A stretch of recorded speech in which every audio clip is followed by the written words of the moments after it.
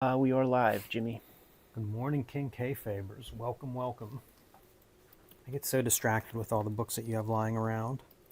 Yeah, Oh dude. shit, this is that black and white destroyer. Yeah, dude. Like, I mean, that's. I got that pulled for an episode. Is Shaky Kane David Hine? I don't think so. I'd be shocked if they're the same person. Yes, Because I feel like they both have a career. Yeah, exactly. Which would be crazy because, like, I feel like David Hine is more together as a. Because, like, Shaky Kane, the persona is very, very far out, you know. Right. But somebody floated that to me, and then when I showed my shock and dismay, they were like, "I could be wrong. I could be wrong." And I'm like, in my mind, I'm like, "You must be wrong." But if you're not, I don't want you to be, because of the separation. Like, it would be great if somebody was able to kind of keep that. Makes me want to like deep dive now into, because David Hine has done a little bit of artwork, and I never even thought to think in my head To like look at it closely. yeah, there's probably a couple tells, even if you were trying to do very different stuff, where Oh you're yeah, like drawing the same ears or nose or exactly. fingers. Many apologies if the King Kayfabers heard a little nonsense. I just had to grab the URL. That's interesting. Yeah, I don't know anything about that.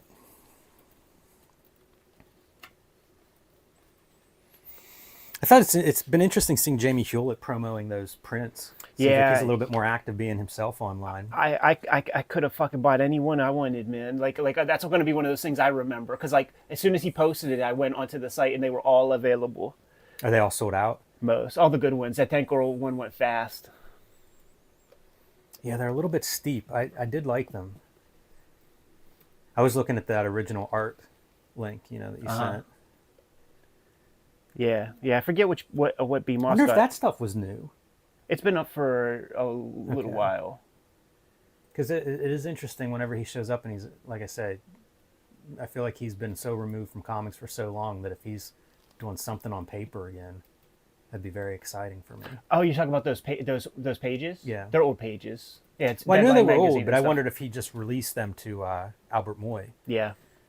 If it's like some sign of like, I don't know what, he has to do some other project or something. That freebies collection, I don't know what the deal is with that. I'm thrilled to have the PDF of it because I like seeing those pages in various states. Mm-hmm. But it surprises me that like that looked like that would have been a really nice book. Yeah, I'm in, and I think that the fella Matt, like the other contributor, the guy who gave us that PDF, I think that he wants this thing done right. Yeah, He wants it to be sexy, some nice art in there for sure. and they went over time for like what was contracted with that comic book company, so it reverted back to them. So it's an effort where they have to find a publisher who will be a better fit because he wants a lot. He wants gilding, like silver. If it's silver, is it still gilding? I don't know. Is I never gilding just gilding's gold? always a little bit outside of my, like I've never done that. I'm not even positive what that term defines. Like I know like a gold edge or whatever, but Right. I don't know if it's any color How about edge. silver edge? Well, the colors is Foil? it's called color blocking when it's color. Okay. Like that Josh Simmons book that Yeah. Sammy did, like that's called color blocking. So gilding is gold for sure. But is gilding silver? Does silver have, is it silver foiling, silver plating? Who knows, man?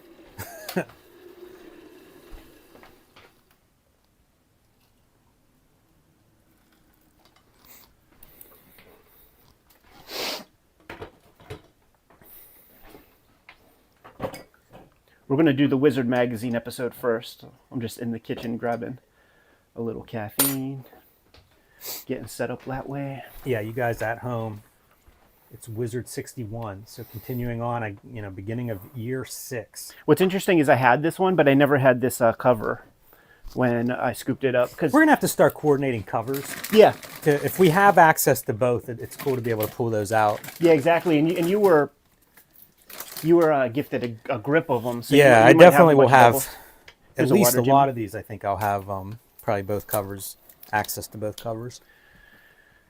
Let me get my.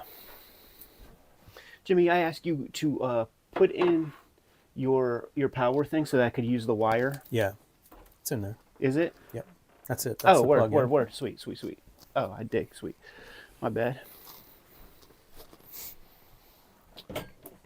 I feel good about it today, Jimmy, man. I feel like a fucking human being.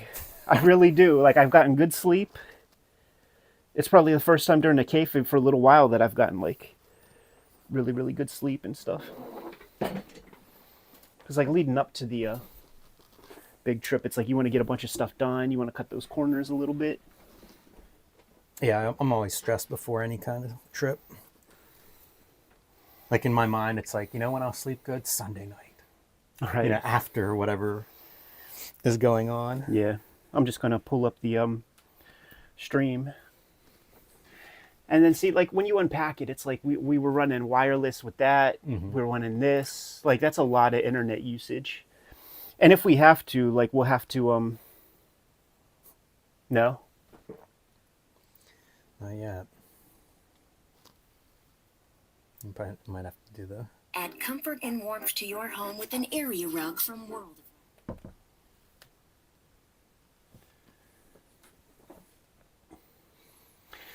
I wonder if being on airplane mode makes a difference. If that switches over to something else. Because that would go onto your Wi-Fi. Yeah, I'm never on I have my phone on airplane. Oh, right, yeah. Well, we need that. We need it to be that way. It could also be as simple as maybe even having this over there, like a little closer to the router. It can't hurt it. But, you know, ultimately that means that you have to control that thing. That's okay. We'll see, because for stuff that's like odd sizes, you know, I could see that being a problem. You know, you want one guy to man the thing.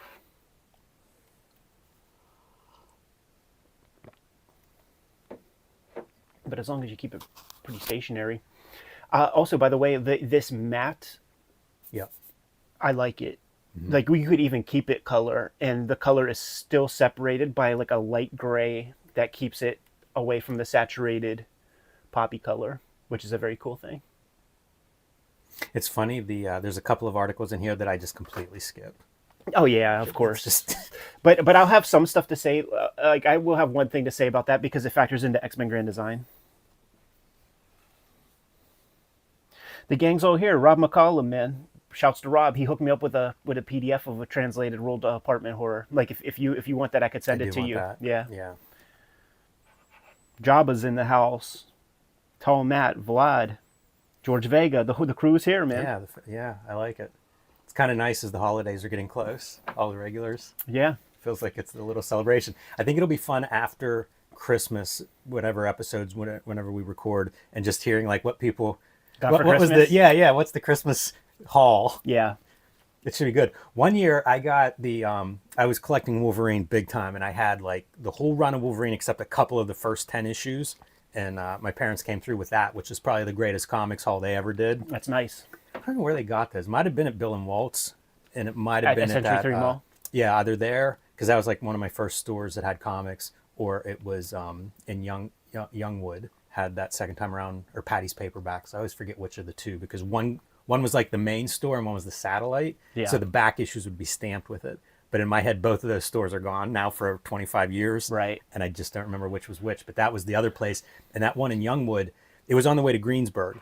That was the first real comic store. That's where I'd buy Pitt. That's where I bought my first Sin City. Right. A Hard Boiled, Faust. Like, it was everything before I could even drive, you know, because we would go to Greensburg for like shopping mall or something. Yeah. So a couple times a year you'd go there and it would always be like, program in this stop. And then it'd just blow my mind. They had great back issues. They had a wall of new comics where it seemed like they had every new comic that came out, all the indie stuff that I never saw anywhere. Yeah, that's sweet, man. Those memories, dude. It's crazy.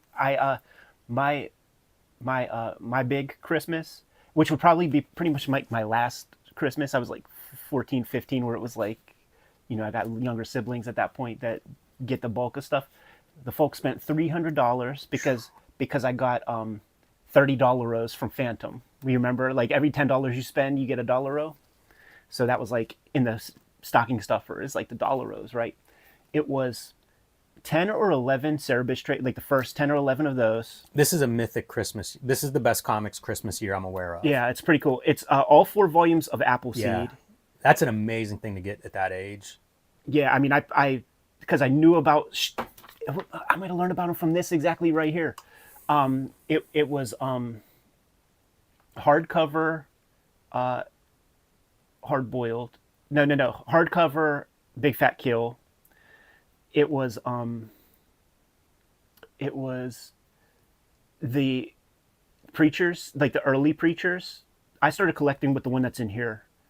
So it was like the first 2 trades of Preacher, and then it was like I went to Dick Tracy Comics and I'd wax my parents and got them to buy that slipcase hardcover. It's like $80 about the century of comics, which is invaluable. I adore that thing. Is still close to my bed. Like I look through that often. Is it 2 volumes? 2 volumes. I have it as they condensed that. Yeah. I have that condensed one. And Right. I think I got it at a bookstore. You know how they would have like the front tables, like Barnes and Noble and Borders would have those things? Yeah. Like really cheap. We got to look at that book sometime. Yeah, it's great, man. It's really cool. And then it was still that transition period of life, of adolescence, where my folks still had they got me a single figure, a single action figure, and it was a Strong Guy. Wow. The Strong Guy action figure.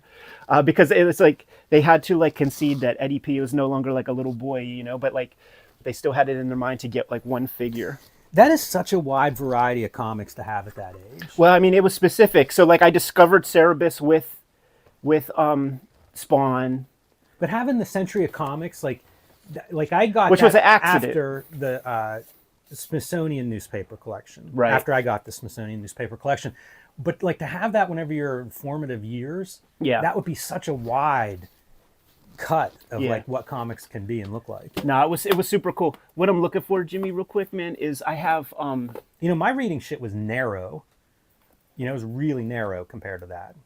whenever you would read these interviews with dudes, they would always be talking about like you got to have that like wide gamut, blah blah blah.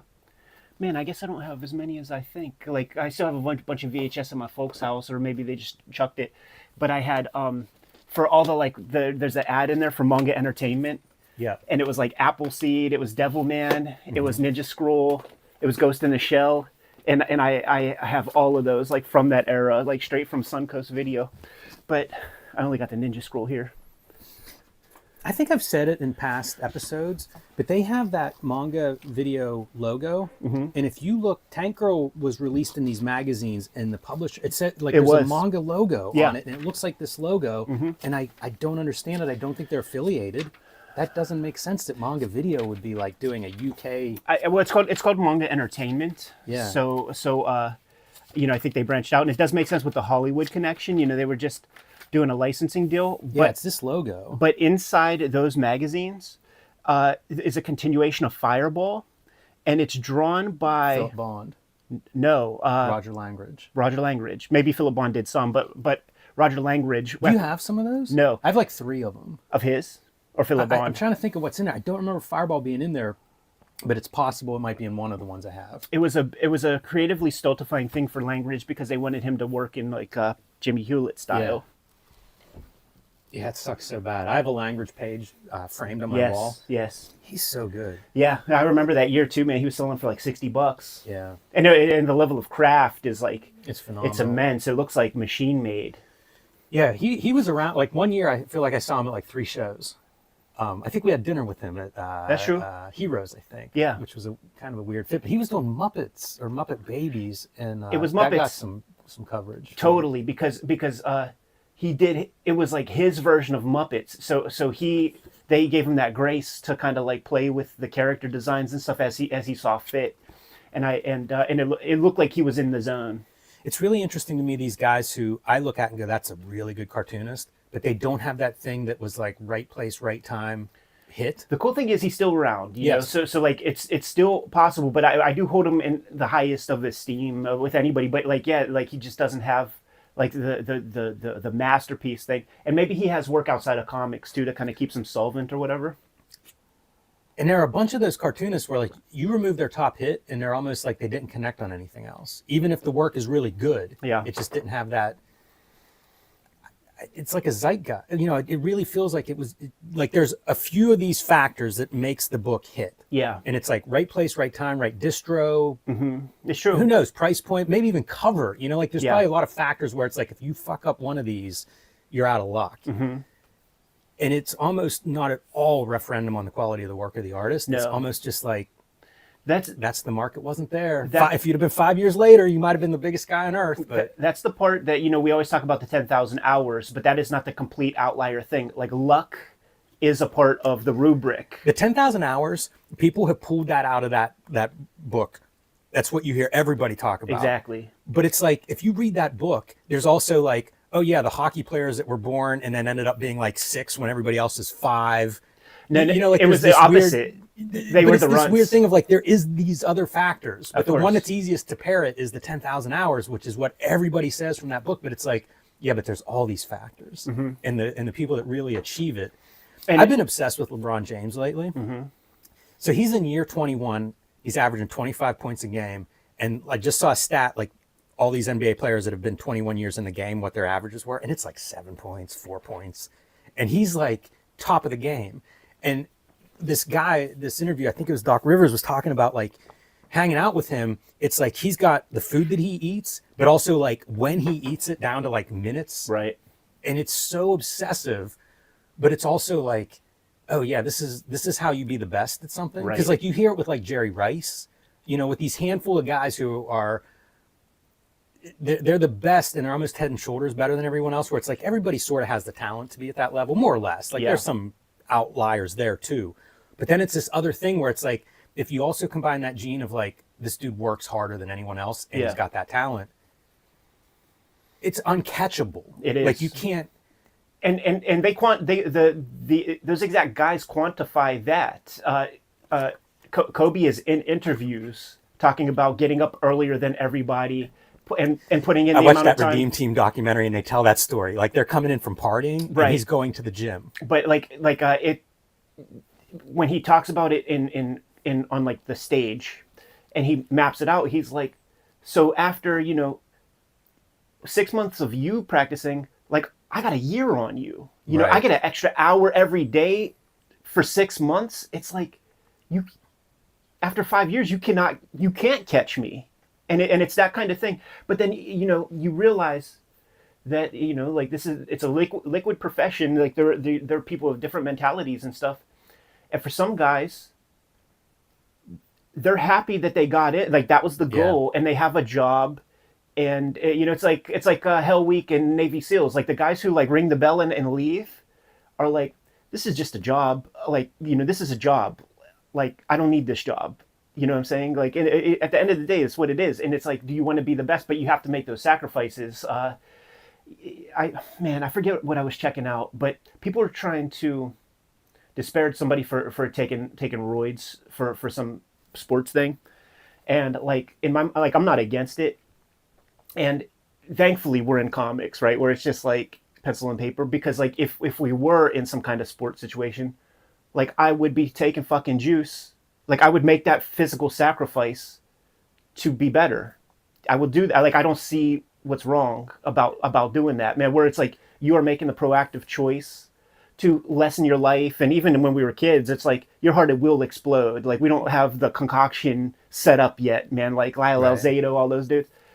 But like to me, that's like ultimate dedication. It's very interesting to me because those guys are so phenomenal, and yet like there are separations at that level. Right. And the guys who find a way to create the separation, Totally. It's so weird. There's that guy in F1 that he won like I think 19 or 21 out of 24 races this year, which is absurd. Right. Like nobody wins like that. Yeah. Like it doesn't make sense where somebody's like, like Barry Sanders when he was at the top of his game. Like Did you watch that documentary? I watched most of it. What platform and what's it called? Because like It was on Prime. I can't remember what it's called. season 2 Coach Prime is out too, by the way. I haven't watched that at all. Is that good? Season 1's great. Yeah.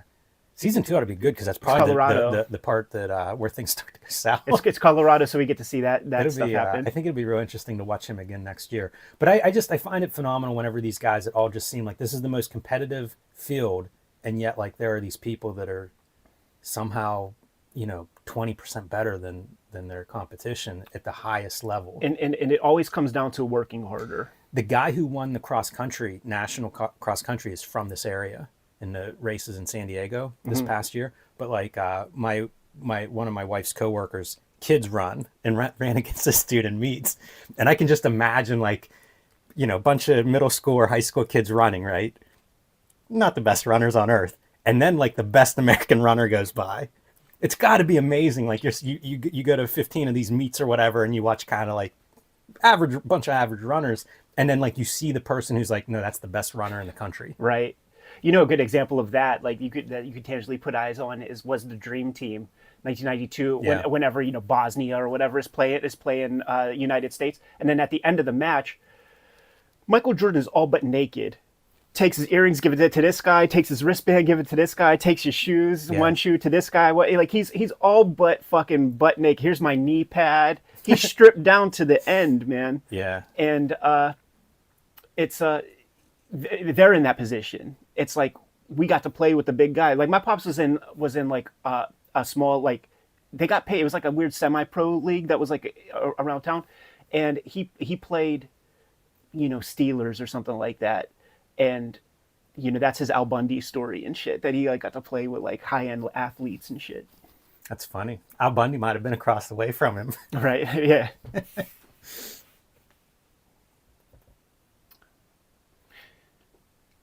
All right, man. Are you about ready? Yeah, I'm so sorry, Jimmy. I just don't know what to do. Like ultimately, it's the stream here. Like, should I just shut the stream down? No, I like the stream. Yeah, I like it too. I think we keep experimenting and figure it out. Yeah. I mean, there's got to be a way. Can we wire the iPad into something? I was wondering. I think it operates Wi-Fi. Like, there's no like connected internet to it. Like there's no dongles and stuff. Like it's you get Wi-Fi or you get Wi-Fi and data. Do you think if I turn off airplane mode and do not alert, do not phone calls still come in, I think, man. Yeah. Because you had that on at your own house, I'm sure, whenever you did that re-record. The airplane mode? Yeah. No, I didn't. Yeah. But you also didn't have the stream, and you didn't have. Right. You had the monitor? I did have a monitor. Yeah. Yeah. That's the only thing that I can guess. Do you do airplane mode when you're recording? I do. And the modem and stuff is as close as it can be. Yeah. Like that can't be the issue. And also, it's not the issue because like the stream is fine. Right. The streams are always. I might try pretty good. do not disturb mode and see if that does anything. Cool. At least it'll eliminate one more possibility. Rob says he thinks that there's an Ethernet adapter, so I guess that'll be something that I'll look into during edit mode. But then, see, that'll bring about another issue. But it'll be an issue that we will have to solve, because whenever I get the balls to use my good new phone to record, like these wireless mics are not it for that. But I have that like little connector where I could put the Yeti in. And my thought is like we have like one of the tray tables, and we have the Yeti come down to about here, like the one with the arm, so that it's like your voice, my voice. So then we got to play with the lighting, because that's what the Ethernet adapter will do. It'll be this kind of dongle thing. Yeah. And then we can't be having a fucking line of a shadow over top of the artwork.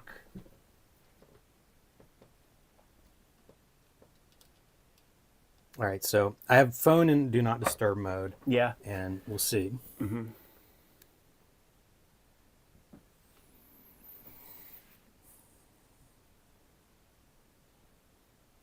Yeah, that'll be cool if it's like pushing data and Wi-Fi. I don't know if it's like an either or proposition. It's worse now.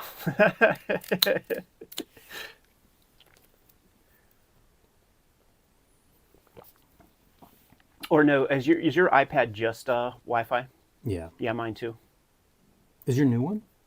Yeah, I'm not going to get a data plan for that, because you have to. It's not your phone plan, Like it's like you got to get an extra line or something. A new wrinkle here.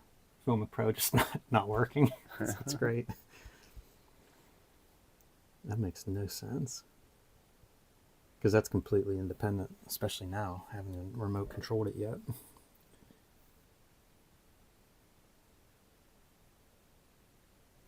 I want to go plug in my one phone real quick. I think you have time. Yeah.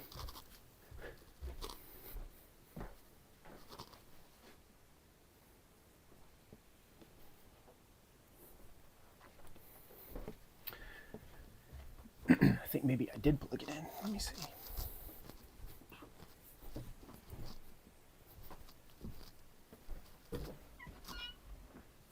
Oh, yeah, I did. Sweet.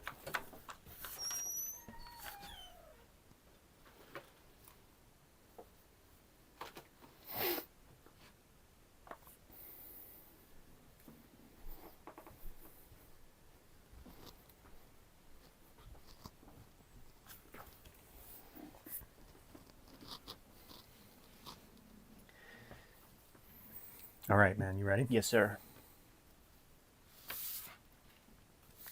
We are continuing our look through Wizard magazine. This is September 1996. The comics industry is in a bit of a spiral downward, and even Wizard magazine is trying to figure out how to pull the nose up on this thing.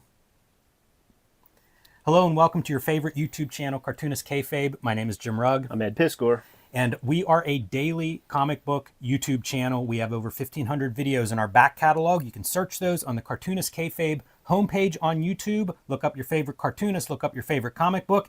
Heck, look up the first 60 issues of Wizard magazine to get a 90s history of comics there. We are also brought to you by our Patreon. Cartoonist Kayfabe Patreon has 3 different levels that'll get you access to our videos early, and at the King Kayfaber level, you actually get access to our videos first because you sit in on the recording session. That link to our Cartoonist Kayfabe Patreon is below this video. Go check it out and join the King Kayfabers in our live studio audience. We always have a good back and forth with them, but also it'll give you a leg up on the kayfabe effect. Sometimes we look at stuff that's a little bit hard to find. There aren't a lot of copies.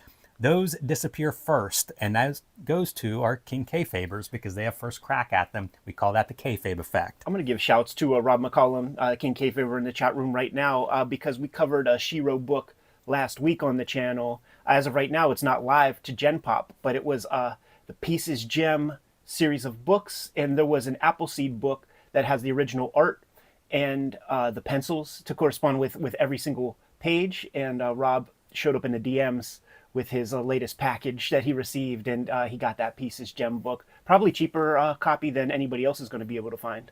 Yeah, that's a fantastic book. And without further ado, Ed, let's dive in. You know, we have been covering these Wizard magazines. They were something that we were both reading at different times in the history of Wizard magazine. Whenever we get to this episode, I'm basically out. You know, I am in college in 1996. I had gone to a college with a great comic book store that closed in this downward spiral time. And as we talked off air, this is probably the furthest removed I am in my history. Once I became a comic book fan around age 10, this is probably the time period when I'm the furthest away. I don't have access to a comic book store easily. And I'm not that interested in the Marvel DC Image stuff of that time period. So going through this issue, a lot of new material for me and a lot of stuff that I misremembered. You know, I wasn't paying close attention to when it happened. And in my head, it happened differently than it does in this issue. So some fun revelations in this one. Yeah, man, we're, you know, five years apart in age or so, 5-6 years. And I was messing around with Wizards still at this time, but it was kind of an inertia stage, a methadone stage, if you will, where I'm interested in very little of what they have to discuss. And I do think that this is a tipping point issue once we get to the editorial, because Gareb Shameless is pretty clear about the direction that Wizard will be taking. I had this issue, love this issue, remember it very, very well, but I had a different cover. I did not have this Masamune Shiro cover, the Ghost in the Shell vibe, which suggests that I'm still picking it up off of the damn Piggly Wiggly racks at the grocery store whenever I'm heading in that direction with my mama or somebody. This is such a weird cover too, because it doesn't, obviously it's Shiro, but a little bit different than what I think of in terms of his style. And it has a lot of the Peter Chung Aeon Flux look to me of like a very delicate line and a very elongated figure. Yeah, totally. Like this is an era, this is a bleeding edge era of Masamune Shiro. So this piece certainly was not, you know, Gareb Shameless did not call Masamune Shiro to do a cover for Wizard. Shiro indulges in doing these big illustrations. I don't even think he does comics anymore. Like, he just will do these big illustrations. And at this point now, it's almost all drawn digitally, you know? Right. But this is very clearly looks practical. I see a lot of airbrush, like, and frisketing and stuff on the back. It's not really a like an ink line, you know? I think it's a very, very tight pencil. And then lots of methods and materials. But it is practical materials rather than his like Intron Depot fucking porno Right. drawings. Like a more contemporary sheet, like this chick would be fucking butt ass naked. Yeah, it's interesting because you assume this is the victory / promo lap of the Ghost in the Shell anime at this time period. Like maybe even they came to Wizard with this idea of, hey guys, you want to do some feature on this? And by they, I think probably Manga Entertainment, man. They put a lot of ad dollars. We know how the game is played, right? And you worked in graphic design for magazines and stuff like that, man. So you know that if you put in enough ad dollars, you're going to get an article feature about you or something. Yeah, 100%. And right off the bat, we get into big entertainment here, techno comics, if you will. Again, I'm out of comics pretty much as a reader, at least as a regular reader. And this stuff to me was like the end of that cash grab, the end of that early 90s boom in my mind as techno comics. I might be wrong on that, but in my head, that's how I always remember these things. You get the big name on the top, yes. Neil Gaiman in this case, and then just try to sell these books. There is often in conversation, Neil Gaiman will be on stage and he'd be talking about, there have been times I've done things for money.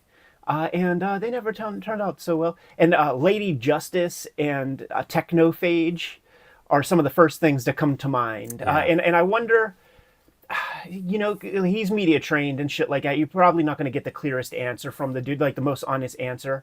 But I do wonder, like, what is the contribution of Neil Gaiman for this Lady Justice thing? Like, really, is it a little scribbled sentence or two on a napkin? And that's the extent of it? Because Rich Rainey, like this, he has nothing to do with it, nor does any of the stuff that he's most proud of, being Neil Gaiman, look like this. Yes. Titties and that kind of shit. He's like one of the more progressive kind of creators that's out there, but he wasn't above taking a couple of dollars. Now, this is a different Neil Gaiman, by the way. He's still, coming off of Sandman. Maybe we're getting to the end of Sandman, I forget. But it's really before he really developed his novel career and stuff. It's funny too how long like big entertainment's around, because I think we've been watching these ads for a year or so of Wizard magazines, and in my head, like, again, that's not an imprint or a company that is represented in my back issue boxes, right? But they had some funding because they did last over a year. What's interesting is that this issue in particular, this is like the Suncoast Entertainment issue of Wizard, because you could find these big entertainment bullshit comics, right? Because of the name value of the creators at Suncoast Video. It wasn't really a spinner rack. It would be like the Tchotchkes rack, where there would be, a gumball machine with MST3K and like that kind of shit, and there would be like maybe 4 or 5 comics, and it would be stuff that you could identify with shit that you could get at Suncoast. So it would be like Mortal Kombat comics. There's a giant section for Star Trek VHS tapes. So like Leonard Nimoy's Primordials would be there. And I don't quite remember seeing Lady Justice, but I do remember seeing big entertainment comics in there. It does make me wonder, like, if you had a chart, like in terms of sales, like these had to be going this way. Right. You know what I mean? By the time this comes out, like we are a year or so into big entertainment. So I assume that their sales have just, are just near the end is my guess. It's funny to think of this as Suncoast Video because it feels like the Hollywood product of comics where like get your star on top, put the name, top of the marquee. That's all they got. And then you sell it off of that name, which is sort of like the Hollywood star system. Totally. You're a big time director if you get the top billing. This is what we see gearing up. Going through this issue reminded me a lot of kayfabe in general. Not cartoonist kayfabe, but like pro wrestling kayfabe. Uh-huh. And it did make me think, like, one thing that Wizard in this time period has that we don't have today, and there's so much talk about the direct market struggling, there was sort of like spotlights and momentum. This Iron Man, Captain America, Avengers, Fantastic Four relaunch, we've covered this in several issues leading up to it. It's not out yet. Like there's such a build. Yeah. And it reminds me of the way wrestling will do that, where they'll build these feuds and these storylines. We had that in comics promo. We do not have that now. It's a completely different world now in terms of how comics are sold. And I think that old, where the actual point of sales were in these comic book stores, we don't have the sales push behind it that you see at this time period in comics history, where it's like this is getting coverage. This is a big deal. When these issues are available, we've all heard about them. I'm gonna argue with you, Jimmy, because I would make the suggestion that you and I have what they have with the Cartoonist Kayfabe channel. I was thinking about this shit, man. Like, Rolling Stone does not create the tipping point for musicians anymore. It's you go into a podcast, you go in No Jumper podcast or Drink Champs or something. You're going to sell your record. Nobody wants nor cares about a comics journal anymore. Even Right. like it's the amount of people who see our videos inside of an hour might be the total amount of comics journal readers, right? So like we've created a platform where we can promote stuff, and we were building your Hulk Grand design for more than a year before anybody knew what it was. Remember? Hey Jimmy, what are you working on? Right. Ha ha ha! I can't tell you. And then when we released that video, finally, it might be up to 20,000 views right now, which certainly helped you. Yeah, I agree 100%. I guess what I'm saying there is there's not like the this isn't even a company thing, but there's not like the promo machine. Right. Like the promo machines are the individuals. It is. And there are pockets of those, and some are very effective. Yeah. Like you think of Viz being like this giant publisher in America, and they've got their own platforms that are like pushing this stuff out, but it's not one place where you go and it's like, hey, I'm a comics fan, let me see the magazine so I can get caught up on what's coming up. Right. Like we don't have that anymore. It's just like all these voices, and some are definitely more effective than others, but it is a weird, like, it's such a weird shift. There's just not a popular media like this. Still monoculture at this point, so like you had this or the Comics Journal, and the Comics Journal was spending a lot of time telling you how stupid you were. Yeah, right. Yeah, it's Calvin peeing on the Wizard magazine. Yeah, totally. So here is Gareb Shamus's, would have his editorial in the front of each of these issues, and right off the bat, this one's interesting. The very first sentence is, we've been getting lots of mail asking for more coverage of 3 topics: more of the independents, more manga, and more toys. That's fascinating to me. No mention of Marvel, DC, Image, licensed properties, superheroes, none of that. It's manga, independents, and more toys. Yeah. I can't vouch for the toys, but I think of the manga independents. And again, before we started recording, the only thing missing from today's market, as far as I can tell, graphic novel is not part of that list. But otherwise, like the independents and manga, like, damn, look around. Like this is where we are today in almost every way. Yeah. Pretty interesting to see Wizard talking about it in 1996. I think this editorial marks like the true tipping point, like acknowledges the tipping point of where this magazine becomes complete trash. Like it had something for us to chew on early on. It allowed for some like good conversation, but there's this part here where Steve was talking about, we need to let you guys know what's going on in the whole world of comic books and its characters, including TV, movies, toys, cards, CD-ROMs, etc. Not interested in any of that. Yeah, this is Cartoonist Kayfabe. And even as a kid, we've documented it, 60 episodes already, man. There will be whole issues of Wizard where there's like a Neil Gaiman interview with a Frank Miller interview, and then another piece, and then a really solid Palmer's Picks. For a little kid, like that is a great starting point to accumulate some names that I have to dig for and comics that I have to dig for. And in this issue, like maybe this will be the shortest Wizard issue we ever do, because it goes away pretty quick. Yeah. I didn't see any standout letters. I don't know if anything popped for you. Yeah, not really. Sometimes we get a pro in there or something, popular, but nothing really stood out to me in that. Maggie the Cat, Mike Grell, Maggie the Cat indie call out. Goofy. Pretty funny. Man, starting to see some of the indie stuff represented in these letter art. You've got Ash is more or less self-published.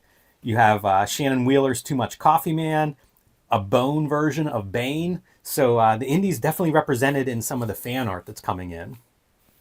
You also see the Maximum Press here. Rob Liefeld's, side project is a publishing arm. And you see what he's putting out at this point. And I mention this because we're going to see this come up, I think, in the coming issues as schisms develop between Image and Rob Liefeld. It's true. And talk about confusing, right? Because you have both companies on, like, named there, right? And you have no idea which is which, what's associated with what. I'm assuming that these are all Maximum Press because clearly already established at Image would be Supreme, Newman, Youngblood. I don't even know if this thing ever came out. I know, I don't remember ever seeing that, but what does that mean? I know, totally, man. But yeah, it was a crazy time because like what's possible with Maximum Press, and we don't know, but like what's possible is Maximum Press could it could be separate from the exclusive distribution deals that Image decided to imbibe in.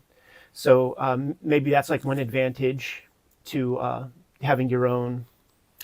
Yeah, it'll be interesting to watch that get coverage because I think it starts out as an imprint at Image and then becomes its own company. I don't think so. It was always its own company? Yeah. See, that's really interesting because the story in this issue for me is Mark Silvestri breaking away from Image. Right. So if Liefeld is also publishing outside of Image... And he was the first to. It's such a weird time in comics in terms of like, what is Image? You know, this Right. is 4 years in and it's sort of... Not sure, you know, it hasn't really been tested in a way. Hey, one note on this Supreme, you see Alan Moore's name under there? I think he's just starting his run on Supreme. Right. It's funny, I go through these wizards and I mentally flag like, oh, maybe we cover that first Alan Moore Supreme, you know, like different things that pop out. So again, to give people at home a time frame, that's about the time of this. So much upheaval for that to be happening, you know, a lot happening at this point. Whenever things are wrong, this is what you see in sports. When things go wrong, it is like everybody's making mistakes. Right. You know, winning covers up a lot of ills, whatever that expression is. And I think when comics are down, it's like we're all pointing fingers. So Marvel DC crossover, they've done their Marvel versus DC as mentioned here. They've done the Amalgam, I think volume 1. I think there ends up being like 2 years where they do that. I think 1 year is done at this point. And it was a big success. We saw that in the top 300 order list. So they're talking about doing more of that here. And I think that goes along with what you were saying, man. If things are doing so bad, well, maybe the two biggest forces can kind of get together and hotshot some things. Yeah, and we've looked at a few of those. We'll probably look at a few more of those Amalgam issues at some point. I think it's essential. Yeah. Curse of the Spawn. It's funny to me to see these timelines because, again, like in my head, it's all of the same time. But only now, 4 years in, and McFarlane's ready to spin Spawn off into a second ongoing here with Dwayne Turner as your artist. He's very clear about it, too, whenever we get to that Mark Silvestri stuff, because there's going to be commentary from all the guys. And it's McFarlane saying how glad he is that he's not a studio dude with like 80 dudes to employ or whatever. Yeah, I think that's a big thing. There's a couple of studio things in this issue where like that was my takeaway of like, man, imagine having to generate enough work to have 30 guys, you know, profitable. Yeah, I think there's that. And then we also know, and we'll get to it when we have the Mark Silvestri conversation, but there was an exact like studio issue that sort of caused the big rift. Do you see the internet controversy about Yes. about the silhouette? Are we looking at Batman's ass or his front? And Frank Miller already told you, man, it's the front. You seen the sketch? Go check out our artist edition Exactly. video. Some mention down here of possibly Mark Silvestri doing some Marvel work. You know, Yeah. I guess things are going well with the Jim Lee, Rob Liefeld takeover, so they're trying everything they can there. Well, I think, and we'll get to it when we look at the article. But he makes mention that like, well, Marvel asked me first, kind of like me and Jim Lee. Jeff Loeb, I had no idea what he looked like or who he was. Totally different, this picture, than what was in my head. I was picturing some young Hollywood hotshot, and it looks like this dude's been in the game for a while. But this news item is that Jeff Loeb is taking over Captain America from Chuck Dixon, was the original starter on that. Right. Chuck And Dixon did Prophet, right? The Platt did. Prophet? Yeah, he did. He Had some did. history with Liefeld, but apparently it didn't work out right with Captain America. Yeah, for sure. Like Rob, you know, I talk with Rob about stuff. He was talking to me about doing that like Deadpool Bad Blood thing, and it is very clear that like it's the Rob show. You know Yeah. what I'm saying, man? Like it's the Rob show. Like you are an aside to a Rob Liefeld project, man. And you know, we've seen him collaborate with Alan Moore on like Judgment Day and stuff, and you know, mileage may vary when it comes to Alan Moore working with certain creators and things. So if Rob is going to be telling Alan Moore what to do, like Chuck Dixon doesn't have a shot. By the way, that Rob's show thing, that's a direct quote right here. This is Rob's show, said Loeb. And he's going to say it again later this issue. Totally. Yeah, that makes sense. That's who Marvel hired to revamp these books, not whoever the writing partner is on that. Scott McCloud, the Zot creator, doing Man of Steel. We did an issue of Scott McCloud's Superman Man of Steel. That's like the Superman Adventures, the animated version of Superman. The nice thing with those issues is they're one and done. They're very readable comics. And if you are unfamiliar with Scott McCloud's Superman Adventures comics, check out our issue or our video on that issue, because it's a great issue. And it's kind of cool. These animated, Batman had several of those. Superman has them. They were very interesting comics at a time when it might have been a little bit harder to read the weekly Supermans and get into them. These were a good solution. And for my money, I do think that, you know, Mike Parobeck's Batman comics were better than any of the Batman comics that were coming out on the regular stands.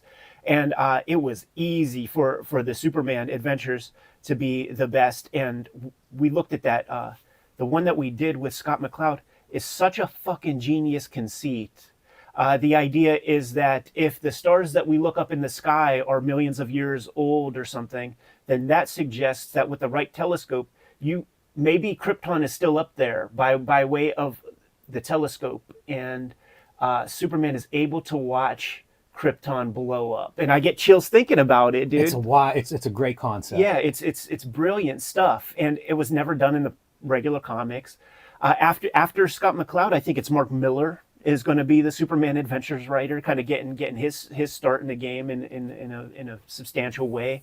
So don't sleep on those. You know, they're in the dollar bins. Right. Nobody holds them in any kind of high esteem because you guys are going for hot keys and not good comics. Right. It's funny because like that would be the equivalent of an all ages book, right? The Yeah. animated stuff. Those are always the chewed up books. You know, like Right. people didn't collect those; they read them, and Right. so as a result, you know, whenever you find them, yeah, they're cheap, but also they're read. Shouts to Scott McDaniel, not to be confused with Scott McCloud, who you know, like his work, the style and all that, I'm not. It's not my thing, but he's another Western PA guy, so you got to give mad props. And he sort of cut his teeth doing the Daredevil Right. shit for a little while, turns heel and jumps to DC Comics, gets Nightwing, which isn't also ran. It's like, yeah, whatever. But like it was kind of, they were pushing it. Clearly, you got a big ad, and his style was like updating a little bit. You know, it's like a good twist, a good contrapposto, if you will. But then, you know, he puts in his bid there, does his work there.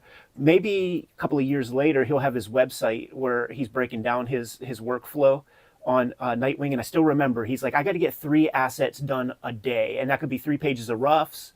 That could be a page of roughs and 2 pages of pencils. But like in order to keep That's neat, a yeah. monthly flow, 22 pages a month, you have to get 3 things done per work day. And then that could even, he's a religious dude, right? So like Sunday, like he's at church and doing that types of shit. But then he's going to be the Batman guy with Larry Hama. People shit on that run because like there's like a shark guy and stuff like that. But I started collecting it when started collecting Batman again whenever he and Larry Hama are doing this stuff, and I enjoyed it. Might be a question for the Kayfabe audience out there, but is McDaniel still active? I think he's still active too. I'm not sure what he's working on, but you know, I don't really keep up with Marvel DC. But you get to the point of drawing the Batman monthly, you've done well. Right. One note here is the Lobo Mask crossover. This is Doug Monk is your artist who did a lot of Mask comics, and Yeah. I always liked his Mask comics, and I like that Lobo Mask crossover. I was a big Lobo mark. And I just recently found those. I think they say 4 issues, and I think it ended up being like 2 square-bound issues. But I like his art a lot, and I think he's a good match. And I think those characters are a pretty good crossover match. Silver Age Superman artist Kurt Swan dies. Rest in peace. That guy drew a lot of Superman. Totally. You know, and that stuff would get reprinted. Like when DC started doing their version of Essentials, those black and white inexpensive reprints. I think Superman was early on in those runs, and I remember picking up some of this stuff. But you would also see like Kurt Swan was still doing Superman into whenever like John Byrne does the revamp. Yes. So like I would see a lot of Kurt Swan Superman comics, usually at a flea market or something like that. You know, I'd pick up old comics when I'd find them, and Kurt Swan was kind of the Superman guy. Yeah, his was the look, and DC, you know, Big barrel chest. shouts to DC for kind of, in my opinion, doing things as right as you possibly could, given the situation that they were in with work for hire and all that stuff, because just like Jim Aparo, you send him on his way with the backbreaker Bane fucking comic, and you get Jim Aparo an incredible Severance fucking package to get him off the series, because you know Kelly Jones becomes the guy, I believe, after him. The Kurt Swan coup de grace is the Alan Moore collaboration, and I Right. think he does both. Like I think he does the Action Comics issue, and I think he does the Superman issue, and that's right before Byrne does the revamp thing. So you get the best writer in comics to do the best Superman comic of the day, and then you give Kurt Swan that job, and then it is a time, it's post Ronin and stuff, so like there is royalties and things like that he gets to benefit from. That book is still in print. Hopefully the Swan family is still getting checks Right. from that. So like with as shitty a system as mainstream comics is, editorially speaking, like that was a nice thing that they did, as nice as possible for Kurt Swan and Jim Aparo, who put in their time. 30 years is drawn Superman here for Kurt Swan in this obit. And by the way, John Byrne wrote the Earth Stealers, like a graphic novel that Kurt Swan drew. So there is some even continuation between like, let's revamp Superman, but still we're not throwing Kurt Swan out completely. But always interesting to see kind of these guys who have decades and decades under their belt as they come. How does Kurt Swan make it into Wizard? It's sad that it's a Right. memorial, but it's nice to see the guy memorialized. He was drawn like Legion of Superheroes whenever Jim Shooter was like a 14-year-old, like doing the roughs and stuff. Those are probably some of his best looking comics. It actually makes you understand Dave Gibbons a little bit more. Yes. Like you see a lot of connective tissue there, and the cleanliness and of Gibbons and stuff. I feel like he pulls from that whenever he's doing his DC works. Yeah, interesting stuff there. Chris Sprouse comes on to New Men. Interesting because Chris Sprouse style-wise was so different than like the extreme style. Yeah. Liked his super clean work. That was one that kind of stood out, compared to like all the extreme stuff. I remember seeing that and being like, that's interesting. And which is interesting too is like the Newman series was the series for that, because before him is that Todd Knock dude, and he had the clean line style also, and with bubbly figures. He would be like akin to a version of like a J. Scott Campbell for like what Rob was presenting with his. Yeah. With his studio. But the thing is with Sprouse, like with Todd Knock, he's an amateur coming into the game. So there's still so many rough edges, and he's still actually pulling from a lot of like other popular guys, Art Adams and maybe even Joe Mad, really. But That like makes sense. Sprouse had the clean line, but the understanding of fundamentals to like back it up. That's what that clean line style is like there's a thoughtfulness that you can kind of see. To make that work, it's like you Exactly. got to figure out. You got to really know how to draw. Yes. You got to really understand structure, symmetry. Drawing a front view of a character, just standing there, it sounds like it should be the simplest thing in the world, but maybe one shoulder is too far to the left or right, and you don't notice as much when you fucking gussy it up with all kinds of nonsense. Right. So you really are working without a net, and Sprouse is one of the best to do it, and totally noteworthy because he's going to have a storied run on Supreme with Alan Moore, and then they're going to branch off and do their own thing with like Tom Strong and stuff like that. Yeah, exactly. That's what I was going to say. It's probably the thing people know Chris Sprouse for is probably Tom Strong. Definitely I think that made a big imprint. He was noticeable at DC. I remember some of those like Legion of Superheroes things where it was he's a beautiful drawer. Right. Like it's because he's adept at not needing so many lines and stuff, and he knows the right ones to put down. It's very attractive, like figures and stuff. Yeah, definitely. Some CBLDF updates. This is kind of neat. The Joe Lansdale, Tim Truman, Jonah Hex Riders of the Worm, they were sued by a band. I guess they do kind of parody takes on these bands. So that's mentioned here. Some updates on Mike Diana's case, which is going through appeals, and then some store in New York. And if you read like what the adult material is, it's videos that they're selling. Like, this one seems like a stretch, and I don't know whether CBLDF actually represents them or not. They said they're looking into it, Right. maybe advising, consulting with an attorney to determine the First Amendment issues involved. The thing with the Mike Diana is that like certain things were like upheld by the court. Like Yeah. so like they're suggesting like the court got certain things right that were not in favor of Mike Diana. And my thing is like, Mike, when they start talking about the Boiled Angel, like one of the bones of contention is like he gets in trouble first, continues making his comics, and then Boiled Angel comes later. And they were trying to wrap up the Boiled Angel stuff into like the original case or whatever. So my thing is like, Mike, get the fuck out of Florida. Yeah, right. leave Florida, man. Don't go there anymore. And now they made it easy for him to not be there because I think it's still on the books. Like if he draws in Florida, he gets arrested or something like that. It's so nuts. Like I start reading alternative comics stuff after this case, and like the way it's referred to, it sounds like the most terrifying thing ever, right? Like this guy's banned from drawing comics. Right. It's like you can't believe that's a real thing. This I think is really interesting. Marvel launches online service, and there's a few online bits in this issue, but they're doing an original Spider-Man comic book, the first ever comic book created exclusively for America Online, with Scott Lobdell writing and Mark Bagley penciling, which might have been his first Spider-Man work. You know, would go on to do like Ultimate Spider-Man, big run on there, did Amazing Spider-Man, a big run. You're suggesting the Mark Bagley online strip? Heck no. He was doing Amazing right Carnage. after Larson. Yeah, all right. Well, still, hire your top guy then. You know, this is your Spider-Man artist doing this online piece, and I wonder what that is. You know, they call it an online comic book, which is a weird nomenclature since there's no book involved, presumably. But how are they even presented? How are they loading? Is it like a panel at a time? Like, what are we looking at? So I don't know this one exactly, or maybe I do, because we had AOL.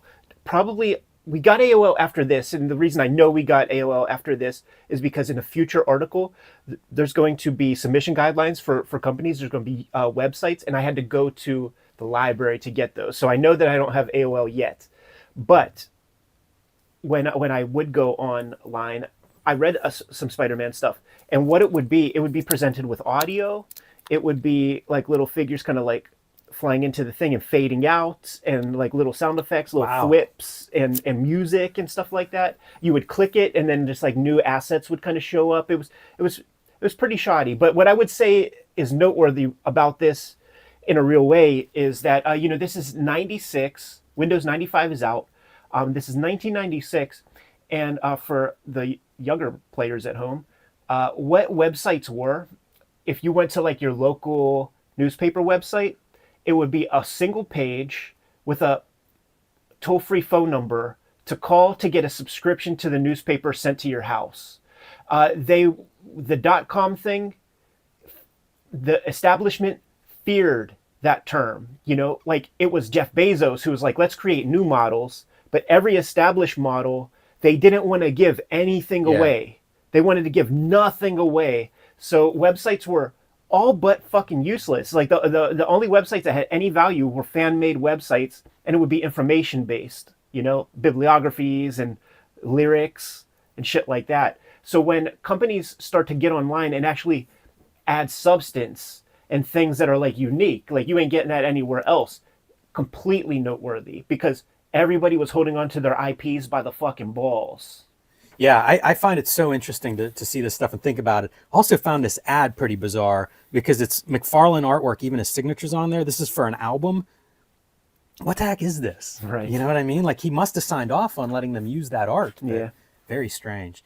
Here's the Wizard schedule for their online chats. Right, and that was another thing that like people would do to try to bolster their thing. But man, this is such a weird thing because it's so early in bandwidth that these kind of things were unusable, on like a 33K modem or something like that, 56K. You get 5 guys in there and it's a wrap. Like, right. Nobody, no more people are coming in there. Yeah, super interesting. Nothing really stood out to me in the company updates. Like it is funny to think like we're going down the tubes, but I don't see anything like new and exciting really going on here. I would say what's interesting is you get a bunch of these kind of like little known companies that you don't even hear about, like AA Squared Entertainment. Like what the fuck is that, Yeah, Agony Acres, not a book that I'd be curious if that one even came out. Right.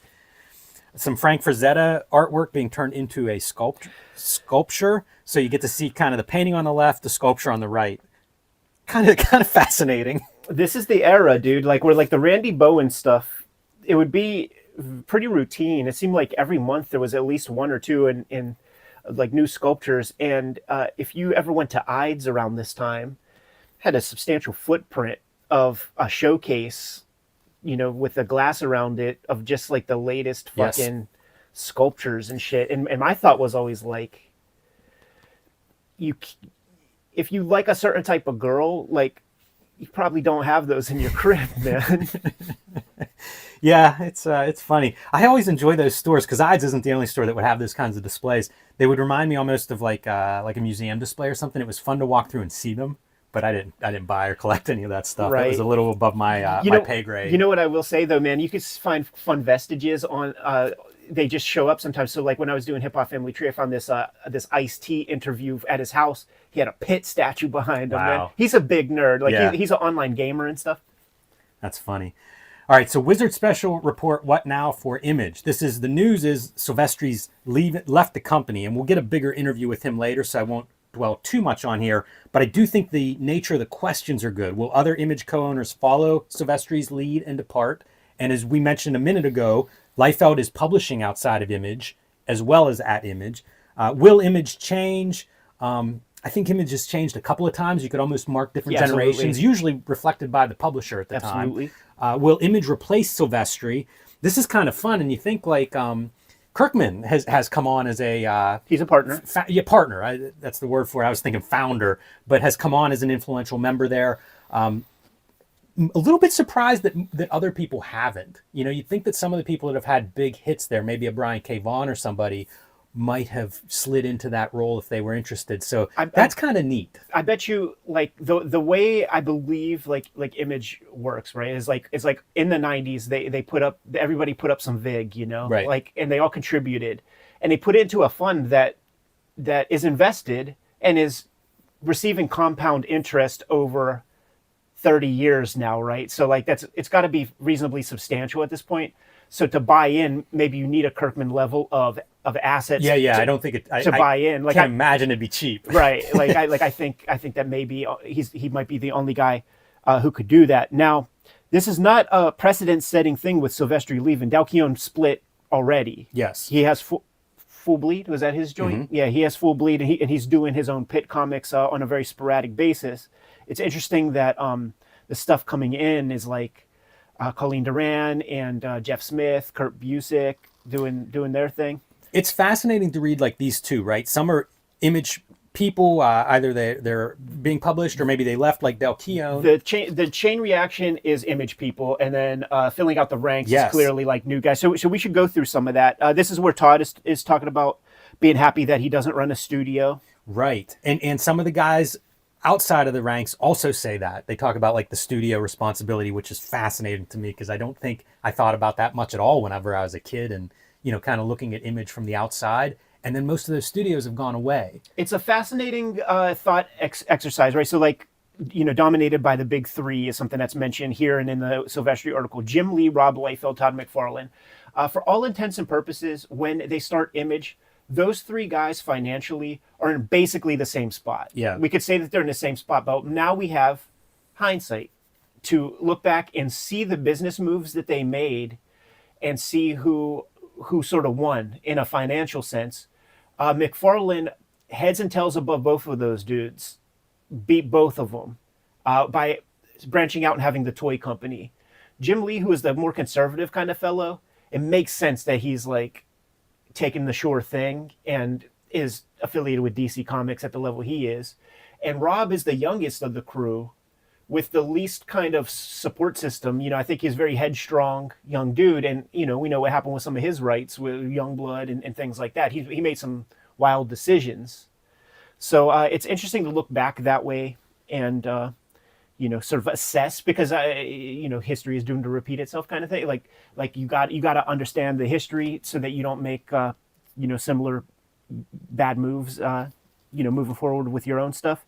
But you got Valentino, you got Larson, everybody, nobody wants Silvestri to leave. Everybody thinks it's a dumb move, except Rob, really. I wish him a lot of success, he says. Right.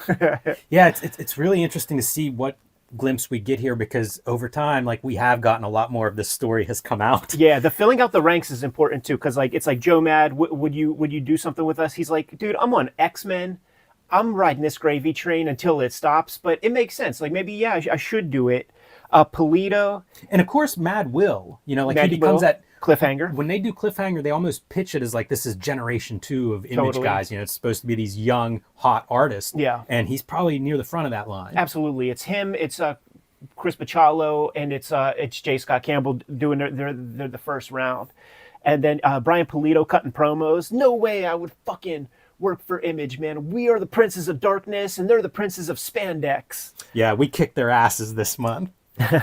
Joe Quesada, who was running his own ship. Like why would he bother? And he cites political reasons. They're exclusive to Diamond. That's not interesting to us. Yeah, that non-exclusive and exclusive thing comes up a couple of times throughout this issue, because we will get back to Silvestri, so that's pretty neat.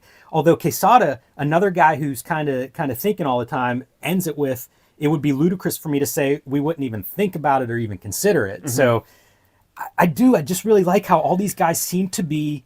It's interesting to me to see like a little bit of the business side of how they're thinking, how they're approaching, especially guys who are self-publishing. Yeah, no, totally. And Billy Tucci, the Crusade guy, is like, I have enough headaches with just my little company. He's being magnanimous with that. On that episode of Anti-Gravity Room, he is throwing a press party for after selling 1.5 million units in the year like 1995 or something. So he doesn't need. He's doing just fine.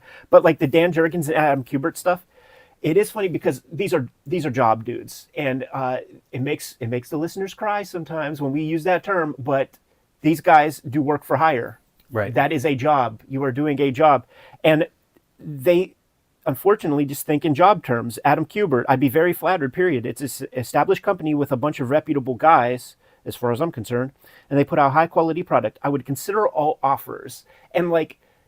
Using Image for all of its superpowers is not accepting all offers, because what he's saying is like, if you have a job for me, right, I will take that job. And it's like, Adam, let me fucking shake you a little bit. Do you have any independent ideas that you want to present to the universe that you like always wanted to draw, and then you could create your own Danger Girl or Battle Chasers or like Walking Dead? But like, he's not even in that mentality. That is a jobber mentality. That is very much, I think, a previous generation thing. And It to be a is. second generation penciler, that's probably what you grew up learning. It was a company thing. I think that almost everybody at Marvel DC doesn't think in the terms that you and I do. I think they think in these Adam Kubert, the 1996 terms. All right. One of the articles that I skipped. Yeah. The 10 most outrageous mutant makeovers and what comes next. I was checked out at this point, so I don't have too much to say on any of these, any pop-up. It was fun whenever they changed Psylocke, and we looked at those issues. The Jim Lee did like 3 issues, almost like a tryout for X-Men. Yeah. They're fascinating and probably some of my favorite Jim Lee art. But overall, like this is weird stuff for me. Yeah, it's totally nuts. So I have one piece to add to it, and it is where Psylocke is concerned, because when I was doing X-Men Grand Design, I received very little editorial feedback. It was like, take the cigar out of Nick Fury's mouth. And where Psylocke was concerned, some of the languaging of my caption needed to be changed for a certain panel or two, because it was like they're editorial, they're kind of pussies. So they wanted to like hedge as much as possible to not suggest that she turned Japanese, which she did not turn Japanese. It's like her brain got put into like a shell of a Japanese assassin. But it was around the time of like Scarlett Johansson, Ghost in the Shell. Right. So like the Crybabies found something new to like latch onto and whine about. So they wanted to be extra careful that we weren't whitewashing Psylocke and stuff like that, man. So I had a little glimpse into that Marvel editorial office, and then they're cornballs. I can't believe that Wolverine looked like this. For a long time. That's so bizarre. He was that way for a while. The claws went away, and then he turned feral for like a while. Very, very strange. So Wizard covering Ghost in the Shell, the anime now, the most expensive Japanese animation project of all time. It's probably the reason you get your cover. As Seamus says, we're going to start covering more movies. Yeah. So that's kind of what you get here. And it's Wizard staffers seeing the anime and then giving their take on it. I don't know what to pull out of that. Like, if you haven't seen Ghost in the Shell, I think you should. Yeah. And you know what, man? Like, what I have to say, like, I agree with all 6 people on basically all the good, the bad, and the ugly. And this might be a controversial statement, but aside from some of the better Ghibli movies, no anime feature film completely satisfies me in the way that like a good live action movie does. They're all missing something, and I always just chalk it up to just like Japanese culture, maybe like the stuff that's significant to them is different from what we hold as valuable in terms of storytelling. But people are talking about parts as boring. I agree on this flick. I also think everybody should see it. I love it, and even Akira, Ninja Scroll has some dry spots. Fist of the North Star has dry, like all the stuff I love. It's not infallible fanboy praise, and I think that these guys are actually pretty spot on. But also, it's so new, and what some of these guys want is some Peckerwood shit. Like they want it to be all wrapped up and tidy in a bun, and that's corny. You don't need that, but there's definitely lag and fat to kind of cut out from this thing. Yeah, a lot of them talk about that, questions they had throughout the movie that go unanswered. Mm-hmm. And I think we talked about that a little bit whenever we did the manga. Right. We talk about that. And it's interesting to me because of when this is done, like it's AI kind of concepts Mm-hmm.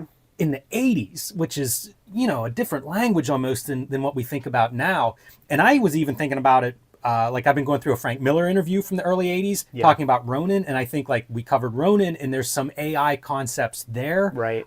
It's just interesting to think of these like cutting edge technologies, but how do we talk about them before they become like part of the language? Right. And this is decades really before some of these concepts become part of the language. So that was something that always sticks with me in Ghost in the Shell, is just like, this is wild for like cutting edge sci-fi, really. So yeah, interesting to kind of see it, and again, a snapshot of a time period.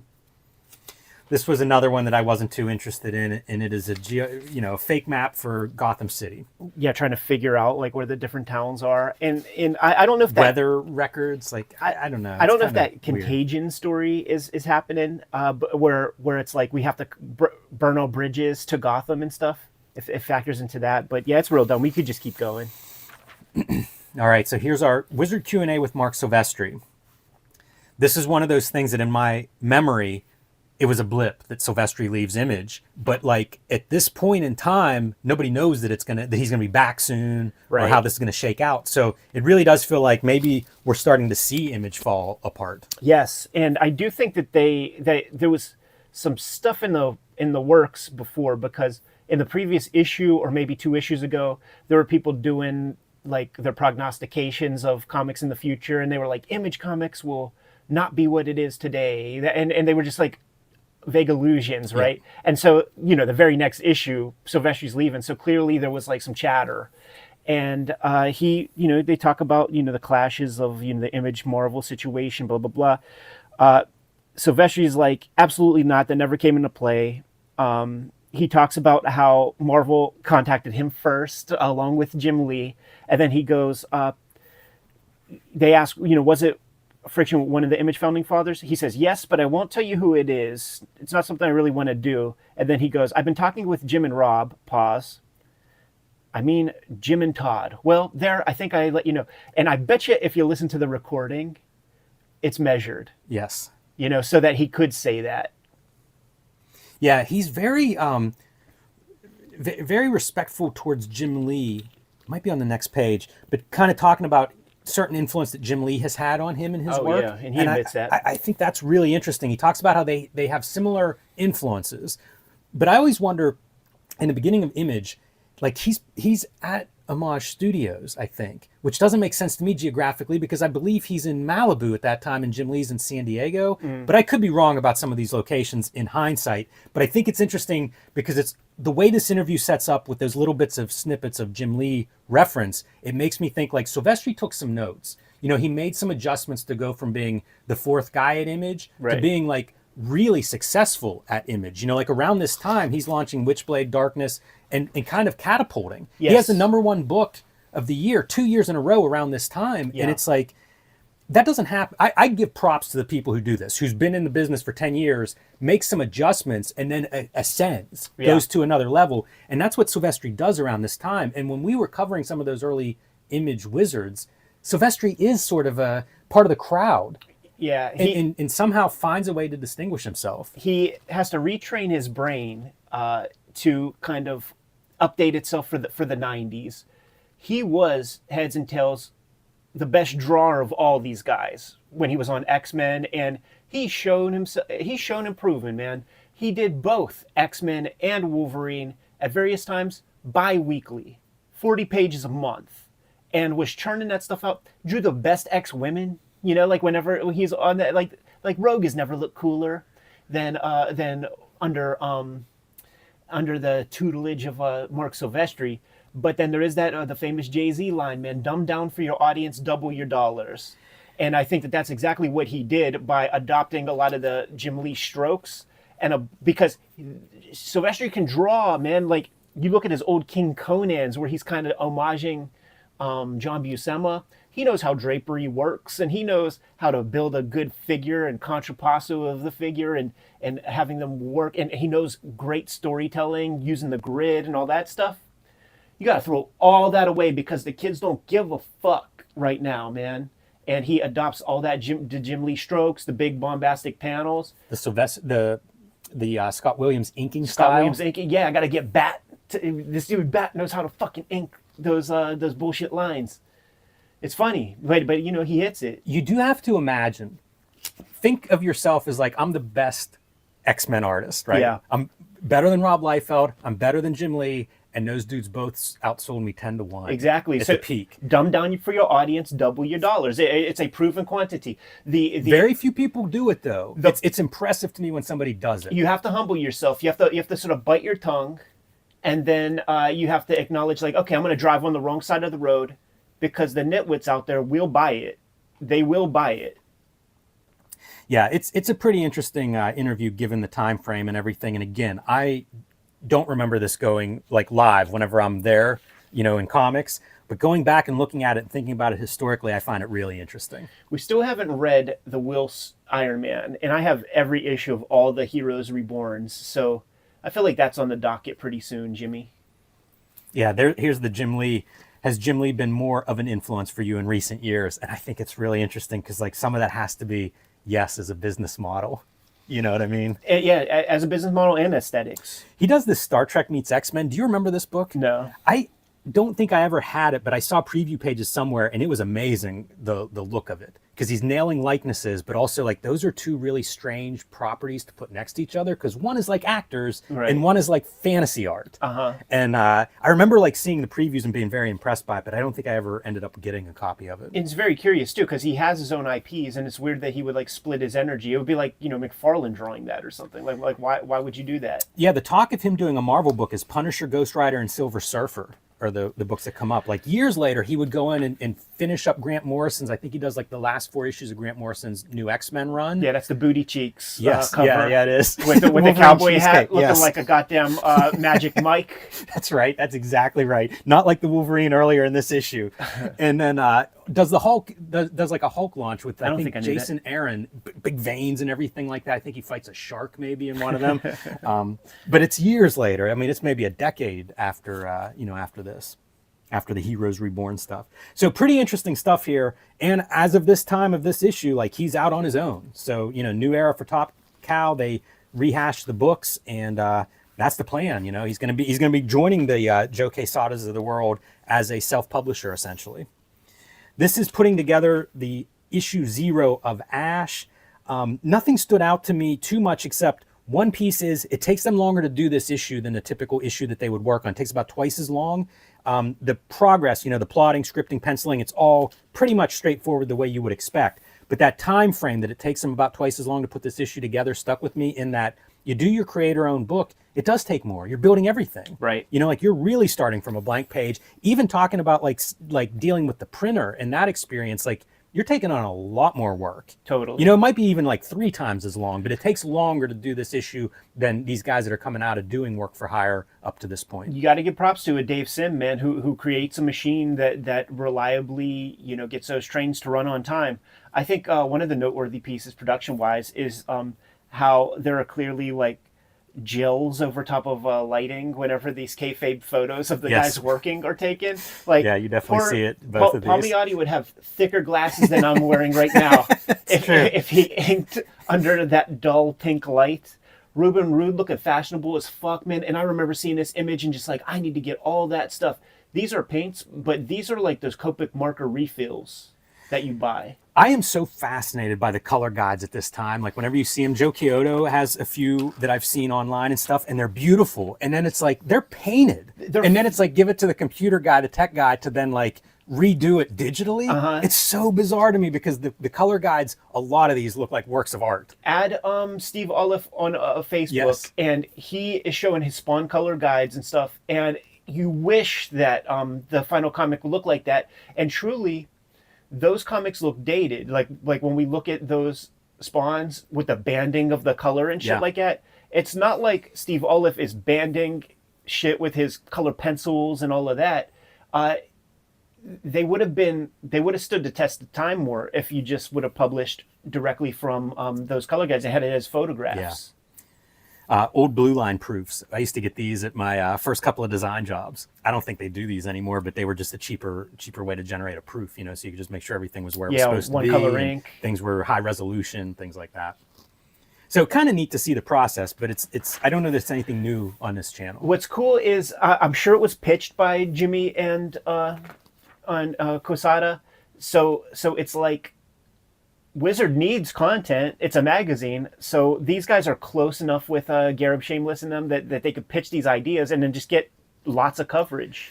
Yeah, they are part of that generation, and I would include Brian Polito in there based on our conversation with Joe Quesada, where it's like they understood that PR part.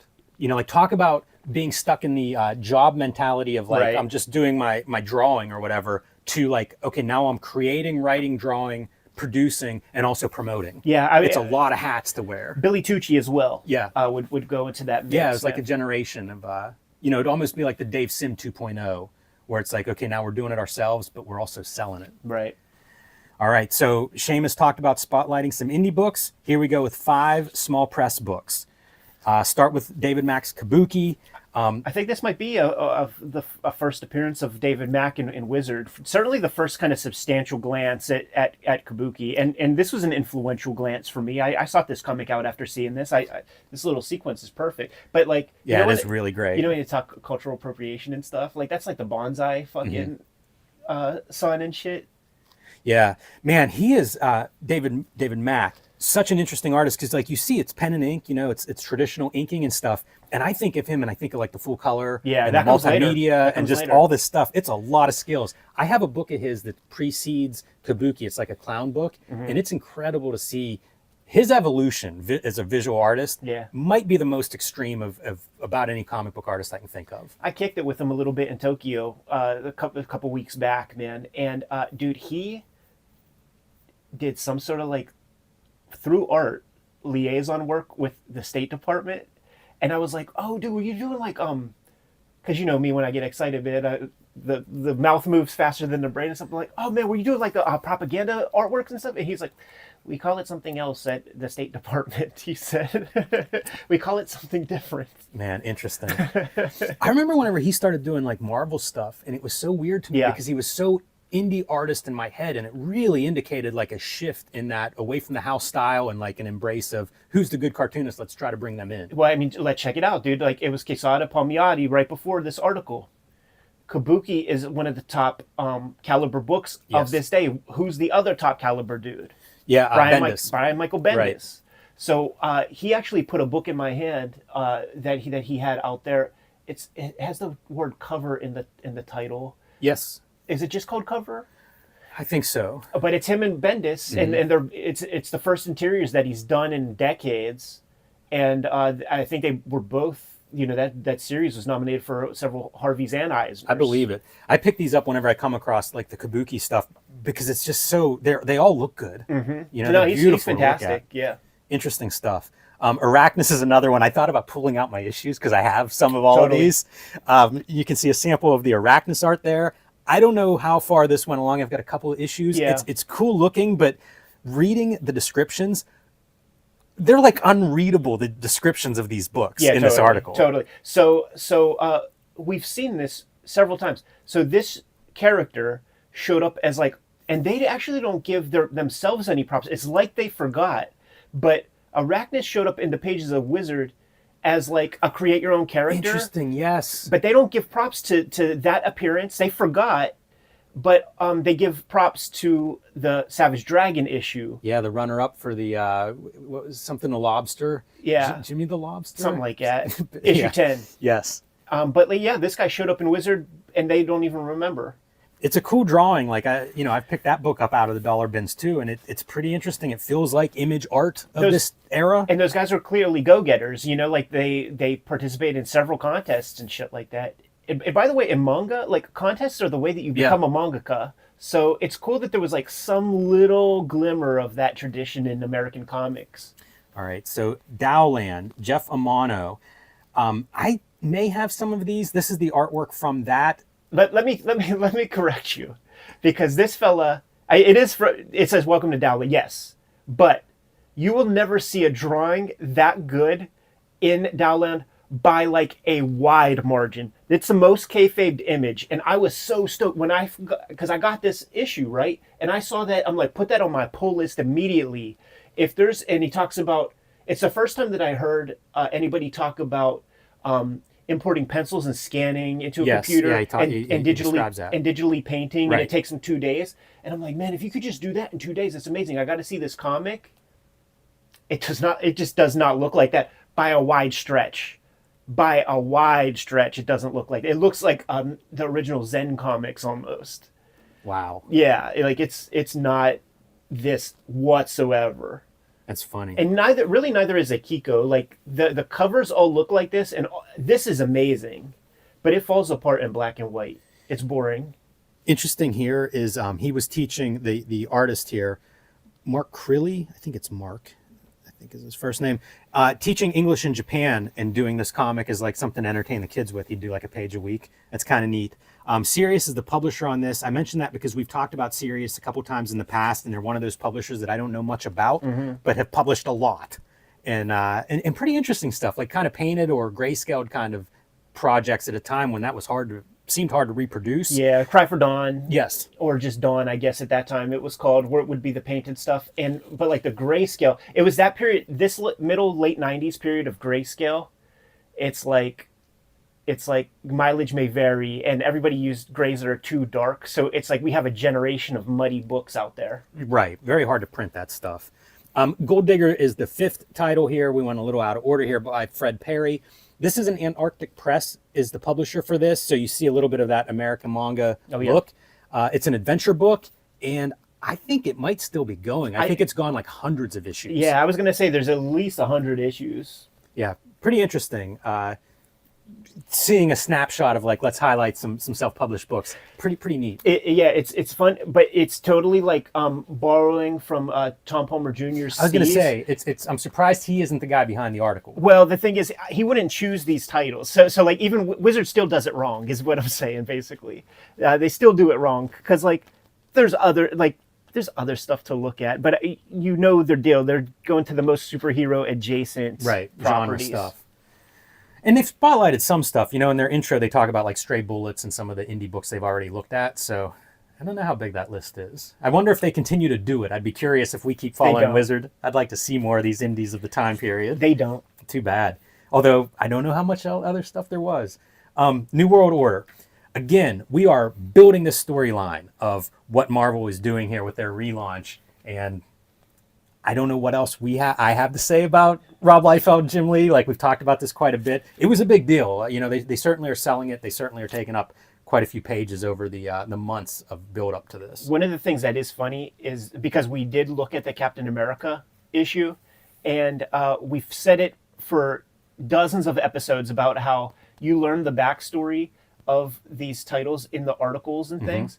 So we did Captain America, and it's in the article that they say that he's a steelworker from Pittsburgh, but I don't think there was one mention of that. That stood out to me too. I was like, why didn't we harp on that? Because it wasn't in there. We learned about it in the articles. It's amazing.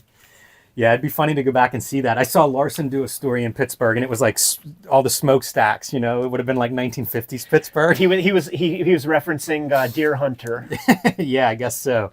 But again, I don't have too much to say. This was a big build-up. I understand where Marvel's coming from. Bob Harris, top editor now. He had sold millions of copies with these guys. Bring him on and try to sell as many copies as you can. And they were successful from a sales standpoint. Right. I think this Avengers book might have been the highest selling Avengers book still. I love Rob Liefeld's languaging, and you know, like we benefit from that with it, like podcasts and stuff, because he's a jock, you know, like he speaks in Howard Cosell type language and stuff. And he's got this like one part where it's in reference to the Mark Waid, Ron Garney, like celebrated Captain America run. They've done a great job. They've helped heal Cap, and I hope to continue the healing process. But this is an opportunity to launch him from day one and make him fresh and young. It feels like Sports Center chatter. There's a lot of emphasis on younger, selling it to a new audience. Not just from Rob, but Jim Lee also. You know, like that seemed to be their marketing concept. And let's look at this spread here. These are the comics that. These are also ran nonsense comics where Marvel is doing a Hail Mary pass to just do some triage on these characters, right? And that's why, like, when we have these conversations about, like, dude, I can't believe fucking Avengers is like the top property. They, like, little kids know what Avengers is, and their shirts and shit at Target with Iron Man on it. These were the most also ran for, you know, for the old timers type books when we were kids. X-Men was the shit. And I have to imagine that this little bit of attention gets on the radar, because these are also superficial comics. And what is Hollywood if not superficial? You know, like the Deadpool directors and stuff were like, yeah, I was fucking with Deadpool and shit, and I was messing with Venom and stuff. So, you know, they're vapid in their own way. The Hollywood fellas. And I've heard Rob Liefeld, like on his podcast, talk about the Avengers movies basically comes from this Avengers relaunch. And when he describes it here as being like the Shield putting together the super team, it's like, oh yeah, you can see pretty clearly some of these ideas as being like, yeah, that is the movie version of Avengers.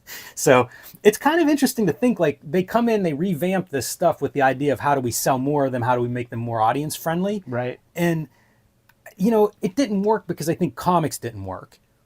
But the concepts do make sense. You know, like, I think that they were right. It's just like the way the industry was at that moment. I'm not sure there was anything that could have been done to, you know, to pull comics out of the nosedive they were doing. There was a correction happening. Yeah. And I think it was bigger than any concept would have done.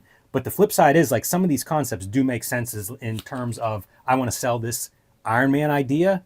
Okay, this kind of makes sense to me. What's funny is that this is like such an early piece of promo imagery, you know, and it's your first real shot at seeing Iron Man. And for some reason, I always thought he had a top knot with a ponytail with that right there. It's just what it looks like. Because, like, you know, there's like that little, like... Yes. What are those things? Do they, like, fold out to be wings or something? I have no idea. Gun butts is another one that I would see, like, you know, stuff sticking out from above the shoulders like that. Swords, if you know, and those clearly aren't swords. I was going to say Rocket Pack or something. Shouts to Teddy Christensen, man. I got to spend about a month with that dude in Denmark. I love that image. There were 2 classes that were being taught, and like I would teach give workshops to one for 2 weeks, and then he did the opposite. Yep. And then we would do your partners, you know, and then I would have his crew, and then that. But like we were both hanging out, like, and working a bunch, you know, after hours and in between classes and stuff like that. And his artwork is just, it's superb stuff, man. It just really, really cool. Pulling from that Dr. Caligari. Yeah, I love this vibe, background, you know? but I was also admiring the hands and stuff. Yeah. He is and you know, I got this vibe from Denmark. Like, Denmark is such a small culture. You know, there's 6-7 million people that like even like know Danish, I think. Such a small culture. So like, even if 10% of the audience read the most popular, you know, poet, it's still not enough to sustain and live. So there's so much grant money and so much like free money for artists. There's no sense of urgency or sense of deadline for these people. It's not like built into their culture. It's considered one of the happiest cultures on the face of the planet. And he certainly is a part of that. And this ain't telling stories out of school. This is documented. Like, he is a deadline missing motherfucker. And he, you know, to say blackball is probably a strong term at this point, but the reason you don't see too much of his stuff is because, for as good as he is, the reliability isn't there. When you were there with him, was he painting? That's a good question. Like, I don't remember that stuff. And that's the thing. He was kind of like just noodling. I don't know that he even had a project. Interesting. That's what I mean. They have so much grant money out there for the arts, because basically if you don't give the poets of your culture some grant money, you don't get to have Danish poetry or novels Right. or comics. How about your Star Trek X-Men ad misspells your artist's name? It's so mad. Mike Deodato Jr. doing an Elektra book. Can't imagine that Miller was too happy with this. I feel like he had made a deal with Marvel that Elektra was his. You just got to check out. Yeah. You know, Frog and Scorpion, they're going to fuck you somehow, man. That's what my lawyer told me. Ed, we got a good deal, but you're going to get fucked. Just know it. Basic training, our drawing column this month from Jim Ballant, who was in the midst of a Catwoman run, a big run on Catwoman, and would then go on to tarot. So I think his whole career is drawing Titties. women. All about the titties, man. And like he would always have titty chicks like at his booth, you know, like kind of doing modeling, but also the people who are like on the mailing list to because like you never see these comics in Right. stores. So I think he has a robust like Yes, direct and like sales. 150 issues. Totally. And it would be like titty chicks, you know, like I guess like attracts like in that instance. This really does look like Jim Ballant, which is crazy. It's a great self-caricature. That's funny. This kind of stuff was helpful. You know, that's like slight construction shit with the hips and the waist and the swivel. Yeah, it's relatively straightforward. It's interesting to me to see a guy who like this is his bread and butter. So to hear him weighing in on things like how, you know, a woman's eyes versus a male eye, that stuff's kind of interesting. Like pointy hands and feet is something that he describes up here, And you see which is it. really interesting. Like I've never heard somebody describe it that way, but you do see notice it. Yeah, totally. And then of course he has to give the most lip service to titties. Yeah. Yeah, titties are all beautiful, every shape and size, That's blah, right. blah, blah. But then when he talks about drawing them, you get one example and there's a formula for like where the titty ends and begins and shit Yeah, like yeah. that. It's, the bottom of the breast will line up at mid biceps or lower on the arm. And that really is just a breast implant titty. That's not like a real human boob. Yeah, so And also, that looks so cheap. That looks like such Lightning Comics, bottom of the barrel portrait drawing, right? Like that does not look like a guy who has a job at DC drawing that. well, maybe a guy who doesn't miss a month for like 6 years. Yeah, right. You know, like this was maybe done very quickly. It's funny to see your Bride of Frankenstein in like an action pose. It's Like kick through the wall, lady. like that's pretty cool. Yeah. Homemade figures, always kind of fun. Trailer park, you know, I don't spend too much time on any of this. Anything stand out to you? Shaq is steel. Seemed Yes. like a good fit. Yeah, totally. Mention of Blade starring Wesley Snipes, which I think is an estimated movie when it comes to like Marvel's movie success. Yeah, especially Blade 2 with Guillermo on the hook, man. They were talking these like 22 episodes of Generation X, and I saw that movie. Like I taped it off of TV and stuff, but that never came out. Like the way it works is the very last 10 seconds of the movie, they come out with the costumes and shit. Yeah. And that's the only glimmer you ever get. It is interesting to me, Dark Horse in movies, because like they did have some hits when nobody was really being successful, and it feels like that was part of their. Did they have hits or did they have Plan. movies? I guess Time Cop? Mask. They had Mask. Yeah. But they did have movies. They had Dr. movies, Giggles. to your point.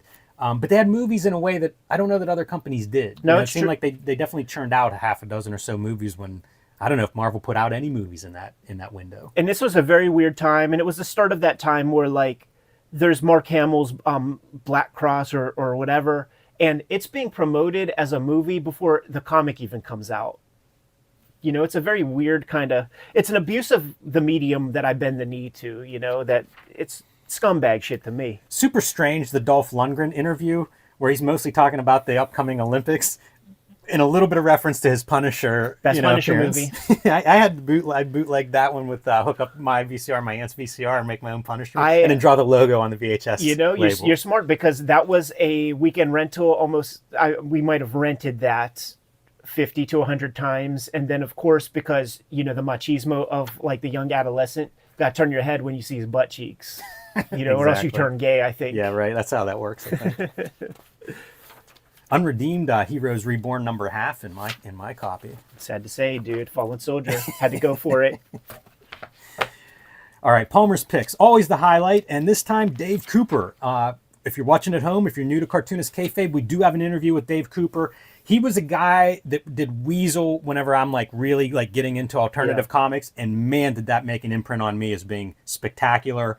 And quite a career. He starts out with Aircel doing this stuff. He was doing like marker colors. He was doing all kinds of stuff that was really atypical. He was a child. And developing. Young teenager. You could buy books over a 10 or 15 year point of his career where like everyone looked a little different. Jimmy. Radically different from beginning to end. They mentioned Pressed Tongue, never heard of it. Yeah. Chronic Idiocy, I don't know that either, man. Like, he's got comics, and I still discover fucking comics from him. It was probably during Cartoonist Kayfabe that I got my first issue of Icarus.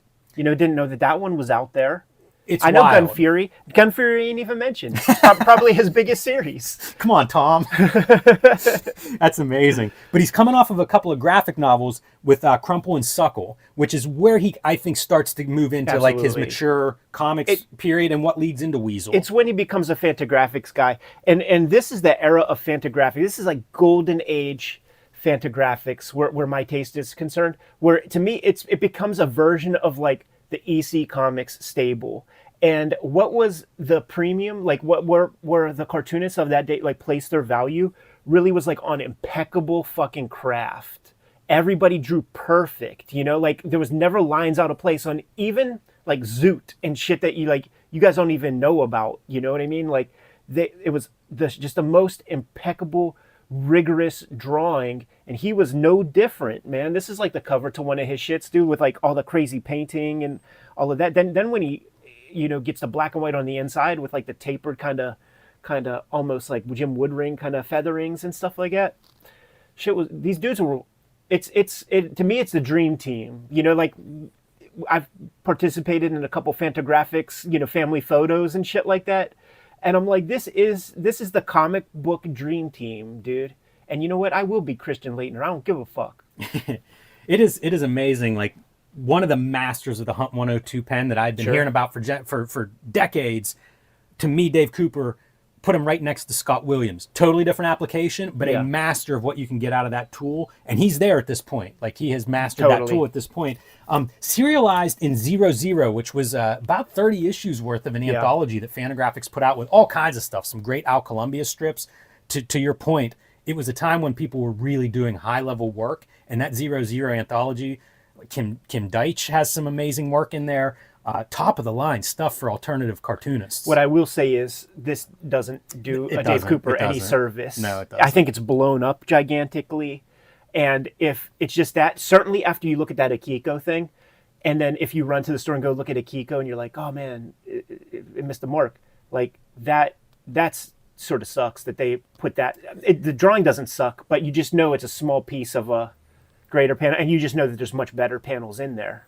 And it's worth noting, like, that kind of restless artist who just kept evolving from book to book to book continues to be that way now. Like, he's made films, he's a painter, he does all this kind of stuff. Worth seeking out Dave Cooper's work if you're at home and aren't familiar with it, because he has done a lot. And the other comic that isn't mentioned here, and we do have a shoot interview, so like check that out, but is that Puke and Explode comic, which was a North Star comic, and that's the one in the trailer for the Crumb movie where Crumb picks it up at a comic shop and is like, Puke and Explode, what is this? And then Don Donahue, the guy who picked up the publishing reins for Zap Comics for years, is like, yeah, you're kind of responsible for this, Robert. And then Robert Crumb's like, I don't want to take credit for that. He has some fun recommendations. Miyazaki's Nausicaa is something that Dave Cooper recommends in this recommended reading. You know what's fascinating, list. dude? I mean, we could pull it off right there. And like the line work, when Miyazaki's doing his Mobius impression, it's the same ticks as the black and white, like weasels and crumples and all that shit. Yeah, that's interesting. Like he's pulling that dude's fucking mark making, man. Really cool. Strange Haven is a recommended reading, and that would be one I would not be surprised if Wizard covers at some point in terms of the self-publishing small press of the 90s era. I don't think I know that. It would get compared to like David Lynch. Twin Peaks, you see it, fans of Twin Peaks will certainly get a kick out of this one. He was English. Who's the artist? Gary Spencer Millage. I think it's the only thing he did, and it must be photo reference. It's like that kind of really tight, realistic style. It's this, I see. But I don't know, 20 issues maybe or so came out. Pretty interesting series, and it's one you can find. You'll see it now. Probably we talked about it. You'll see it in like dollar bins. Yeah, Steve Wiseman is mentioned, and he'll get his own Palmer's Picks if he didn't already. Yeah, so pretty good Palmer's Picks. Yeah. Like Dave Cooper is a big dude in my in my history, so it's cool to see him spotlighted. All right, Manga Scene, Guide to Japanese Comics and Animation.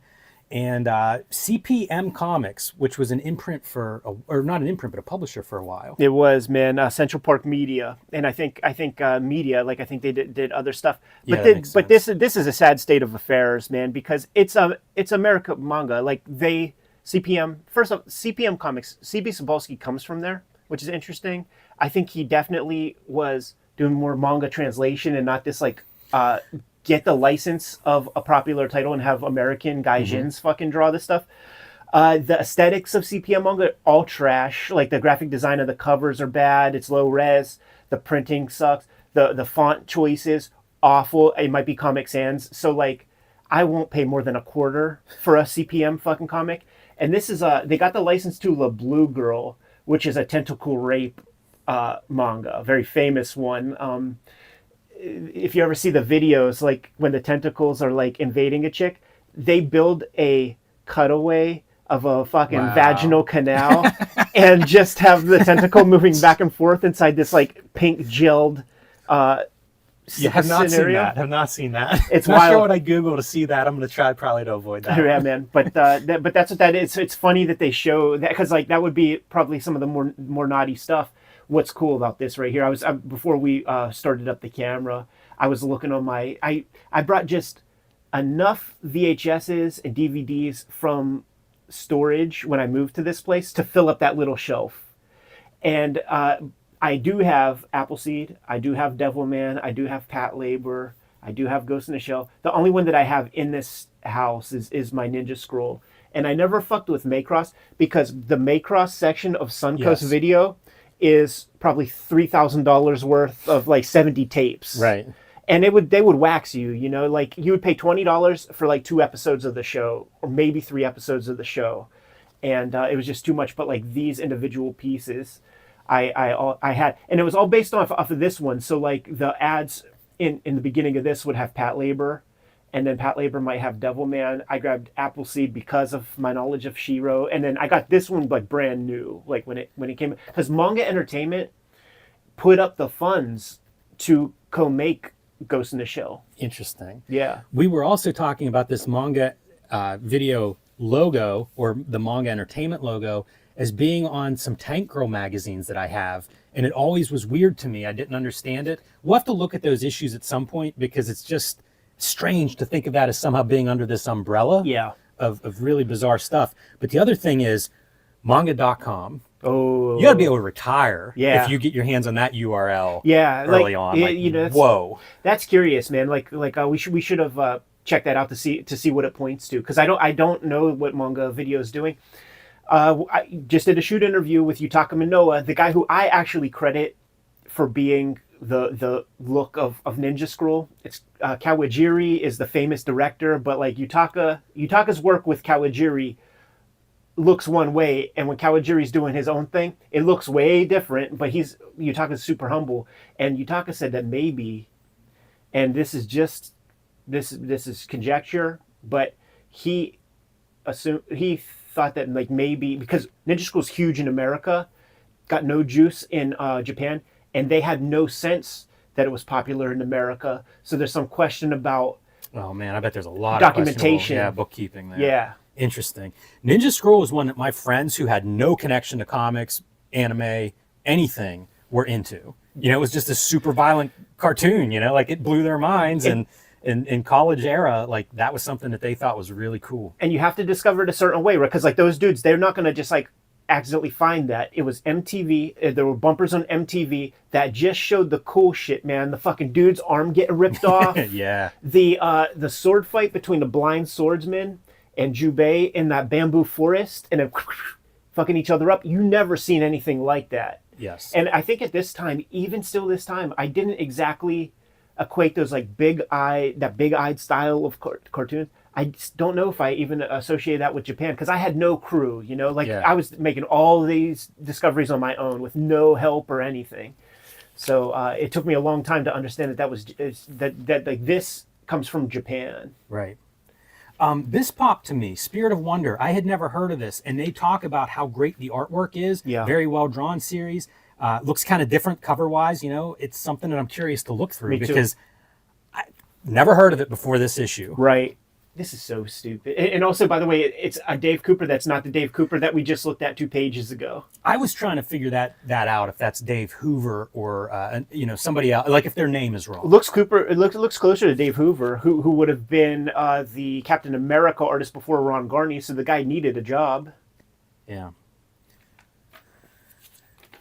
Astro City contest. That's kind of nice. Astro City getting relaunched here, I think, with New regular series, I guess. Yeah. So not the first volume, but it was a successful series. It's been through quite a few iterations, and mostly keeping the creative team intact.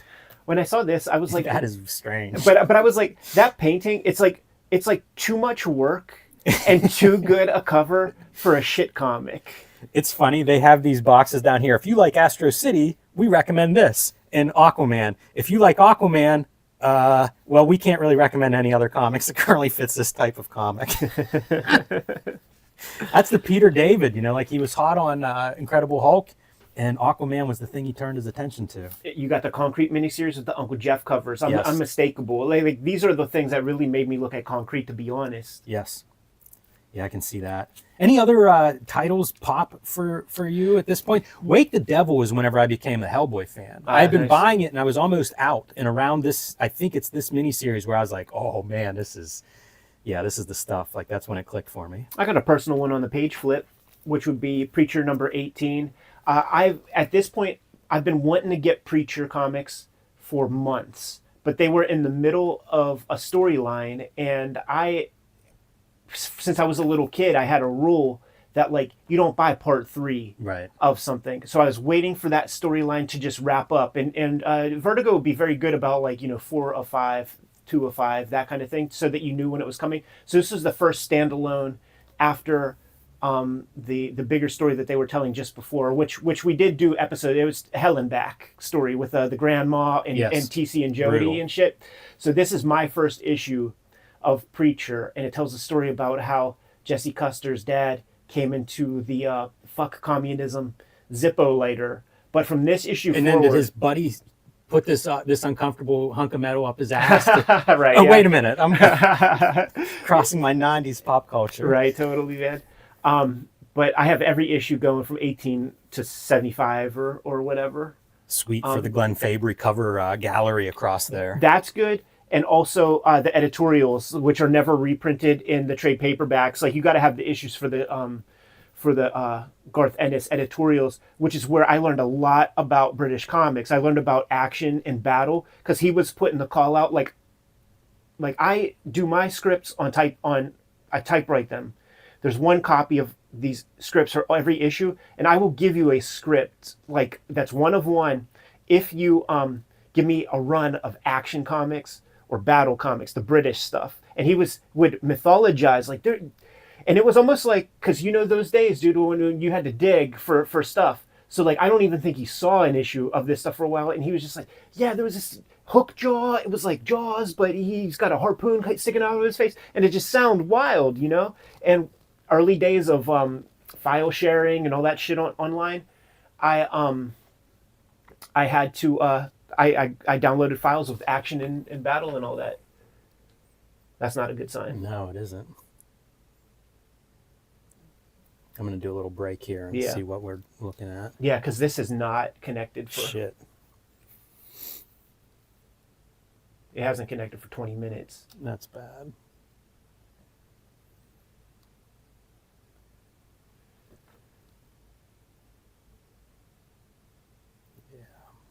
I don't know where we're at. Yeah, find out. It's all good. Oh, jeez. So why would it turn off? I don't know the answer to that. I have some idea, and I'll have you go into it. We got an hour and 13. Well, let's see what the last couple of minutes are. We might have rented that 50 to 100 Shit. times, and then of course because We're right at the movie part.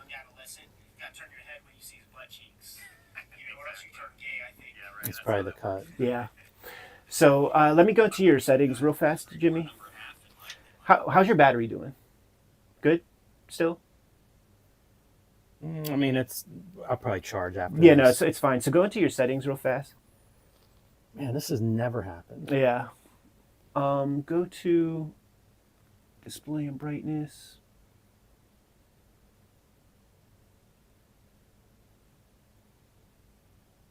Just do that while we're recording, Okay. and I think that'll solve it. Oh man. We got Shit.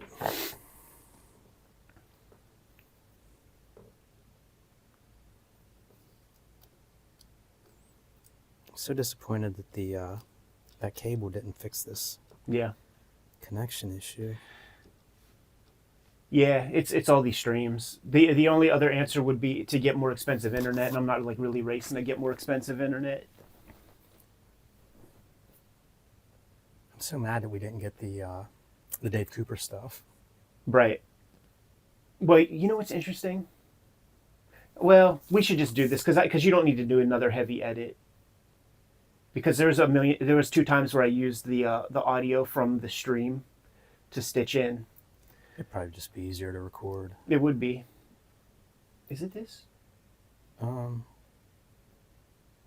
don't know what's going on. I don't remember seeing that part. Right.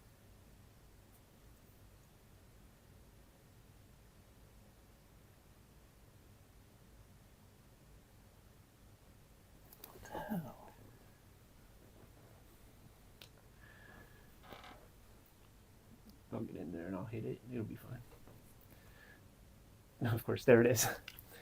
So by the way, that'll be the tell from now on. If like I keep trying to get in and it's just not where we have to look at that. Right.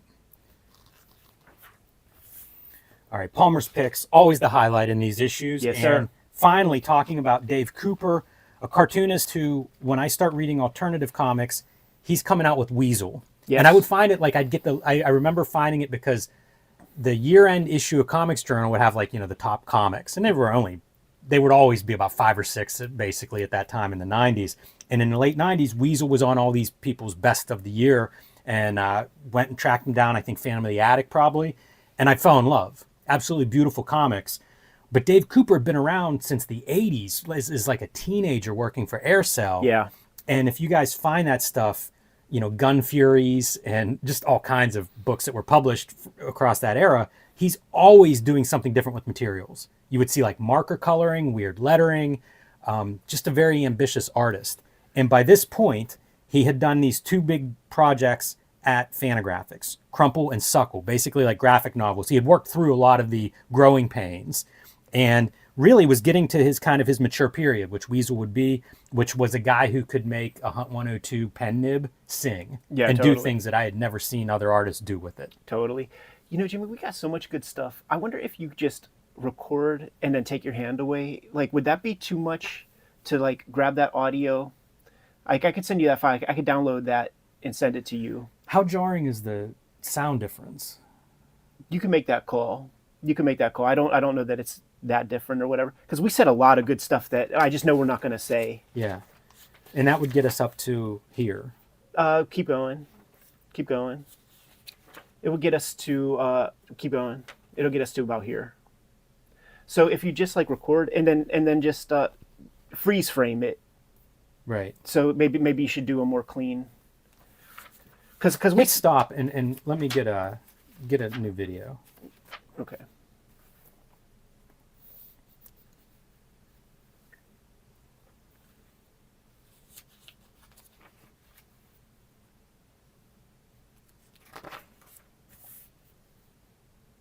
And I bet you it won't take you too much extra edit time.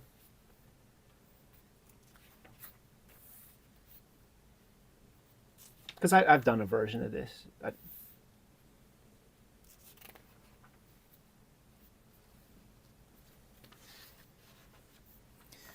Strangers in Paradise, Volume 3, Number 1, homage.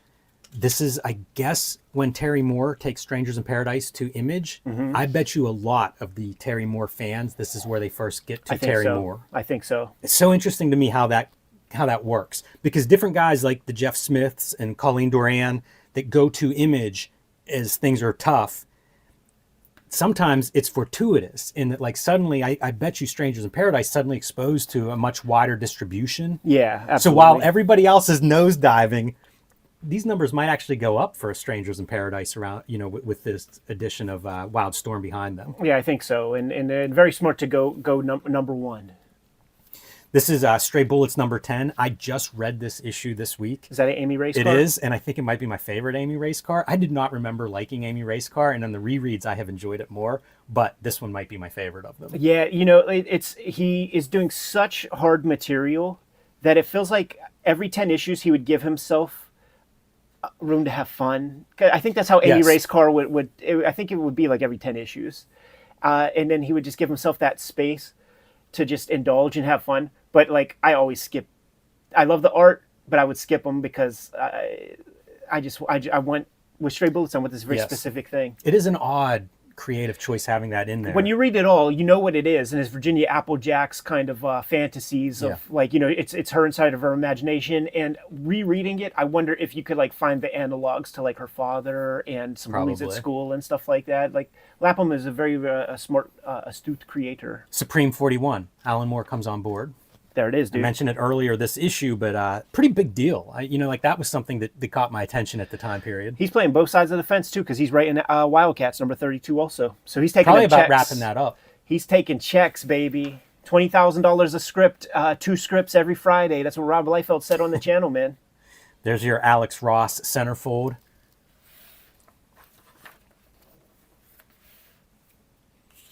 Man, we always talk about like Image Comics being a huge beneficiary from Wizard. I feel like Alex Ross is another one of those guys that Absolutely. like Wizard really showed him off. It's like basically it's all has borne fruit over the past couple decades because it is Garth Ennis and Rick Preacher had a TV show and stuff. The Venoms, the Deadpools, Birds of Prey. I think they just showed off Birds of Prey in that Wizards Magic Hat thing.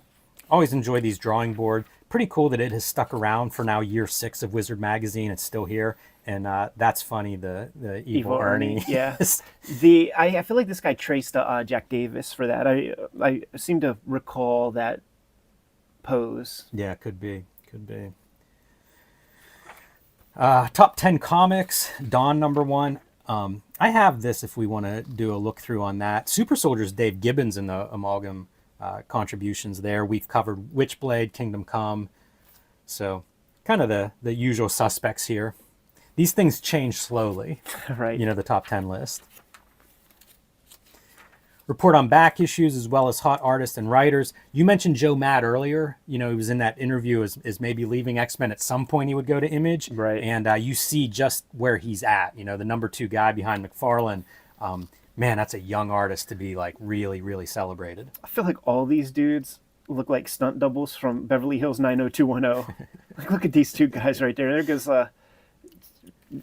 Jason Scott Green's Yes. stunt double. And then you have to have the Asian friend will be in there. Then you have to have, the biker dude.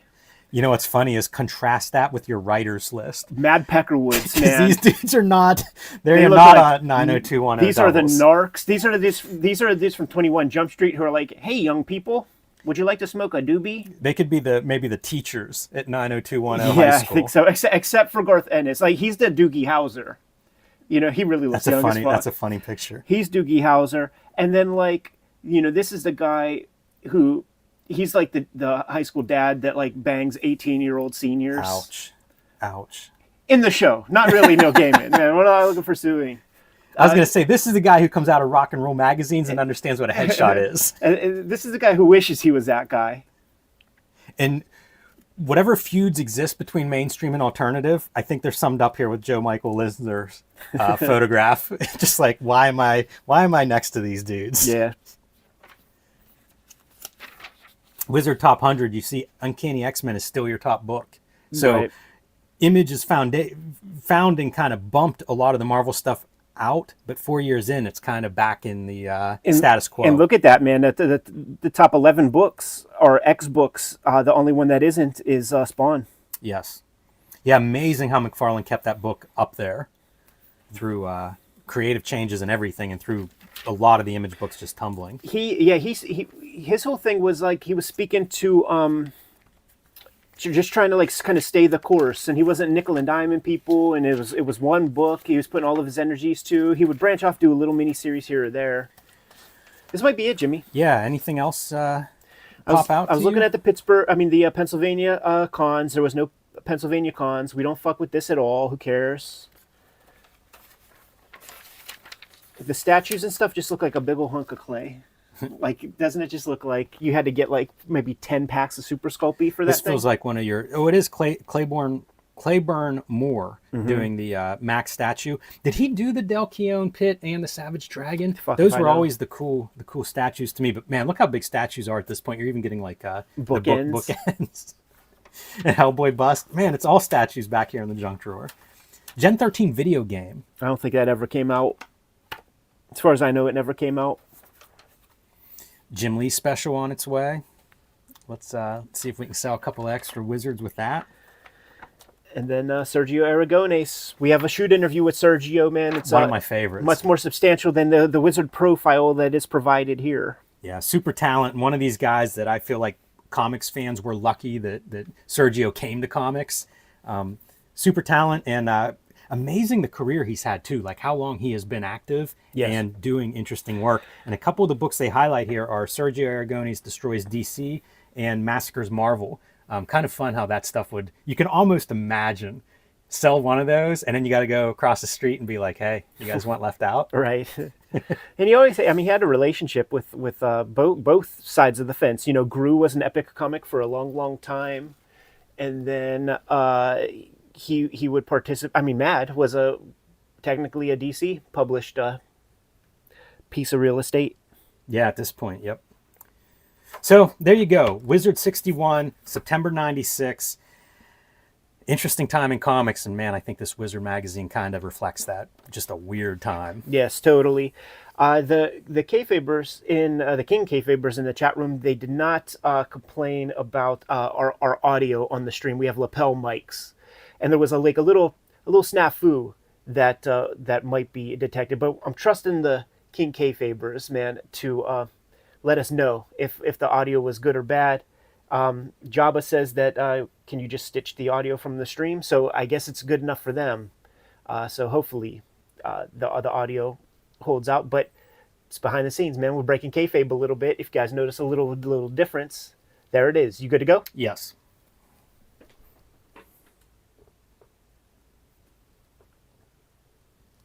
Yeah, it's probably best to stop it there. And maybe it's time to recharge for a little bit. Yeah, I'm going to do that.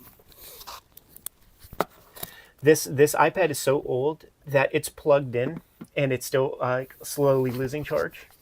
Yeah, I get that sometimes. I'm just gonna whiz. Yeah. Maybe the King Kayfabers need to hear that. I'm just gonna whiz. They keep holding out hope. Right. You're going to forget your microphone one of these days. And we'll know who the P fetishists are. That's a branch of Japanese comics. Where all do we have stuff to plug in? Is there an Everywhere. open? Yeah, there's right there. And that's the power. Like that's the one that'll recharge your shit quick.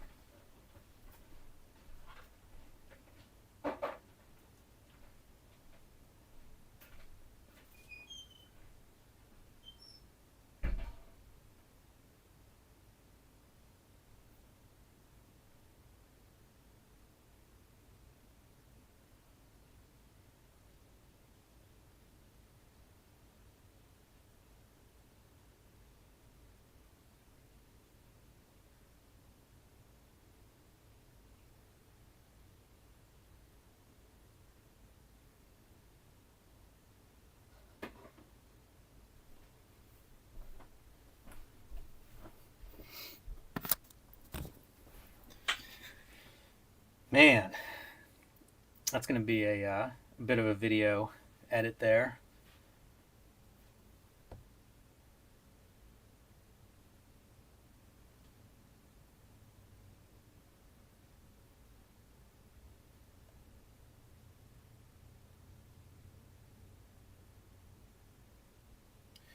You know, hopefully you guys can hear me all right. I don't have the mic on. But in terms of comic conventions, I think the attendance has been going down a little bit in the last couple of years. I think there was a surge the first year after COVID, and by the end of that year, I noticed that it seemed like the crowds were a little bit less. So who knows? There's so many conventions too. Like that probably also has some impact. There was definitely a saturation in comic conventions for a while, so maybe some of that stuff will get pulled back. We will see. What's the controversy? The video game E3 has gone totally online, and wondering like comic conventions and what the future of that may look like.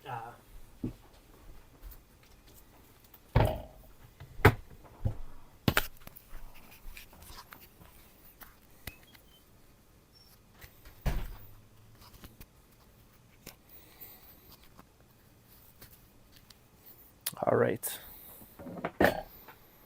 You know what? I'm going to listen to the chat real quick. You guys are going to maybe be annoyed a little bit, but I just want to hear the audio. It's been going down a little bit in the last couple of years. Way I believe like image works, right? It's like sun is still up there by way of the telescope, and Superman like image works, right? It's like, I think that's decent. I think Jimmy will be able to stitch that and do well. The audio sounds good. I just listened to some of the stream, and I'm sure it'll be different, but it's usable. What do you want to do next? Yeah, that's the question. Keeping the Ghost in the Shell frame. Got the Ghost in the Shell archives, man. Taking a look at the animation cells from the flick. I'm curious to what that is. Is that like some background pieces and stuff? It has a lot of storyboards. Like it may be exactly what you have already. Oh no, this is conceptual. So like my shit is the actual stuff that's in the flick, and yours is like, here's what the car designs look like and stuff. That's very cool. It's neat. If you look in the very back, there's a sticker. It's a copacetic. I saw that. Pick up. Yeah, $8. Those fucking Bill Boy Shell prices. It may have been even cheap. 8.88. Stuff like this, I feel like Bill's always like, yeah, let me put this down for almost nothing. Who needs to make money? You know how the collection stuff is, though, with, whenever they're buying like a big set of things, and that thing's beat up. Pretty cool, though. I'm going to put some heat up a little bit. The heat's so inconsistent here.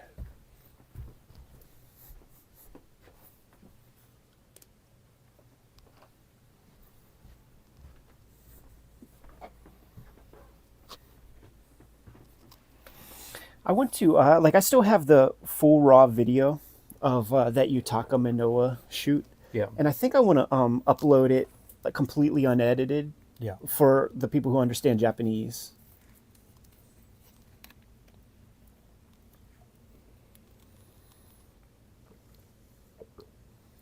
I think that might be good. Certainly think it might be good to preserve that for the record. Yeah. The complete stuff, like his real thoughts. For sure. Yeah, for sure. I'm guessing this one's yours. Yours has the thing. Mine is ripped out. Did I take yours? I did. I don't know.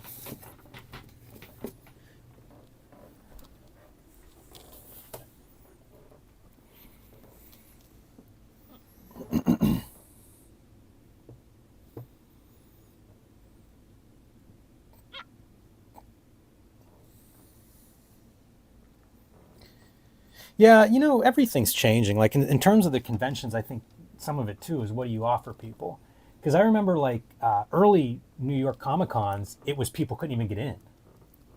Like year 1 and 2, the crowds were too big. Yeah. And so part of the story and sometimes the lead on the convention stuff was people being turned away or standing outside for hours. Like you got to figure that part out. Like San Diego had some of that where people would line up for Hall H or wherever it was. I think I still do that. That caused problems. So I don't know.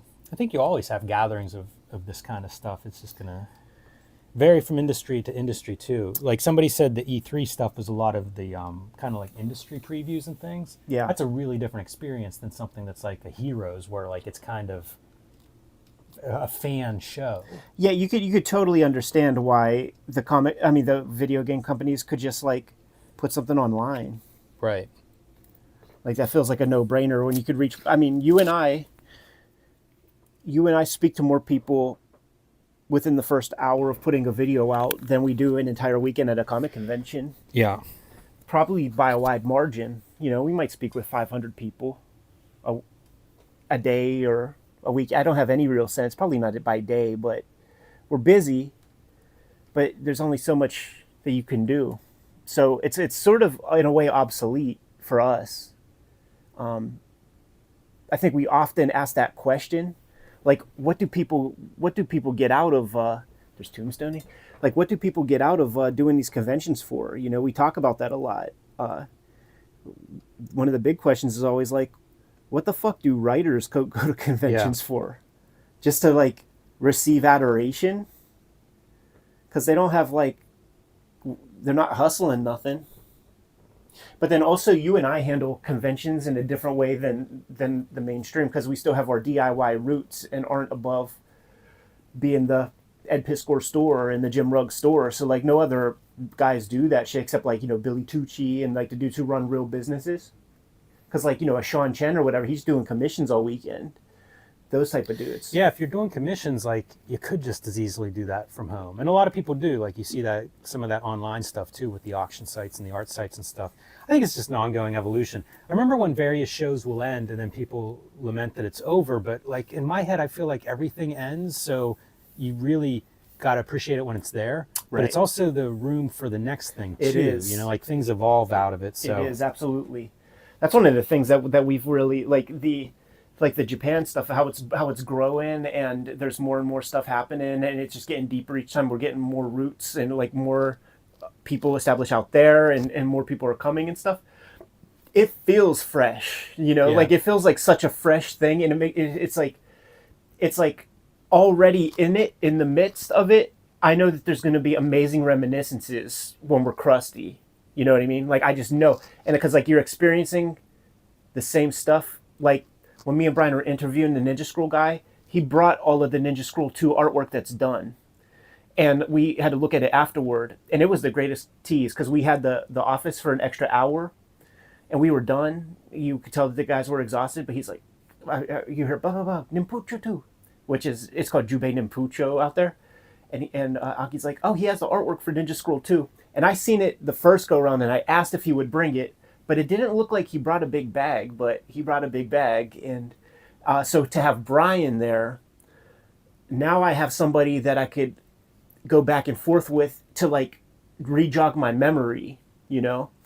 And we'll get some of that stuff on the record and shit. But like, you need to experience that with someone else. So it's just like, I know that there's going to be amazing reminiscences and stuff like that that's going to happen from that. So it's new, it's fresh.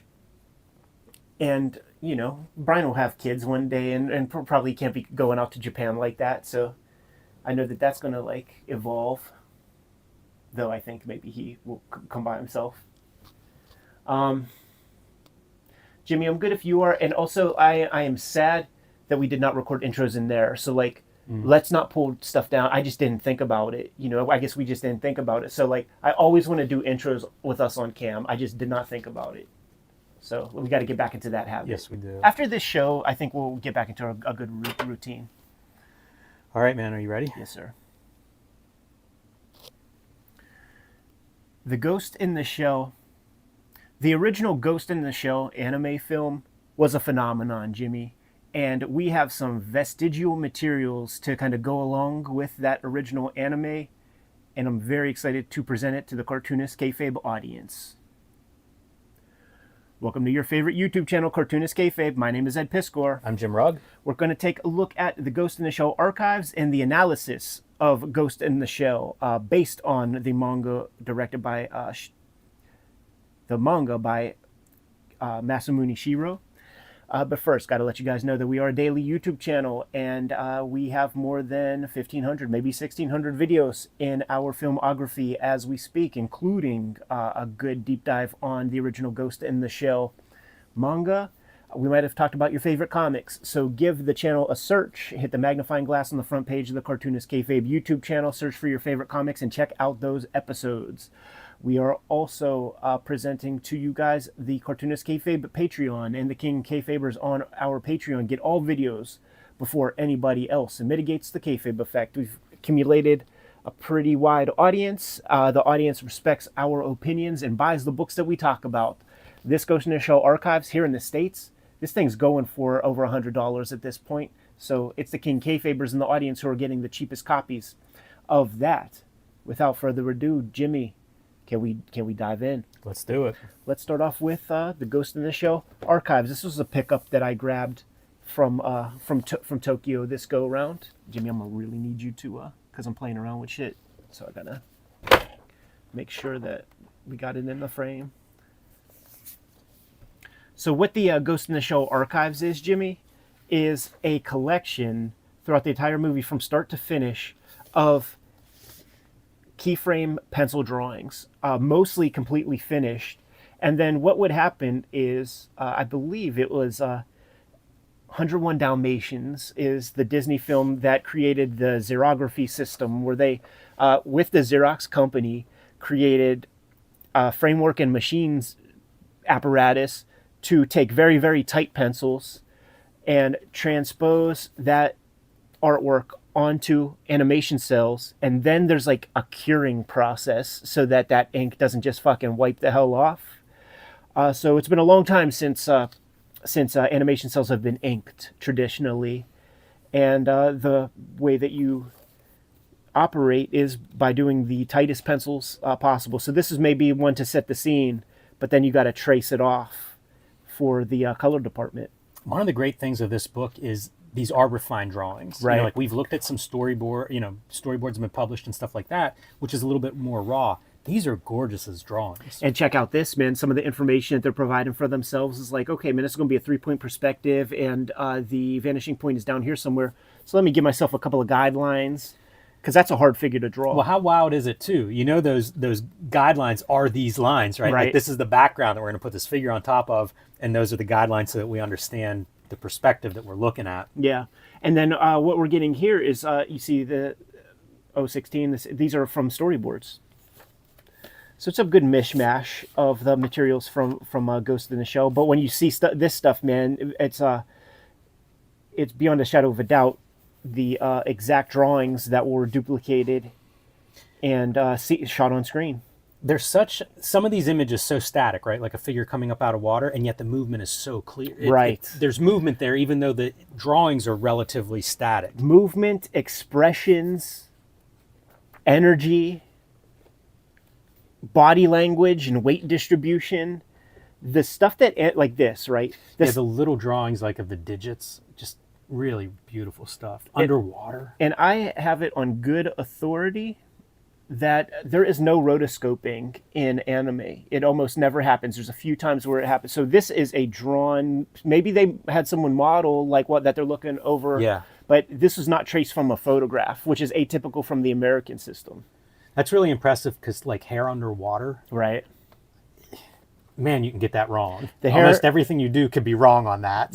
When we were interviewing Yutaka Minoa, he said that the hair was a bitch. The hair was a bitch for Jubei and others. I have a book. It's like anime backgrounds or Yes. something. I forget the name of it exactly, but it's this kind of more even like the finished, like the painted Right. sort of backgrounds. But it's so cool to look at that stuff. Totally. Like I find that very inspiring. Yeah, that was a book that was heavily being promoted when a couple of trips to Tokyo. That was like on the end caps and stuff. We'll have to check it out sometime because I think it sold out and then was reprinted because it was one of those that like the price spiked. Right, And I then see. it became reasonable again. I always loved this sequence right here when the kind of garbage man, he's in some water or something, like submerged just a little bit. When he shoots the Uzi, it pushes him back. You know, he like his legs stay static, but he's getting pushed back from the recoil.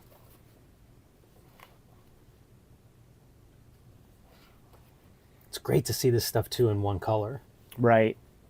working out like the lighting sources and things. Yeah, totally, man. And then just indicating this stuff for the painters who are then going to maybe even do an ink line with a different color to denote where the cell shaded parts will show up.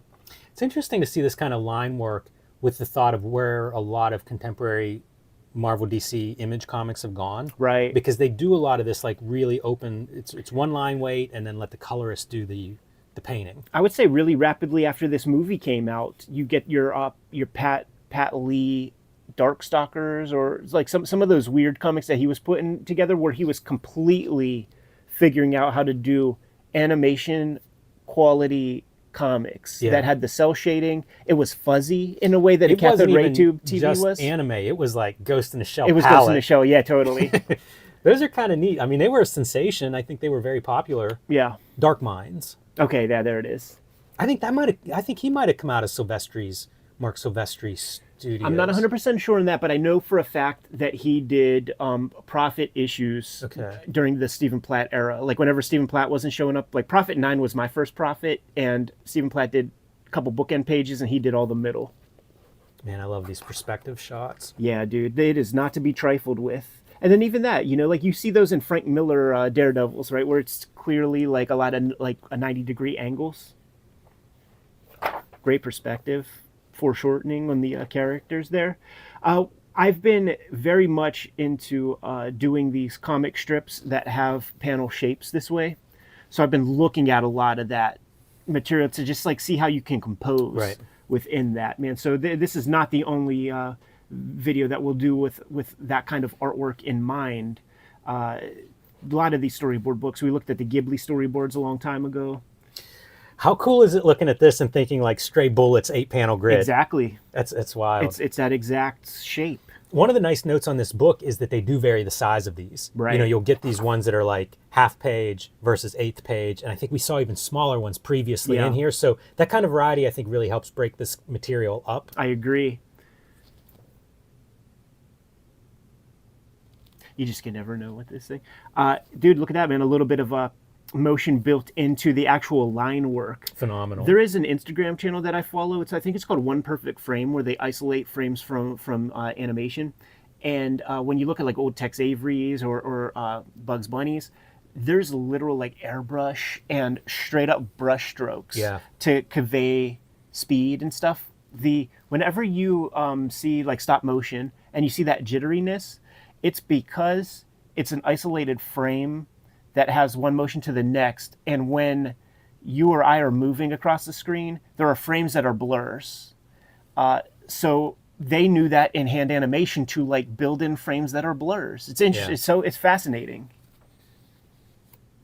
Submerged underwater with a shadow underneath. Jimmy, these animators, they are a different breed of illustrator. They really are. Think of what you're looking at to figure this kind of stuff out. This is you in a park watching like a leaf hit the water in a fountain or something, and just mesmerized. Some National Geographics or something. Like an understanding of physics that just artists would never think they have that kind of knowledge, but you can't do it otherwise. And the other tool that the animator has that that gets kayfabed by us very often is the idea of like drawing through. Because this guy might have to turn, so you need to know exactly how that arm fits into that trunk, and it's never fake. Like you can't fake it when you're doing animation because you're twisting these guys around. And I don't think there's anything tougher to fucking animate probably than a properly proportioned human figure. Oh yeah, for sure. There's a reason that figure drawings like the history of art. This is great. Doing a reflection. Unbelievable. Man. And once again, no rotoscope to it. You are right about like one of the things to take away. This is fantastic. You know, like having that like swirl, right? Like a transition. Because of the, as you say, like drawing through it. That's one of the great things as somebody who's trying to draw looking at a resource like this. Totally. And it is very different than comics. You know, you can fake so much, and we see that a lot and sometimes point it out, but you know, as a cartoonist, you don't actually have to do quite this level, but as a student, it's great to have access to it. Right. And I think, you know, if you can build your craft to a place where you're drawing at that level, that's just what you do. These backgrounds are just beautiful. I always see like sketchbook, you know, people keep sketchbooks online, like Instagram follows and things. Right. And I just don't do that. Like when I travel, I don't sit down and like draw, you know, the street or whatever. Yeah. But I marvel whenever I see somebody that does. Yeah, man. And probably something to do more of next year for me. You know? I saw James Heron keeping a sketchbook on his Tokyo travels, man. And you know, it speaks to like his level of craft, right? Like he can't turn it off. Dude, you go out there, you're so jet lagged and fucked up. Like drawing is like the last thing on you're like even uncomfortable, but he still is, you know, putting pen to paper. Yeah, it's a tool I don't use enough. How hard is it to draw those legs in perspective? You know, going away from you, coming back toward you. Listen, you talk about figure being hard to draw. I would add like a walking figure. Yes. Maybe the hardest. Yeah. And if they're walking towards you or away from you. Absolutely. Yeah, the walk cycle is no fun.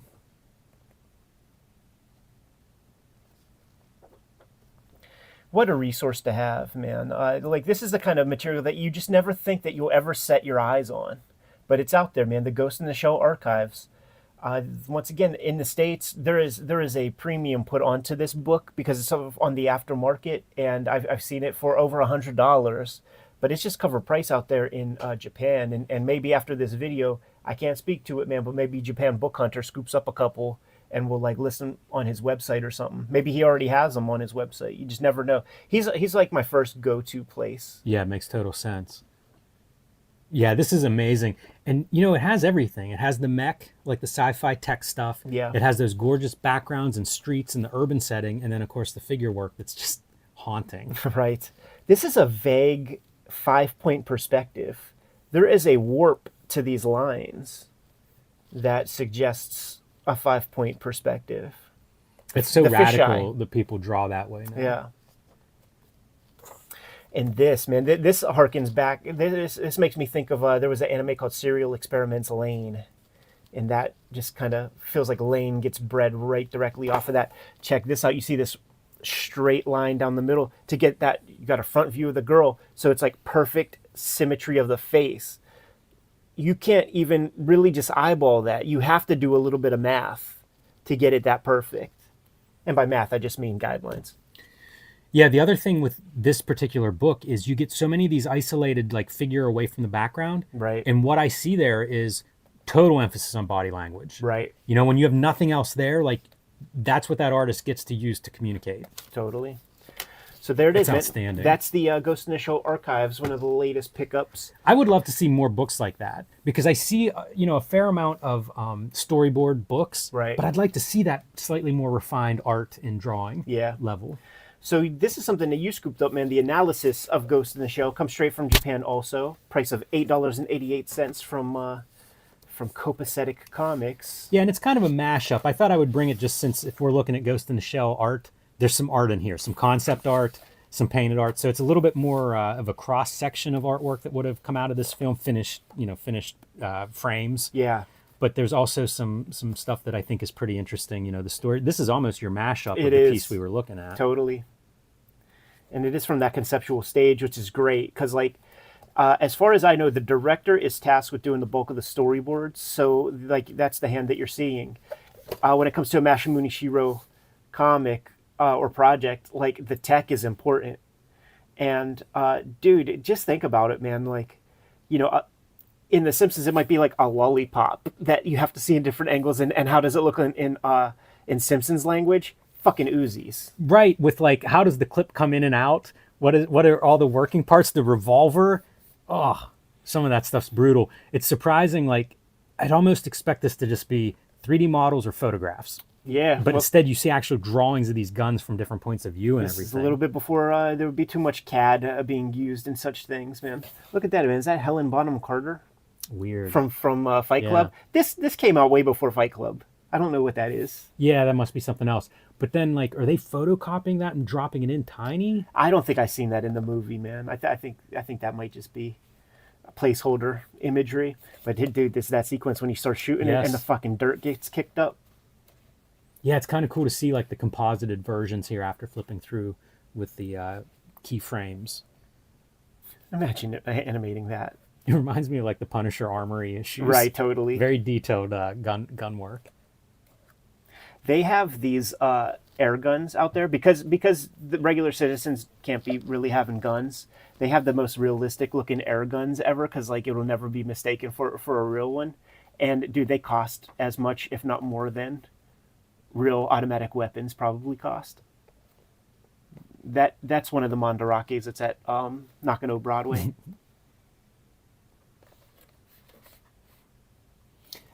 You wonder how much of this stuff exists. Right. You know, if you're doing this many drawings of this setting, like, I don't know, how many scenes are there, you know? Like, Totally. You have 50 drawings of every background and Totally, man. And sometimes they keep the geography pretty close. And then when you have this is just a starting point. Now you got some dudes fucking painting that.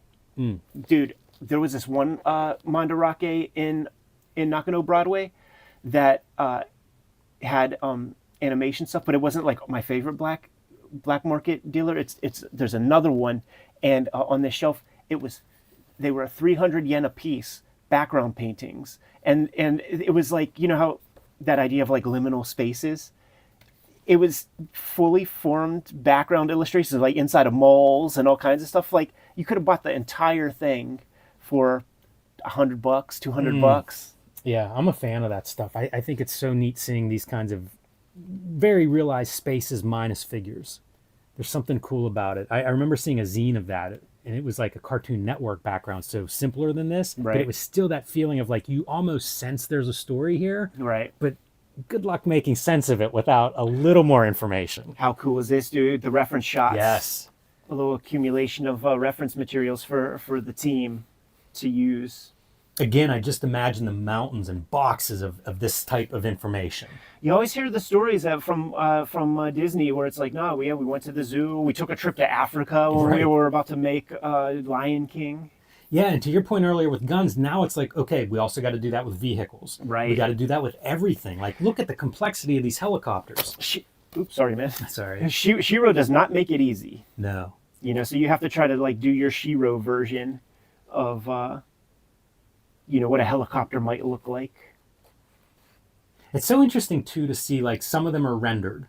Right. You know, like a lot of it, you can tell, I guess, if it's going to be used, maybe if it's just the line art, because Right. someone's going to paint on it, as opposed to, like, this is a study. Very very simple could be the individual hands, you know, like maybe this is enough, but you know how there are those guys that just they can't just deliver at that type of level. Also wonder how much is literally light boxed. This, yeah, sure, I'm sure plenty. Now this is the stuff that they were touting in promo, where it's like, 20% of the movie is computer graphics, and these are the bits that would be the CG. Yeah, this is one, I wish this book was in English. Yeah. It'd be great to be able to see what kind of insight is offered on that part. There is a lot of stuff that if it was just translated, I think it would change our culture of comics and art making. If we could just have access to the written word, to the philosophical part, rather than just the aesthetics.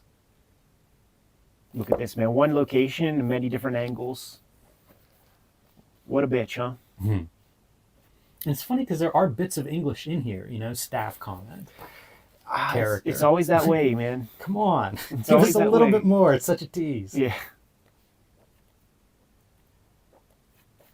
It really is a lot of putting together, I think, the pieces that you have in your book Right. is a lot of the imagery in here is almost like laying those on top of each other. Absolutely, and that's why we're showing both off today on Cartoonist Kayfabe channel. Go get yourselves the Ghost in the Shell archives and the analysis of Ghost in the Shell. It will humble you and give you some food for thought when it comes to making your own kind of masterpiece. You don't get to arrive at a place of creating a masterpiece if you don't do that groundwork to begin. Yeah, and one other place that I think you could apply some of this stuff is whenever you're at those creative blocks, do drawings of the settings. Right. Do drawings of the props. Because you're still drawing, you're still moving that pencil, but you're still thinking out that world.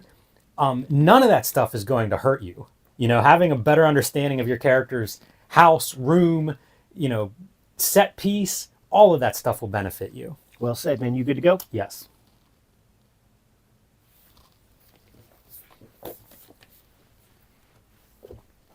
What's next? I'll do these Satoshi Kons.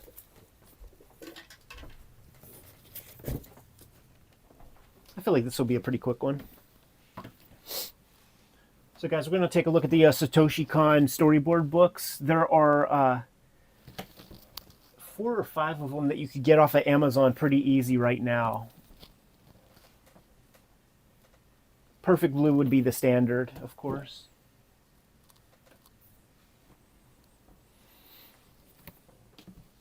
And then the Paranoia Agent one is the one that's not on Amazon right now.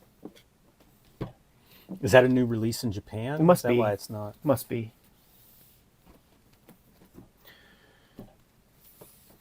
You figure Perfect Blue, Paprika, and then maybe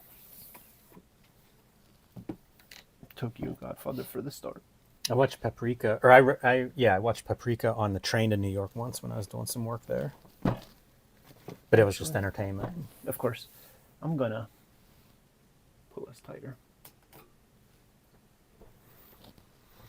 And I'm gonna take the locks off.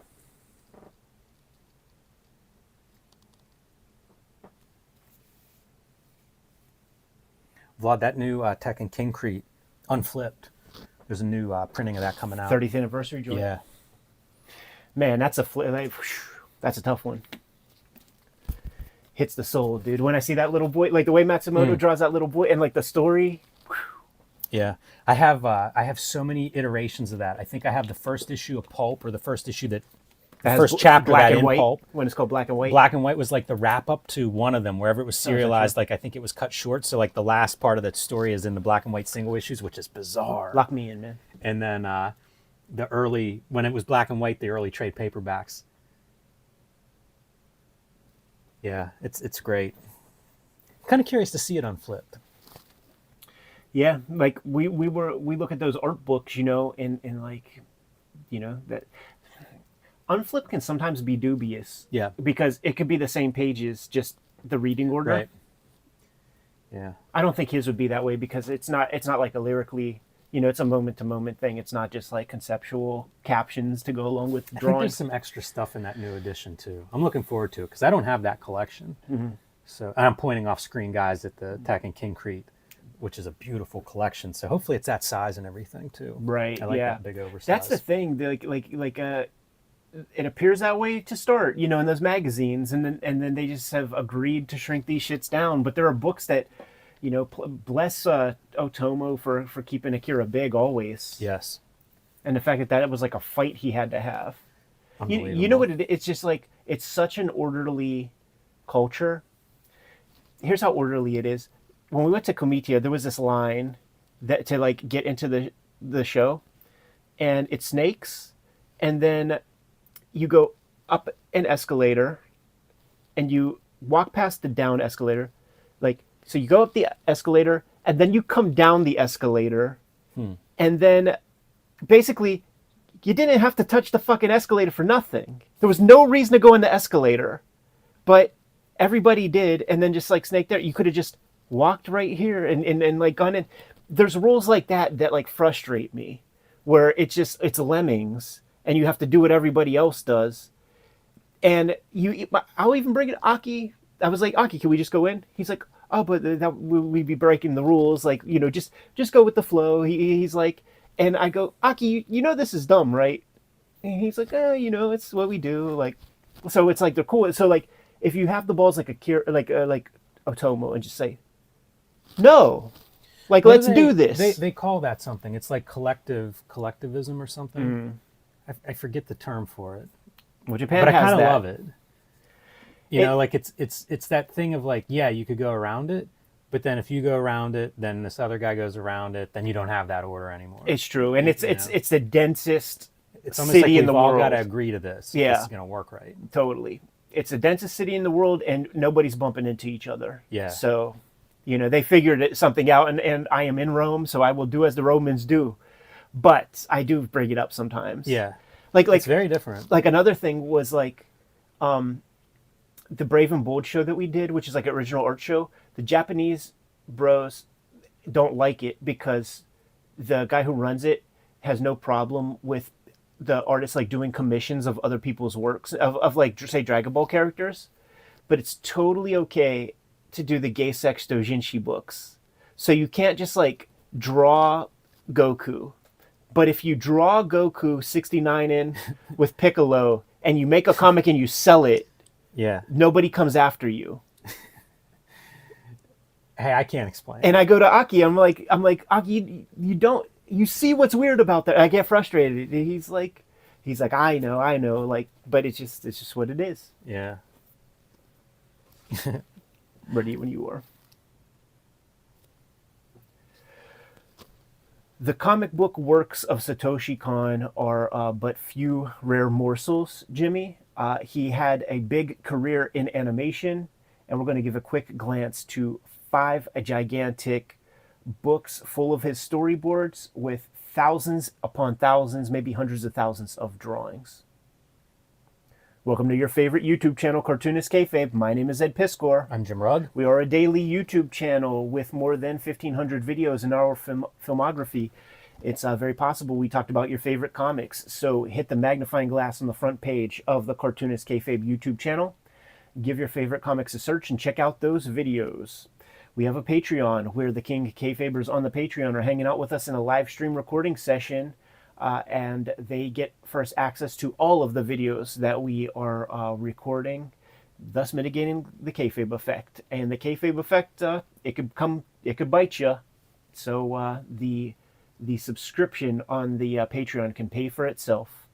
Jimmy, without further ado, let's just jump into these storyboard books a little bit, man. I am a gigantic fan of this kind of material. It really started for me with the Akira storyboards. And the beauty of the Japanese system is that the term director also really means the head storyboard artist. This is the guy who is responsible for pacing out the entire story. It's not like the American system where you have, John Lasseter or something that kind of like push a bunch of people in a lot of directions. Like the director of anime, they draw all the storyboards. So we know that the manga system is very collaborative with assistants and things. And of course, anime takes hundreds and hundreds of hands to make a film. The storyboards are the place where you can actually see the hand of that individual artist without any kinds of other influences. So you're able to get a certain line of thought that you just don't get with the collaborative process. In fact, Satoshi Kon worked with Otomo in the last couple volumes of Akira. And, if you see some of Satoshi Kon's manga, you could kind of see where his hand would show up in those late period Akira pieces. But there are, as of right now, and I think maybe this is in total, 5 collections of Satoshi Kon's animated storyboards. Probably the biggest ones that we have here in the States, of course, Perfect Blue, considered his masterpiece, Paprika, Tokyo Godfather, whatever this one is called. And then the newest that I scooped up was from his TV series called Paranoia Agent. And once again, the beauty of these things, man, is that you get to see the guy's hand from the start. And I believe these all start this way. And in fact, I think that tradition began with even the Akira stuff. Like you don't go backwards. You can see right here the page numbers are increasing. So That's interesting. It's in the left to right. Right. So it's really sweet to kind of see exactly. I feel like you get a more intimate understanding of the guy's storytelling process when you see it at this kind of level. Yeah, it's one of the values of this format to me is kind of like the quick read, but also I hate to say pared down, but Right. that kind of is what it is. It's very direct. Yes. It is very apparent. And that's the whole crux, right? Like it's, how do you communicate this in a fraction of a second? Right. And that is the part that's right here, man, is you have seconds, you have milliseconds. So if you ever seen that Ghibli documentary with Miyazaki doing his like Poco Rosso storyboards or whatever it was, and he's sitting there, he draws his storyboards, he closes his eyes and he has his stopwatch and he looks at that and then he's marking down how long he thinks this scene should take to transpire down to literally the millisecond. And minutes like never shows up. It's always seconds. Like I have no idea where you would linger on a single image for a minute. Yeah, that seems impossible. Yeah, it's probably vestigial, or maybe it's for movie like feature films, live action. I thought maybe cumulative. Like if you're trying to figure out like how long do we actually have we done 3 minutes here on this intro? Right. I don't know. Yeah, no idea. Perfect Blue is the one that I know like the best. Like this was one of the flicks that when you were renting movies and shit, like would always be in an anime section. I wonder the scale of the originals on these. Is So- it a little bit bigger? So I've seen some storyboards that were 1-for-1 Xeroxes, and I would say it's close to whatever, you know how it's like A3, A4, all that stuff. Yeah. It's whatever the A size is that's the closest to American legal pad size. Okay. So a little bigger, Yeah. you know, like, but it's not 11 by 17. And just imagine, you know, you've drawn 6 drawings at a very small scale. These are so tight that you wonder, there must be some kind of like sketch part, right? I mean, I do wonder. Yeah, it's part of my asking that question is because of that, you know, kind of wondering if there's preliminary stuff, you know, Right. and it probably varies. You know, some of the more complex stuff maybe you do work out. And I Yeah. bet some of this stuff, you know, they just dash, they just go. Here looks like some stuff that's being worked out on, Right. on the boards. Now, one of my main attractions with these storyboard books at this point, beyond just actually, you know, getting more Satoshi Kon work that, you know, the man died at like age 48 or something like that. We're never going to get anything else. So you know, this is it. But the scale of these frames is the exact scale. If I choose to do a 4-panel strip on the stuff that I'm working on now, it's almost exactly proportional to this. So when I see like the more complex compositions, things like this, I'm able to see like what you can get away with in that scale. And to have the works of many different creators is very, very helpful where this is concerned. I start my day looking at storyboard books. When I have a period of in the morning where I have to do roughs, I spend an hour like looking through the Akira stuff, looking through the Miyazakis, and now I have Satoshi Kon on the docket, who I can also look at. It's interesting to tell just like how different of approaches all of these guys have, where Otomo is the butch, like machismo action movie kind of guy. Miyazaki is whimsy and character based. And you see some of the far out camera angles with Satoshi Kon. It's like impressionistic and conceptual. You know, it's about the inner mind rather than like really exactly just what you're seeing on the screen. Like there's a reason why, you know, you're just going straight to the inside of a closet. You know, it's like the inside of her mind or something. Yeah, I wonder where the script is, like how tight a script is whenever it's time to like, okay, let's hit the storyboard now. Like, is that a totally tight script, you know, Right. that you might edit after the storyboards? Or is it a looser script where like some of the writing is going on in the storyboarding? And the other thing that I wish that this stuff makes me want is names. You know, like let me see that process. You know, seeing kind of like writing development, concept, and composition here. I'd like to see it for the manga version. Totally. So and I can't speak for Satoshi, but whenever I showed off my gang of Ghibli storyboards, I got a text from Scott Morse, who works at Pixar, does comics work, and he says that it's all done on the page. Like Miyazaki's writing is in this stage. Now, maybe, and so like when you look through the storyboards, there's stuff that doesn't make the final. You know, it gets whittled down further and further, right? Of course. So maybe that's just Miyazaki, but maybe that's how this goes. You know, maybe that's the same thing with Satoshi Kon here. That would make total sense to me. I knew they were like early days of SPX. I remember running into like these anthologies that animators would do as comics. And the one guy I remember talking to extensively that would do his stories like storyboards, where it was like every moment is Right. drawn, and then he would be taking panels away for the comic version, which different storytelling, you know, like there's some crossover, but a lot of differences too. But it's interesting to think of the writing process of like, I'm drawing what's happening, you know, like it's still the writing, and then I'll edit. So Jimmy, one of the personal exercises that I do whenever I'm looking through these things is I'm making those calls in comic book terms when I look at these various like storyboards, like which ones are the most important ones in terms of comic book storytelling, and just trying to get my brain into that Right. mode of using this scale and economy, right? Because I am just one person making a comic and I'm trying to get a page done a day. So there's a lot to negotiate when you're putting those kind of pages together, and to see true masters of the form, master drawers, draftsmen use this kind of space.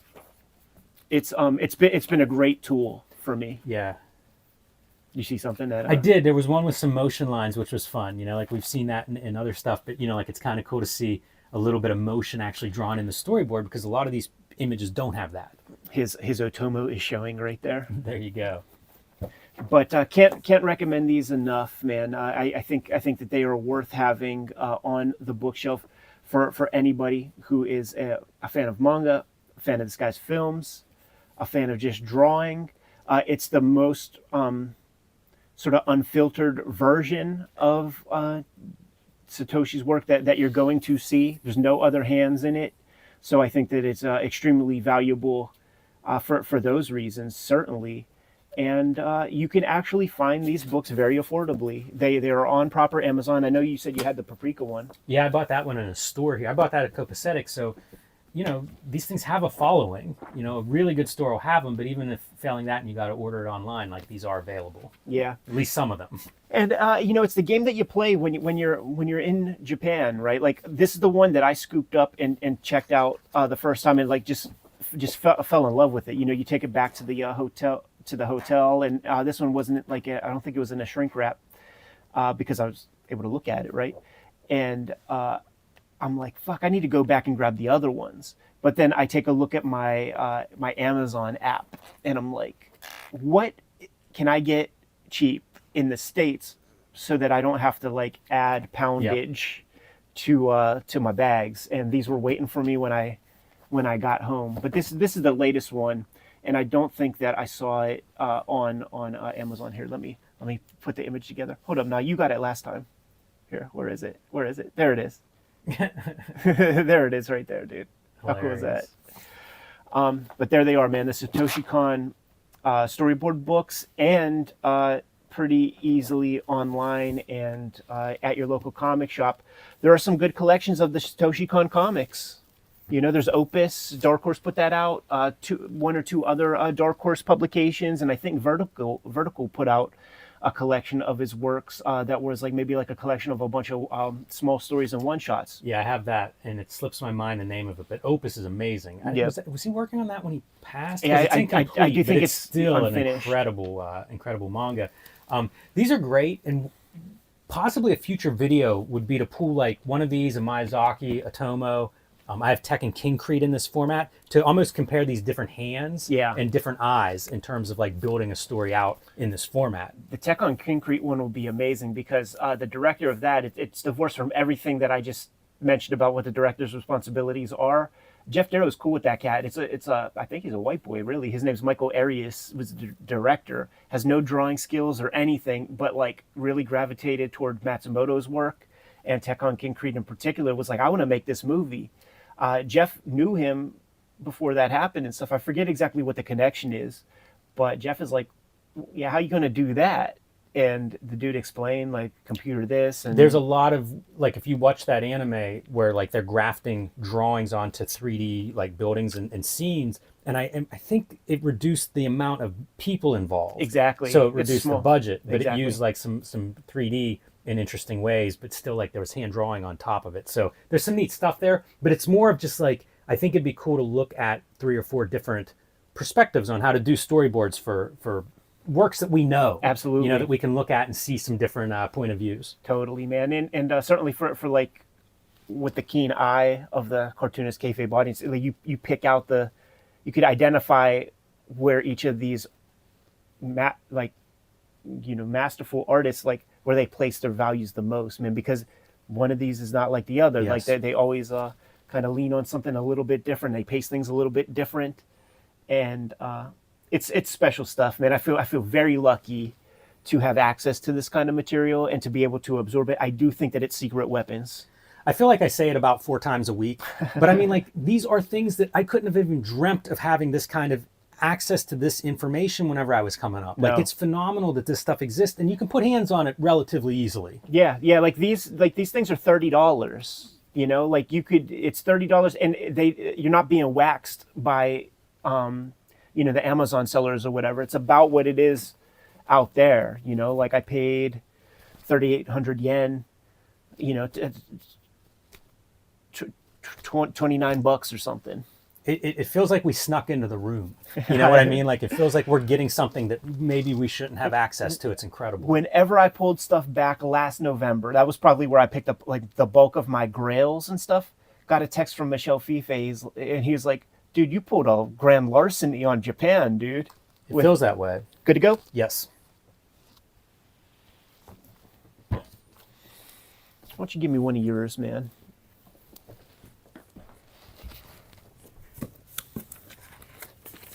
Pick your poison. All good stuff. Damn, I feel like this should be a whole episode. I don't know if you want to read all of it. Yeah, no, like as soon as I opened it up, like, man, some of that stuff is shit. It's kind of neat, but it's, you know. It's the last story in there. It's like an 8-pager. Okay. I have a lot to say about this one. Damn. They recolored it. That's a bummer. Really? What did the original look like? It's I wonder if this is what I read it on.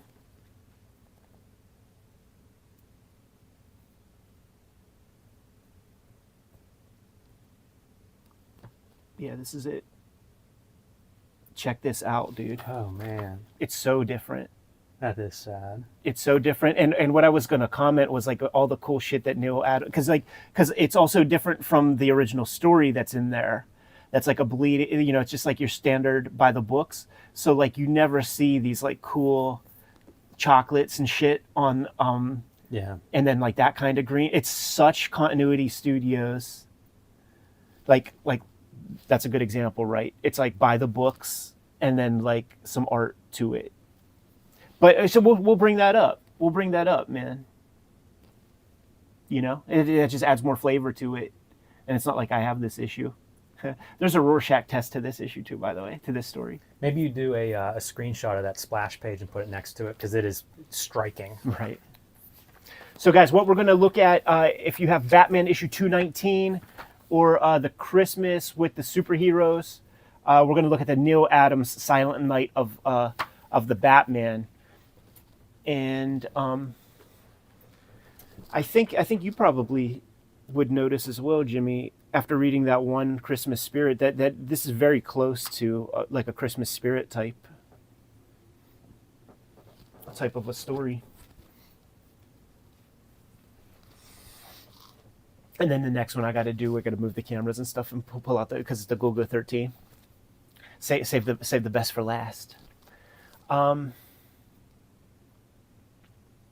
to go. Jimmy, are you in the Christmas spirit? I sure am. Let's take a look at a Neil Adams Christmas comic by way of Batman 219 to be exact. Welcome to your favorite YouTube channel, Cartoonist Kayfabe. My name is Ed Piskor. I'm Jim Rugg. I believe it was actually a backup story in Batman 219. The Silent Night of the Batman is going to be the focus of today's episode of Cartoonist Kayfabe. But up front, you must know that we are a daily YouTube channel with more than 1,500, 1,600 videos in our filmography.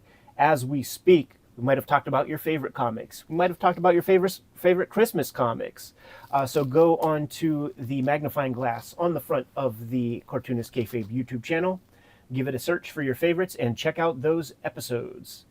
We have a Patreon, and the King Kayfabers on the Patreon are getting first access to all the comics that we're talking about in our videos.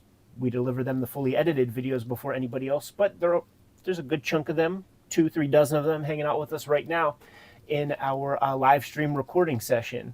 So they're able to watch us make these videos in real time, essentially, if you're up early enough or late enough, depending on your geography.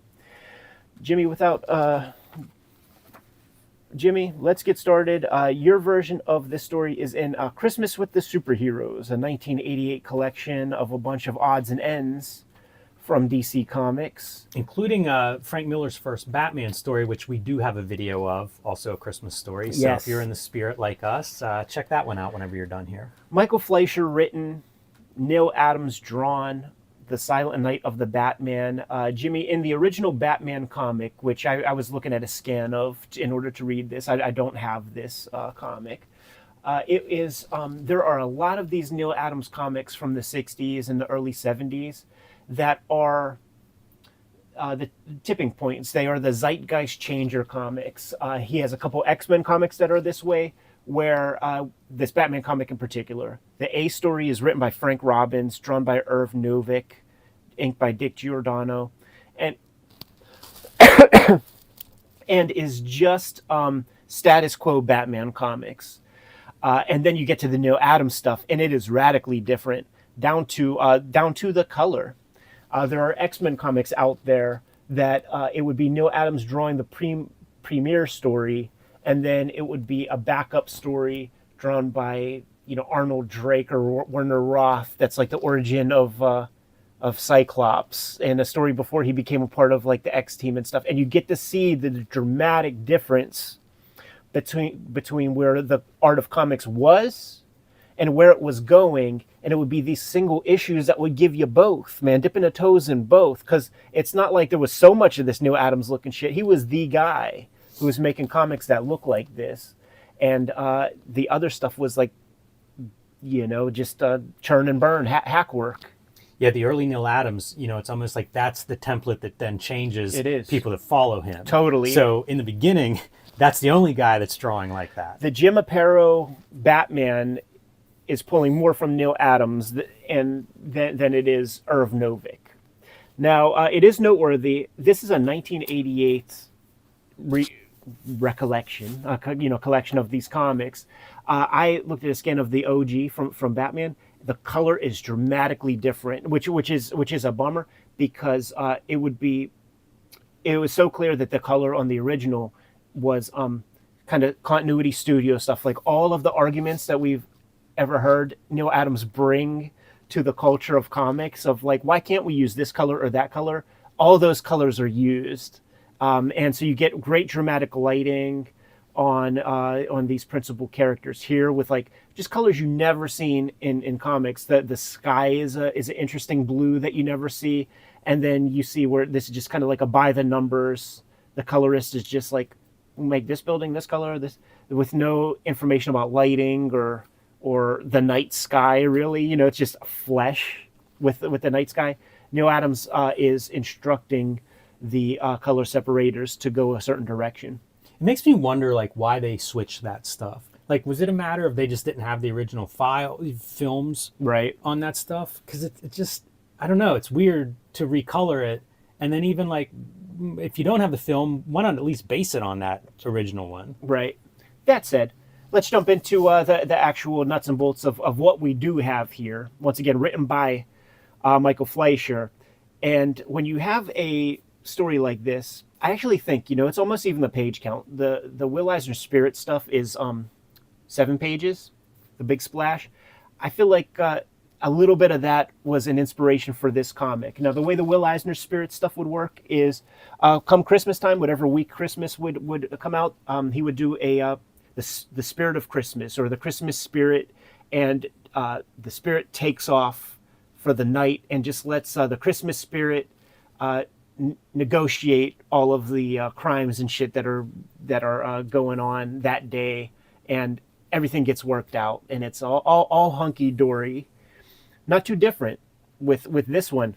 That said, the character of Batman, I don't know if it's like my old age or seeing so much Batman, but I can only really look at this character as a caricature. And this story really highlights this stuff. This is not a guy that you want to hang out with at a party, but that's precisely what's happening. The bat signal is out, and Batman is fucking more than ready. He is pre-coming fucking jizz, because he's going to get to like smash some dude's head. And he's showing up to go see what's up with Commissioner Gordon. And Gordon informs him, nah, dude, there's no problem. Everything's all good. We want you to like come sing Christmas carols. And there's a part like, why not? I can enjoy myself until something happens. Does that not sound like your worst aunt or uncle, just a total Debbie Downer who's like waiting for nonsense to happen. It illustrates a lot of the problems with this character. Right. Because like on one hand, this is the commissioner being like, hey, illegal vigilante. Right. Come into this room of nothing but cops. You know, like it's like this could have been the moment where they actually catch Batman. Right, totally. And it's like a gay sex orgy. It's just dudes who are hanging out singing Christmas carols to each other. Not one discernible child in the room. And they're going ham, you know, they're going hard. Yes. Like, you know, they spend the night singing Christmas carols together. Yeah, this is like the classic Renaissance man where like music was part of what would define a cultured guy. And all these cops are very cultured. Now, Jimmy, we don't know what's happening on the outside of the panels. So that looks like a thrusting motion on this guy right here. We don't know what's happening around, like, you know, down here somewhere. Get out the tracing paper. He is saying, oh. Right. There's somebody saying, oh, so. And you know. The O face. Yeah. And fucking Batman got to get a swipe, dude. It's Zeke or whatever, Pulp Fiction. Jeez. Dashing through the snow. So now we have our... Check out how this dude's hand just trails off. You know what I mean? Like the fingers, the lines at work and stuff. It just sort of like, you know, it just goes away almost montage-like. I'll take a look at that page too and see if a little something got chipped off on a photostat. What I could imagine is that this blue snow may not be blue in the original, and maybe those things just kind of bleed. Right. You almost can like color-wise bleed across there. We got a kid who jacks a present from Yep. a lady. He dips off into an alley and she continues to go. Look at that background, dude. Mm-hmm. She continues to kind of like look for him. He goes to a bunch of other little peasant children who are living, you know, in the back alleys. Very tragic, by the way. Christmas Eve, these poor kids are like hanging out in the snowy alley. Right. And then they pull out a Mego figure and they're all looking at it and there's some kind of conversation happening. They're all scared. Or maybe it's Batman is reminding them to be pious, good citizens of the city of Gotham. Now here's this, dude. You don't know what the fuck is happening there. That's a bad panel. There'll be a couple where I was confused and couldn't tell you. Because of the context of future panels, I can reverse engineer that. There's Exactly. something later on that I can't explain. I think it's a Rorschach test, and if it's what I'm thinking, like that'll be a good conversation to have. So boom, there's story number one. It's resolved itself. The interesting thing with this, and it'll continue as we go through these various snippets, is what exactly do you take from that? These kids saw a Batman toy and they're either scared straight or suddenly the Christmas spirit's in them of like some little kid wanted this toy. Exactly. And we've taken it. But meanwhile, like they're street kids. Like are they getting any gifts? I Like, know, man. They're going to feel bad for some middle class kid who misses his Batman toy. And meanwhile, they're like out in the middle of the Christmas Eve. This is the most Peckerwood comic ever made because it's like, okay, we have this one as we continue to sing with the fellas. And once again, we do not know what's happening under this panel. Kayfaber's out there with some drawing proficiency. Oh, Take boy. a snap of this image right here. Load it into your Procreate or whatever tools of your disposal. Draw what's happening down below here. And the more flesh, the merrier. Wow. So now we got a bad guy with his like little pistol. He trips upon some mysterious figure. It ain't a mystery for long. Not too mysterious. But then when he turns, it looks like you know, that Mort Weisinger era like Superman comic where you get all the different versions. You got like a Santa Claus with a Batman cowl. He's blind though, and says support Wayne Foundation Christmas Drive for the Blind. So the guy, that's all it takes for the dude to look at his pistol. After pulling a caper, he's running from something. And he's like, you know what, man? I'm gonna get me a different line of work. Throws the pistol away. In is this the proper, Jim? You fucked with guns. Would you dispose of ammunition in just a proper trash can, knowing that there were like I was little gonna orphan say, kids? That's where my first place my mind goes is like, we've got kid scavengers out there already. And now we've got a loaded gun that they may stumble upon. That's a lot of dramatic possibility. This is before they had like the take back guns Right. initiatives. So maybe, you know, if you're getting rid of guns, this is where they used to do it. But again, it's kind of an odd thing. And if he's running from a caper, if he's already ripped somebody off, how about throw your money into the blind Christmas fund there or something? It's bizarre. Now, Jimmy. It's bizarre. I thought this might be a musical episode, by the way. I wasn't sure we weren't going to Christmas carol these songs as we came through this. We know our lanes, and we will be artists and YouTubers.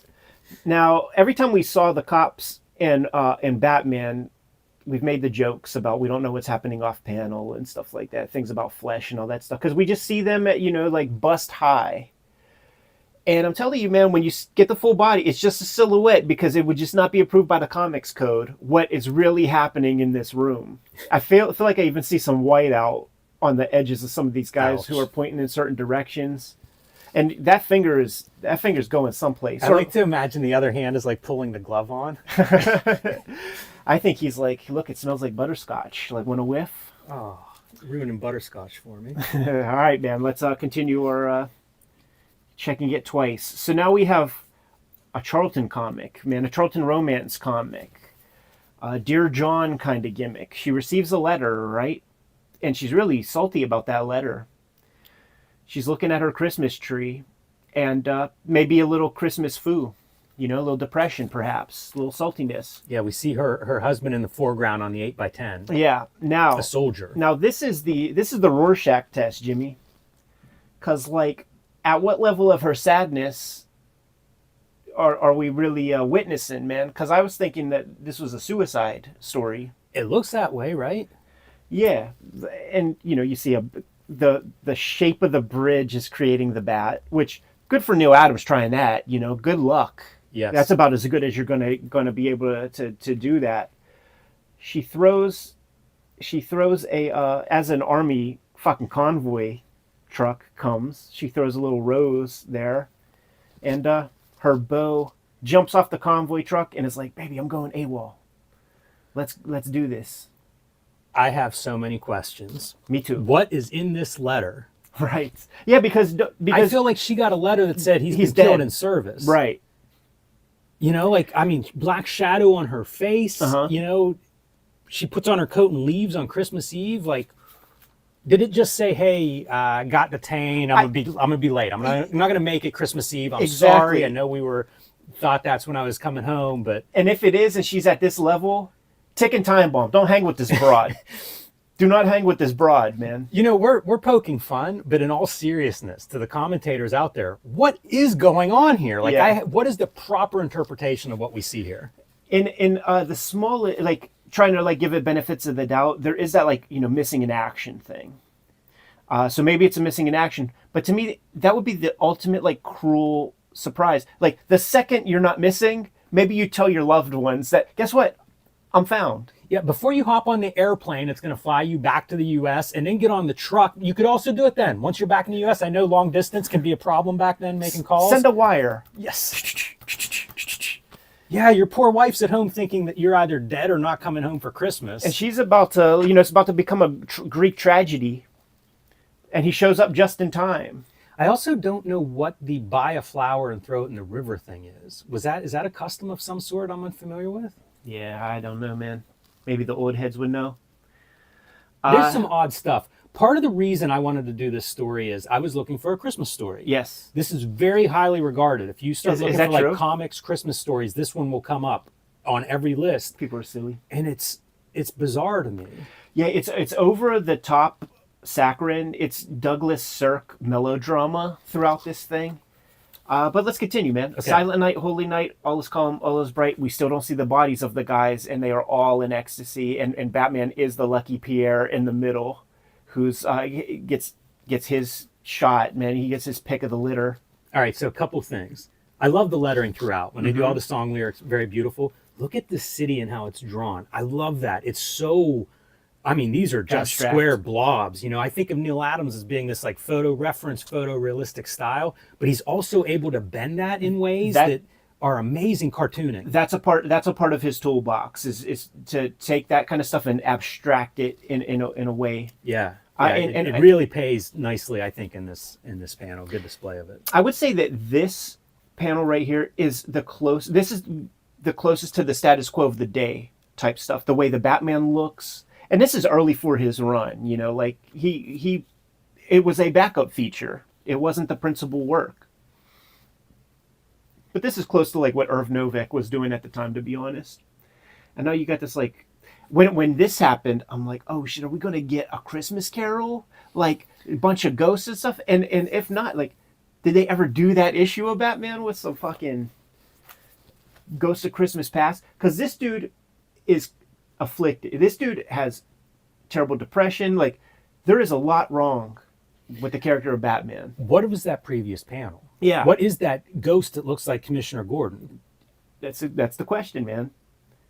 It's bizarre. It's almost like you had two different scripts or something going on here. Right. Or fights between the writer and artist on this story. Oh shit! You know what? It wasn't Michael Fleischer writer. It was Mike Friedrich. Okay. Is Mike Friedrich the Star Reach dude? It was Michael Fleischer who sued Gary Groth and Harlan Ellison, and who I associate with DC Comics, with the Jonah Hex and the Spectre. And Gary Friedrich is the Ghost Rider creator? Gary Friedrich is the Ghost Rider dude, and I think it's Mike Friedrich is the Star Reach guy, which I don't think I knew that he had an association with DC, but I know that he had like an administrative gig with Marvel for a while. Very like small blip. Very interesting. Yeah, it's a very strange story. I enjoy Batman singing Christmas carols with the boys. Right. It feels like that's a good. He enjoyed that. But then, like you say, you get to this end, and this is, in a lot of ways, the pathos of Batman, where it's like, he's like snaps, right? Like midway through caroling and no action, right. By the way, like a pretty good night for him. He's suddenly like shadow boxing in the middle of the precinct. Yeah, dude, he's touched, man. Like, we need his brain. It's got to be donated to science afterward, because we need to study CTE a bit more. He took a couple of kicks to the head from Ra's al Ghul and shit. Yeah, very, very, very true. Also, that foreshortened foot, it doesn't work. Like, this is the kind of foreshortened foot that McFarlane does a bunch, when it's just kind of like over top of the ankle, and it doesn't exactly you got to kind of like have that foot come out a bit. It's fascinating to think of Neil Adams as an influence on McFarlane. I never think of that, but of course McFarlane must have looked at Neil Adams. He's one of the most influential guys out of the 70s. This is fun. This is sort of like your staff, all signing off. And Mark Waid tells the story about putting this issue together, which I guess makes him editorial at that time. I had no idea he was DC editorial for a while. Yeah. But kind of funny, because he talks about being in his apartment on a lonely Christmas Eve with his 12,000 comic book back issue collection and just pulling out Christmas stories and stuff. And that's kind of what I was doing here. And maybe we'll do another Christmas story, a little more spirity Christmas. I know the exact one, man. And I'll prepare the Kayfabers. It'll be a Barks book, and it'll be a Christmas on Bear Mountain, which is the first appearance of Uncle Scrooge. We have a couple Barks ones. We do have a couple Barks. That one. There are many Barks Christmas books, I promise you. One that I was thinking of is, I just found it, was the Keith Giffen Trencher Christmas, which is like, I think he's done about 6 books in that style. And we did the Lobo joint. Yes. So we maybe a bookend to the Lobo joint. But Neil Adams doing a Batman Christmas, how can you go wrong? Totally. Well, you can, as we have illustrated, but... Certainly entertaining. It makes for a fun episode of Cartoonist Kayfabe. Jimmy, if you're good to go, I'm good to go. One last thing. Merry Christmas, Kayfabers. Ho, ho, ho. That's so funny. It's weird to read it, like I read up like, okay, what's a good... That's and it's funny. like Batman, Neil Adams, Chris, this is the one, Silent Night. It's like, great, okay, I have that, let's look at it. And then you read it and it's like... That's those Patrick Daniel I O'Neill missed types, something here. Yeah, maybe. And that's those Mark Waid types. He chose that shit. That's the bookend. That's the coup de grace. That's the feature player. So Jimmy, I think I've got some juice to go through the Go-Go, but I got to change the thing. So should we just continue with my last recording? Yeah, might as well. We need an ending and if you want to shoot an ending or a commercial before we change setups. Okay, yeah, let's do that.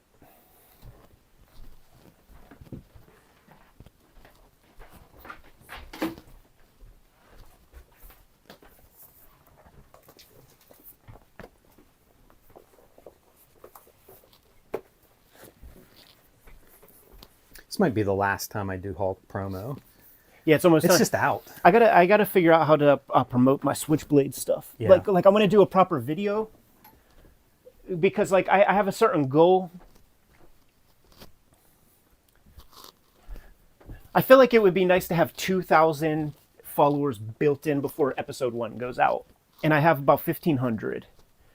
on that profile on Instagram and stuff. And I feel like I put out a good video beforehand that could get the 500 easy. Like when we did the Yutaka Manoa shoot, we got him 700 followers like real quick. And then like that's going to be the thing that I promote the most, like moving forward. But then my question is, do I like when do you think is a good time to put it out? Like, do I put out the Switchblade video like on December 31st and say tomorrow starts the thing, or do I do it like maybe even on the 30th and say on the 1st? You know, like give a little lead time. Yeah. Yeah, it's probably not a bad idea.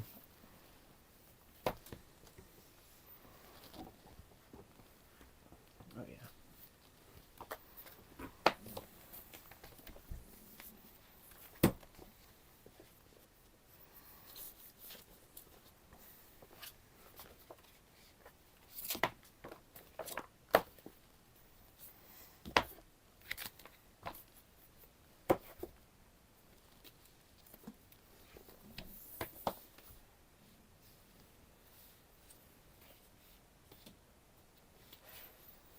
Man, this needs to be brought up a lot.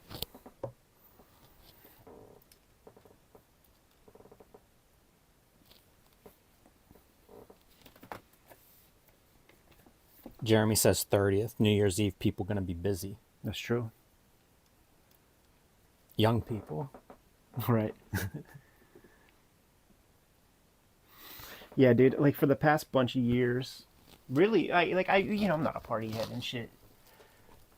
I do have some crazy stories about New Year's parties and stuff. Like I was there. I was at a riot in North Versailles bowling alley so I would have been 20 because like you can't get in bars and shit. We were bowling, and there was a crew. We were in the middle of two warring posses, and they are screaming over us, and we are ignoring them completely. That sucks. Like no, it's all good, because like they did not affect us until shit went crazy. And we're just knuckleheads, little punk rock kids and shit. We're like, oh, let's bowl without shoes on, and like just like obnoxious fucking little assholes and stuff. As they're like, man, fuck you, man, your mom's a whore, blah blah blah blah blah. Something happened. Some tipping point happened when the fight starts, and bowling balls are flying. Like we saw a fucking bowling ball smash a pop machine, dude. Like the glass, you know how it's like all glass, just went through that. Smoke, gas, like riot gas, like goes in there, and the fucking dogs are coming in and biting dudes and shit like that. And we're like, okay, it's too much. We're just like gonna head our asses out, and we go past the pop me and like I'll take pops and fucking just like roll right out, because it was black folks that were like warring with each other, and the cops are just they knew who they were grabbing and shit. And Wow. like we were just like a bunch of little That's like nerds. Allen Iverson high school story, man. It was wild shit. Jeez, I think his trouble was in a bowling alley. Is that true? Yeah, I'm pretty sure. I can't think of the city that he was in. I was gonna be like, where were you? Yeah, I think it's PA. Such and such. He No, is no, in PA, it was it's like something News was the name of the place. Can't think of the city. I think it was maybe, is that Virginia? I think it was Virginia. That would be right. When his name was Bubba Chunk. Remember that? Yeah. I when I was in high school, we almost got into a city versus city fight. Yeah, with, I think it was the that. neighboring town, and it was a pool hall. So it was a pool ball that came whistling by somebody's head into the wall. These like seeing bowling balls like bounce off of like proper like ground, you know, like floor tile and stuff, and just kicking them up, hitting the acoustic tiles in the top and shit. Man, They were trying to kill each other. Yeah, like nobody had guns or nothing, and it started with like a pop can, and then like the fucking bowling balls is endless. There's a million of them and shit, and we're just like kind of like hanging out. We were just kind of watching, you know, like kind of fearless of just like it ain't us, like it's not part of us, and we're just like watching it. But then when the first like smoke thing comes in, we're like, let's get the fuck out of here, man, because now the cops are definitely here, and I don't want to see this shit. But like after, you know, it was on Christmas Eve when I saw that person got shot. Yeah. And then whenever there's arguments now, like I remove myself. I don't even want to be there for it because I don't want to see what happens. I don't want to see somebody get shot anymore. It's Like, such a different perspective as you get older. You know what I mean? Yeah. Like whenever you're like 16, it's like people are just running around like maniacs. and I don't have any personal big stories of like doing dumb shit, but I would I would check stuff out as like entertainment. It was funny to me. Like watching these dudes like try to fuck each other up with bowling balls and like chicks being involved and not being able to throw it that much and stuff like that. Like we're laughing at them. It's funny, the idea of somebody not being able to throw it very far. I can picture the bowling ball going like, you're just kind of like falling. Oh, that's funny. The other thing that would happen, especially now, I can imagine trying to throw a bowling ball, and it would just be like, I have to have my shoulder operated on now. Yeah. But like, so since like, cause always having girlfriends and stuff, and it's like, it's more fun to party when you don't have a girlfriend really. So like just hanging back and like watching the ball drop and that type of shit, you don't even recognize these pop culture people anymore. I haven't recognized these pop culture people for over 20 years. Yeah. Who used to do the... Dick Clark. Do you remember the last couple years of him, like after he had a Yes, stroke and I stuff, do. where it was like, man, I don't know if you guys should be putting him on TV. Yes, it like felt like the very last time. so He pretty much wrong. starts like counting down 10 by like 30. Yeah, it was surprising. It's not the way to start the new year. And I think it might have been that time where I feel like a lot of that, I bet you he was insisting on it. I think so because it's his production. Because otherwise, he like, set it up. man, it's like a handler that's really... But I mean, it's elder abuse too. If it were like his agent or manager or somebody that was Yeah, putting him up there for put him paycheck. in the cold and shit. Yeah. That stuff was wild, man. Yeah, those shows are always bizarre too because like there's time differences now, and they'll be Right. like, "This is the Vegas version." It's like, but wait, isn't it like 10 there? Like, Right. Yeah, and they keep it going to like 3. sure. They keep it going to like 3. Do you guys like? I think it's a hunky tradition or maybe a Pittsburgh tradition. It's some local thing, but like you're supposed to like hold some money in your hand, Oh, I don't know that one. I Yeah. thought you were gonna say eat sauerkraut. and you eat sour and pork. Yeah, Yeah, at midnight.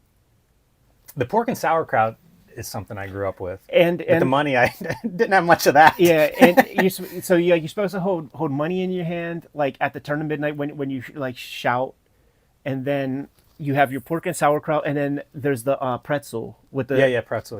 with the jizz on top, Right. the glaze or whatever. They sell those like I don't know if the glaze is part of the tradition or not. I know that's I've there. seen a lot of that. Yeah, yeah, but yeah. I don't know if that's the well, that's my pretzel favorite part. Yeah. like because like the pretzel's dry, so you need the glaze, man.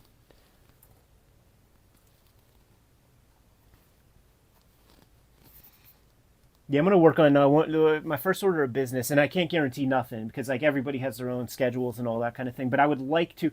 Our best New Year was having Dave Gibbons kick it with us and go through the last issue of Watchmen, Yeah, that was amazing. and I would like to try to get something like that together. But we're getting close to time, and we would have to do it like probably next week or something because everybody's getting all busy and shit. So I'm trying, man. I'm trying. I can't guarantee anything. And if I This do, time of year is tough. and if I do it, like Kings, don't be mad. But I might just want to give you guys a present also, and keep it off the Patreon. You know what I'm saying? And just make it a surprise for everybody. If it's good enough, I don't know. I'm gonna do my best, and it may. Nothing might be able to happen. I just don't know.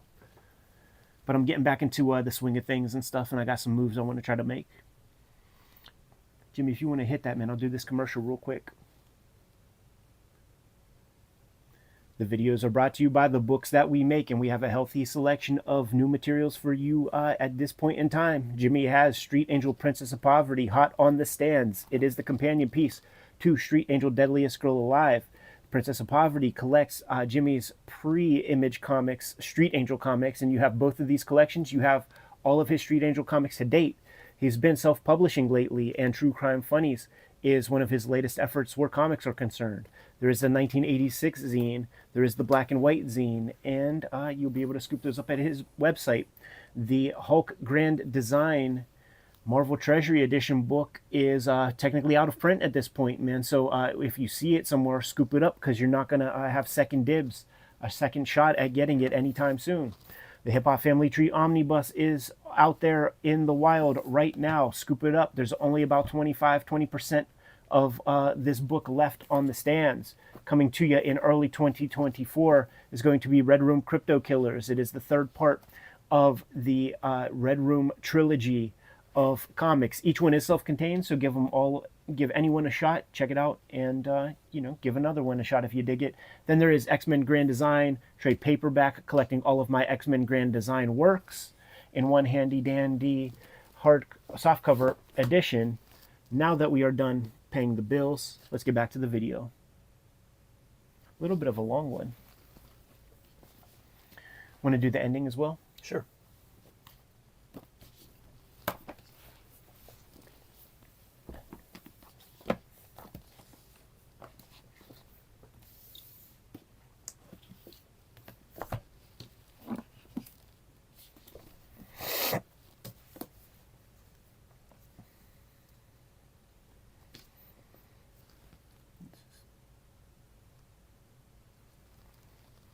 All right, Jimmy.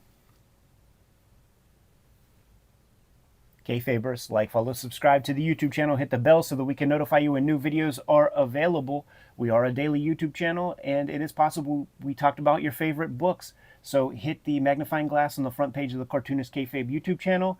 Give it a search for your favorite titles. If we did not talk about your favorite comics yet, you have to let us know in the comments what those comics are so that we can push them a little bit higher on our to-read pile, so that we can get to those comics sooner than later in our coverage. We have a Patreon, and the King Kayfabers on the Patreon get access to all the videos before anybody else, mitigates the kayfabe effect, and the subscription by way of the Patreon, it pays for itself. The very first time we talk about a book that you want to get, you sleep on being a King Kayfaber, you go to the aftermarket and you realize you got to pay 5x, 10x what the book is typically going for. Subscription pays for itself. Ultimately, the videos are brought to you by the books that we make, and it's been a pretty fruitful year, 2023, for the Kings of Kayfabe. And the Hip Hop Family Tree Omnibus is out in stores right now. It's going quick. We don't have too many of these left out there in the wild. So many were accounted for the holidays. Thank you guys very much for that. It's the best book I made to date. More than 500 pages of material, more than 150 pages of new stuff, and a lot of new artwork that I created just specifically for this volume. Red Room comes in 3 different flavors of trade paperback at this point. Antisocial Network, Trigger Warnings, and coming to you in January is Crypto Killers, the third in the sequence of Red Room comics. Murder on the Dark Web for Fun and Profit, name of the game of Red Room. Each of these is self-contained. Each of these contains 4 self-contained stories, so pick your poison, give it a shot, see if you dig it. And Marvel recently collected X-Men Grand Design into a trilogy trade paperback with all of my X-Men Grand Design materials in here. Very easy, convenient way to get all of my X-Men Grand Design works. Jimmy, what do you have? Street Angel, Deadliest Girl Alive, and Street Angel Princess of Poverty are my latest releases from Image Comics. These are available wherever you buy books or comics, and they collect all of my Street Angel comics, the Street Angel Princess of Poverty, everything up until Image. So it's mostly black and white line art, kind of the traditional pen and ink drawings throughout there. Street Angel, Deadliest Girl Alive, all mixed media, full color stories. They're all complete stories in both books, so start with either one, whichever you can find at your local comic shop. I've also been self-publishing. True Crime Funnies collects some nonfiction stories, both true crime and wrestling in nature. And you can pick that up on my website, or you can read it on patreon.com/JimRugg, along with the BW zine celebrating the black and white explosion of the 80s, and the 1986 zine celebrating the greatest year in comics history. And finally, the Hulk Grand Design, my contribution to Marvel's Grand Design series of books. This one celebrating the Hulk, and it is out of print at the publisher and distribution level. So pick this one up while you still can from your local store if they have one, because once it's out of print, it may be very hard to come by. Book sales are the most important step to kind of keep the Kayfabe channel solvent and functioning. But there are some other ways to support the Cartoonist Kayfabe channel. Jimmy, if you let the people know. Subscribe to the Cartoonist Kayfabe e-newsletter at the links below this video. You can also find Cartoonist Kayfabe t-shirts, merchandise, mugs, hats, stickers, and lots more at our spread shop. That link is also under this video. There you have it. Many ways to keep there you have it. Many ways to support the Cartoonist Kayfabe channel. Jimmy, if you'll give the people their final marching orders, we can all be on our way. Read more comics. Read more manga. Sweet.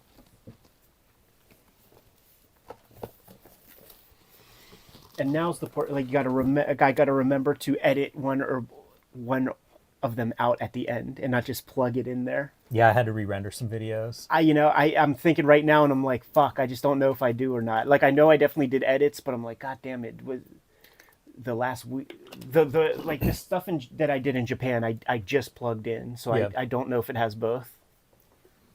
Look, if you're gonna make a mistake, that's a pretty mild one.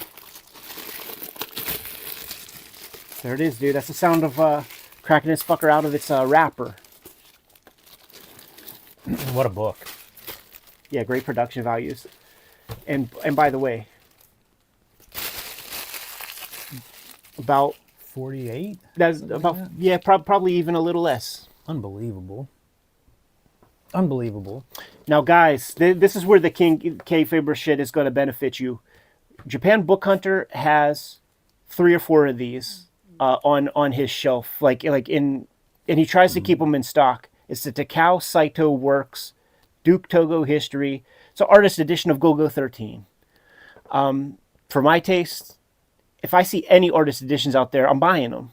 You know, any of them. It could be Doromon fucking comics. So you want this one.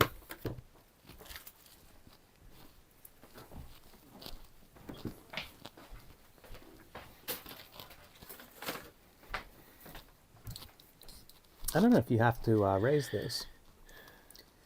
You might want to take away the background would be the only thing. Yeah.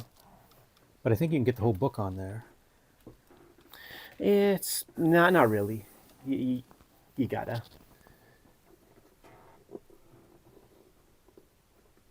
Especially when this thing doesn't cooperate. Yeah. Because it was tight. It was tight. And I don't think you got all of it. Hey, West Coast Dave, we have your box here. Yes, we do. Thanks So, so much, man. Because he sent me a bunch I think of... slime is in there. He sent me the Missing Years strips. This is fanzine that, first off, I had no idea went on as long as it did. I had the first 3 issues. I got it off Gary Sassman when he divested his collection to go West Coast. I bought it at Ides because I have his name on it, you know. And it's called The Missing Years. And the cool thing about it, the conceit of the Missing Years fanzine is that you ain't getting the fucking oft reprinted Milt Caniff Terry and the Pirates. You're getting the George Wonder Terry and the Pirates. You're getting the Gasoline Alleys that ain't Frank King, but are still pretty solid by, you know, Joey Jerkoff, who fucking draws it afterward, that type of shit. And you know, I got it for the Dick Tracy reprints that were like the Moon years. Yeah, I had never seen that fanzine or even heard of it before today. Yeah, so he was showing them off. Dave was showing them off, and I'm like, holy fuck, I had no clue that it continued. And it's into the 2000s. Like, the ones that I have are early. And I think the guy does it, you know, maybe quarterly or something like that. Oh, this ain't no good. Wow. What's going on there? The mic ain't lighting up. Shit.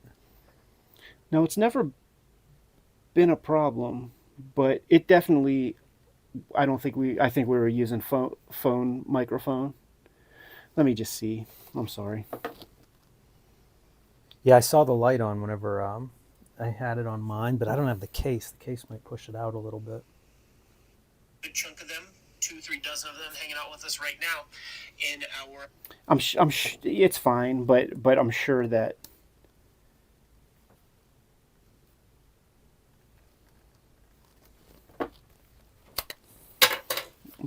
it would just be better with the mic. Yeah, look at that, dude. It doesn't... Oh yeah, like, I guess I gotta...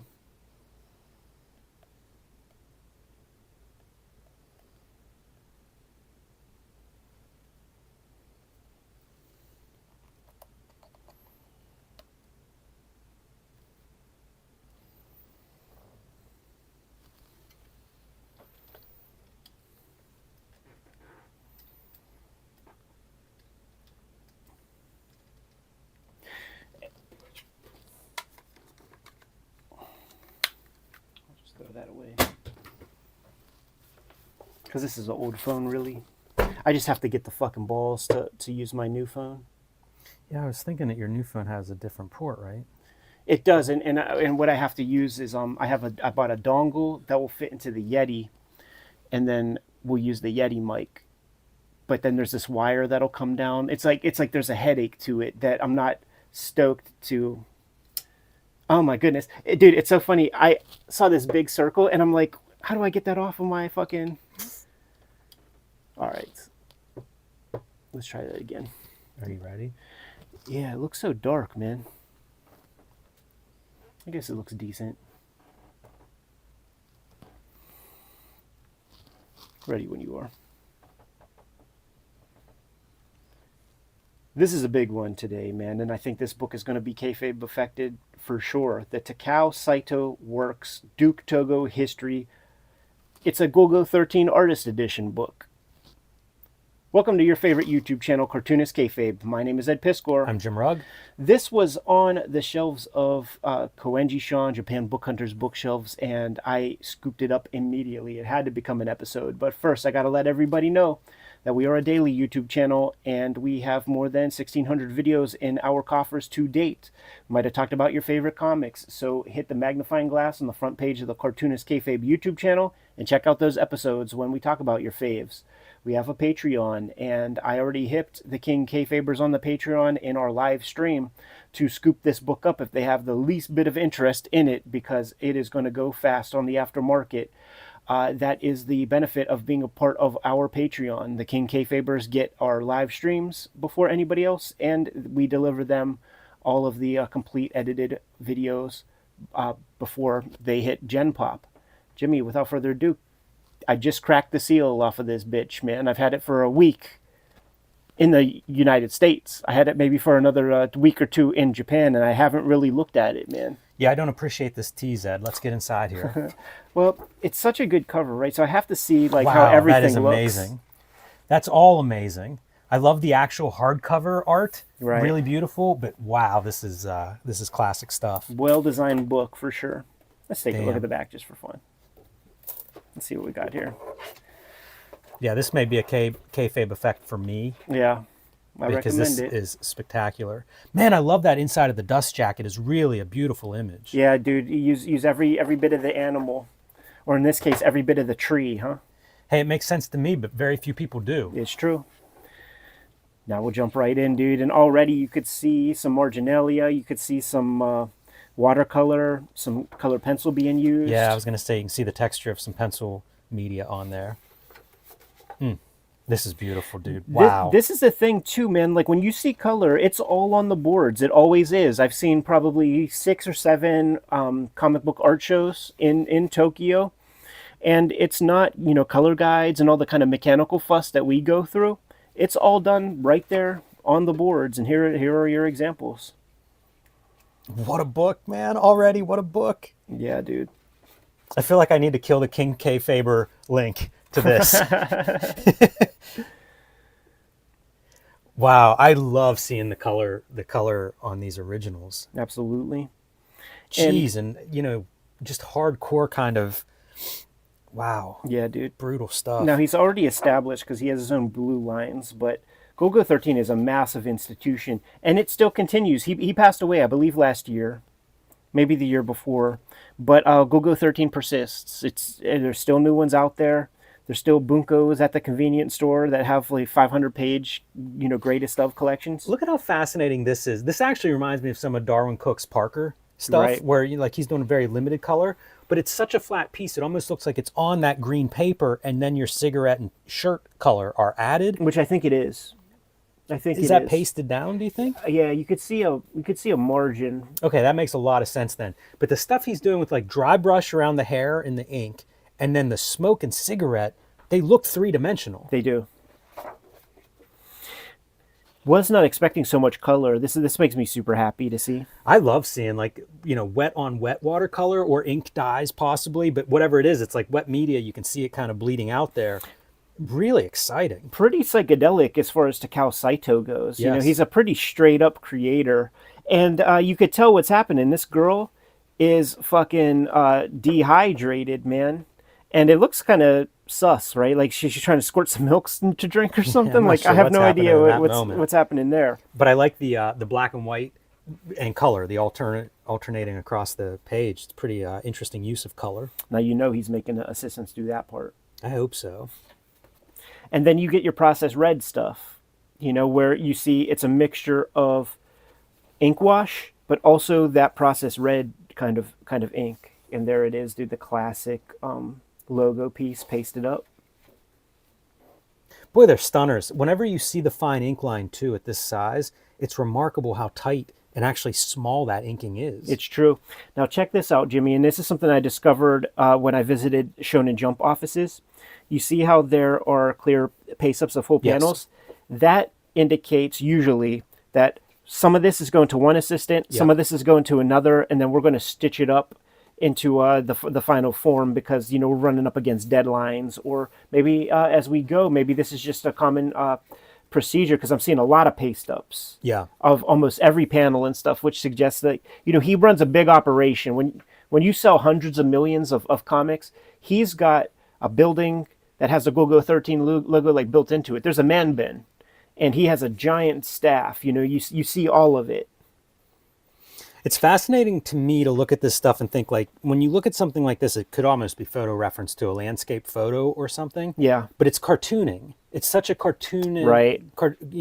Simplified, caricatured. It's cartooning. It is. But it's also connected to this like illustration tradition. Now, here's the thing that we're not going to be able to answer, probably, man. Like maybe you'll have some idea, but I certainly do not. One of the reasons why we separate our colors is so that that like those files are a separate piece of paper, so that it's just easy. Like your line art is pure black, pure white. Yep. You don't have this kind of stuff. How the fuck do they print this and not have these whiteouts, not have the little shadow of like your paste ups and stuff? Because it'll print like the way our stuff does, except there will be value with the color and things. But they somehow knock out all of the extraneous nonsense. Yeah, I mean, I guess it's just an exposure thing. It's probably a little higher exposure, so you're getting your black and your whites. So then here's this, right? Where this is certainly the same as that whiteout, right? So like, how the fuck do they just have some other back end fuss that they give? I think a lot about the red, okay? And I think they do it with a filter. You just put a red to knock it out, and in order to get your color separations in a mechanical process. Mm-hmm. So I'm guessing that very light red, you could change your exposures to shoot the red. Yeah. That's my guess. Cool. That's pretty sweet. Yeah. I don't want to put my head into the camera, but I'm wondering if that's like a blow up of something that was like drawn much smaller. Man, we're getting way more color than I thought we would get in here, which pretty much thrills me. Yeah, it makes me wonder like what his collection of the originals are. Does he have every single original? And if so, like, what is that? 10,000 color pages? Like, what would that equal? Did you see the man bin that was done about the Ashita Nojo creator? Mm-mm. So his studio, and he's still making comics. He's in the 90s. He's still making comics, and his studio is a barn. So like you climb the ladder, and there's that thing where like all the hay is on the top. Where there's that little window up there. I don't know what that's. So that part of the barn, stacks of pages as high as the steeple of the fucking ceiling goes. It's also wild to me that you can create this image, and then like you can create Go-Go 13, an action dude running around with a rifle. Right. Those two things seem so different. And I mean, it is important to make mention that once again, Saito's system involves a lot of other people. Yep. So he's having somebody do this. Man, the storytelling of those skiers was some really great stuff. Yeah. Cool compositions. I love this kind of thing too, where you're like placing your figures above something. Mm-hmm. There's some previous panels like that. It's just really interesting. Yeah, playing with that rule of thirds stuff. It's rare that you see compositions like that with these super long, straight up and down panels. This almost feels like cinematic, where it's like, okay, I'm zooming out, I'm zooming out, I'm zooming out, and then the characters take off out of the focal point. Yeah. Like when you get these figures, they're so I hate to say simplified. I don't think that captures exactly what I'm seeing there, but they are. Yeah, it's gestural. Yeah. And it doesn't look for, like, my Japan trips are art filled. When I'm not checking out a comic book art show, I'm going to museums, and I'm going to museums seeing, you know, the earliest, like, hokusais and shit. And this kind of stuff is not far from what you see. Right. And it's even in isometric perspective type stuff. So there's a long tradition of this exact kind of drawing. It's just like you would see it with like Edo period garb, but it would be these kinds of drawings for sure. Really great point of view too, where like the point of view is not changing, right? Because we're looking through the binoculars. This is a Right. point of view shot. So that truck is stationary. If we're seeing the truck in the binoculars, it's more or less the same. Yeah. Great stuff. Great attention to detail. And you notice that sort of theory I put together for myself about like the strong circle shape, and you know, you only want to have one of those. Like, he breaks them up. Yeah. Also, when you're putting this book together and you have 20,000 pages of Go-Go 13 from the 60s to 2023 or whenever this book was created, how the fuck do you choose, man? That's a great question. Surprised that's color. Right. That's a great variety so far. Wow. Breathtaking. Stunning. Not what I think of when I think Go-Go 13 either. No, not at all. Brilliant. A lot of white on top of your water texture to give you the kind of rapids. I'll tell you, man, when I look at this, it is no mystery how this would be just a huge success. Yeah. You know, you can imagine like men's adventure fans. What could be better? There's no misstep here. And he's like with a Mary Sue, you know, where like he always gets his man type guy and has no kryptonite. So it's simple, you know, he's always going to get out of it. Right. And he's But I always mean, going to it's- get his man. You know, it's Executioner, it's Destroyer. It is. It's any of these characters where it's like there's 130 volumes. And he precedes it. You know, like he kind of set the template. Now, he did get the license to do James Bond comics, and it really is Duke Togo with a fucking jacket on. Well, yeah, of course. That's pretty neat. Yeah, another blow up. Well, Yeah, I bet you it'd blow up and And put paste on. it I up. don't know how you're getting that texture without blowing it up. yeah, All right, man. Awesome. 60s and 70s. Now we're getting some old stuff.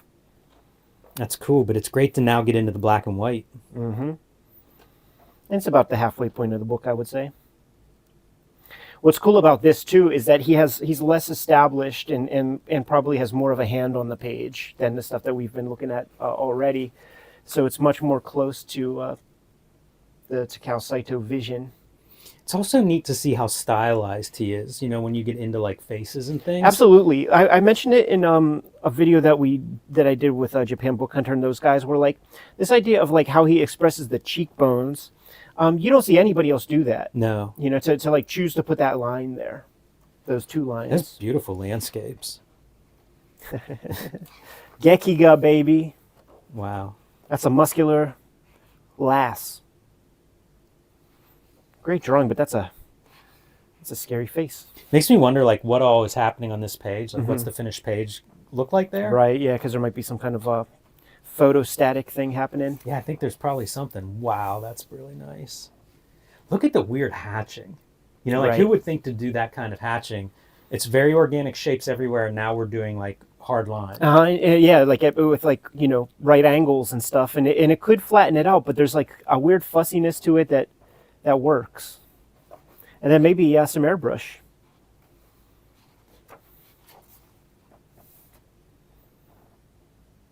It really makes me want artist editions of like every manga. All of it.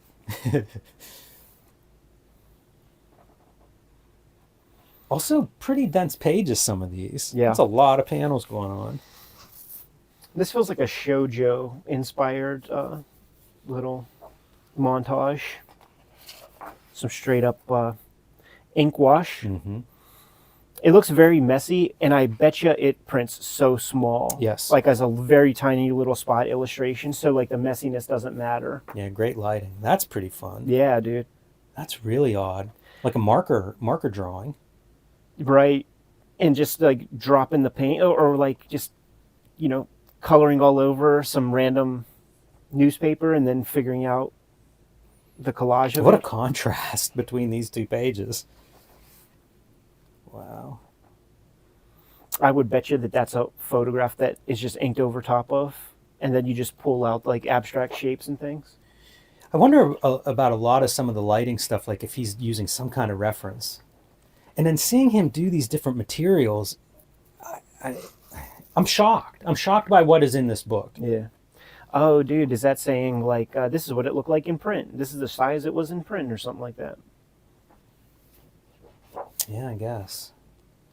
Oh, this is cool, man. Giving us the color overlays and what the final printed piece looked like.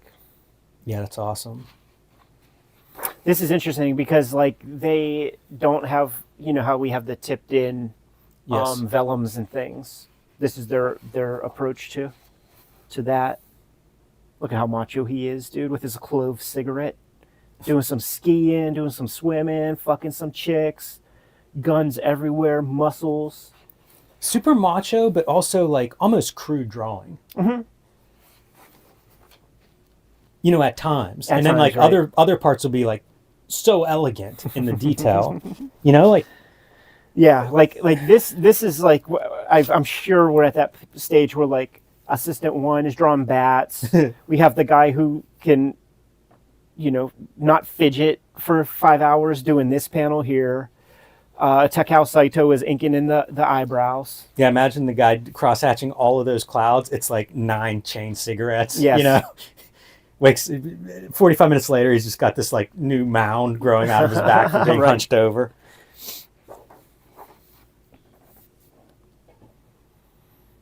Oh, that's cool, man. Just like a little piece of the Yes. hand and a fucking gun coming out. That is brilliant. Terrific Way off silhouette. center.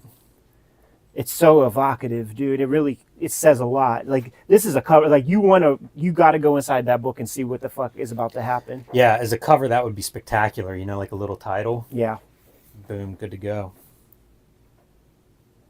Some Bruce Lee reference. I think so. Absolutely. We all know the image because like Neil Adams even used that same photo for a magazine cover for Marvel.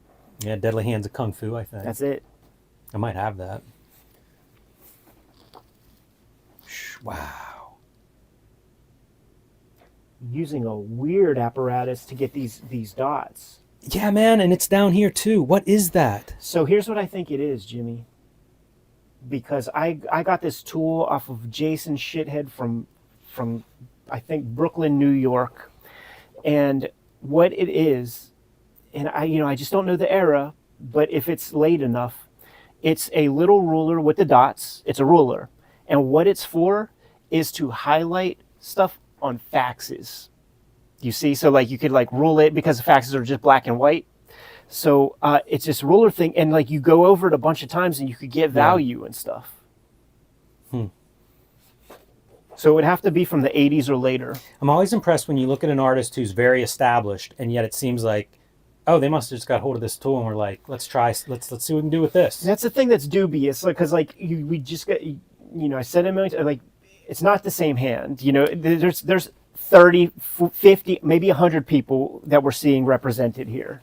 That's fair. So you got to kind of keep that in mind. This is a great effect, man. That is really something. That's not necessarily observed here, but I mean that's It's an observable filmic. thing. Yeah, very filmic. Yeah, it's filmic, totally.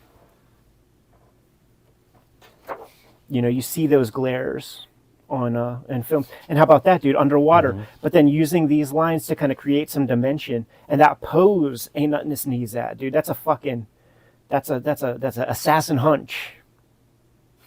Great spread.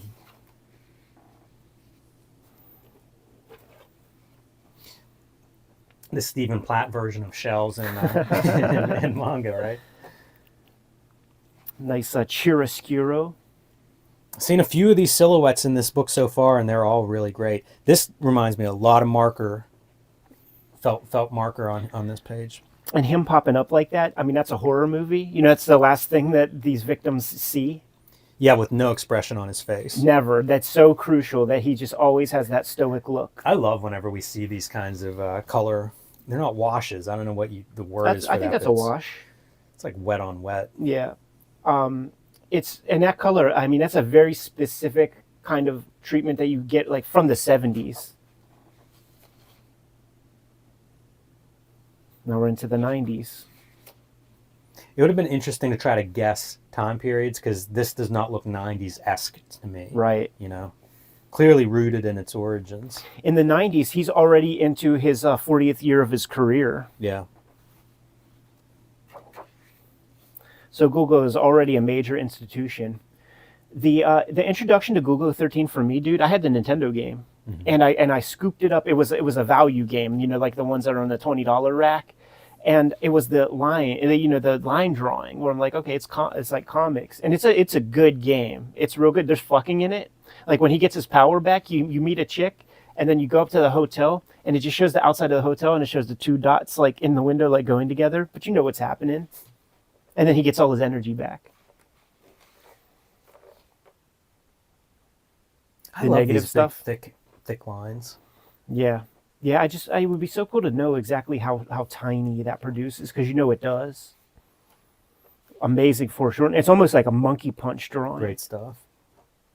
Great negative space. Yeah. This book did a good job of getting a wide variety of, I think so. I guess, finishes and approaches. I think so.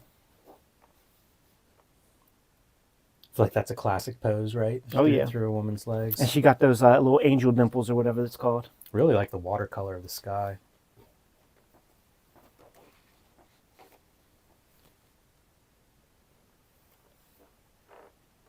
This has to be one of the most macho mangas. You know, it's just dude, guns. About every 10th one is a girl. and dude, he could do it all. Yes. He's more capable than Goodwill Hunting. Shooting down satellites with a bow and arrow. Wow, that's neat. What a great look. Super cool. Looks like the film strip stuff is just drawn too. Mm-hmm. Deceptively simple. Yeah. Like I mean, the way that you would do it, I think, to get it this accurate would be to do it on some graph paper, but like not the big graphs, like the 4 little squares that fit into the big square.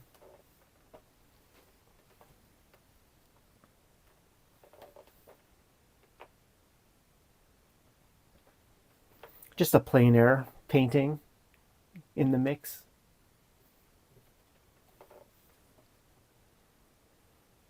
Yeah, the color stuff's remarkable. You know, that could be right out of an anime. And there's a film over top of it to give you those lines.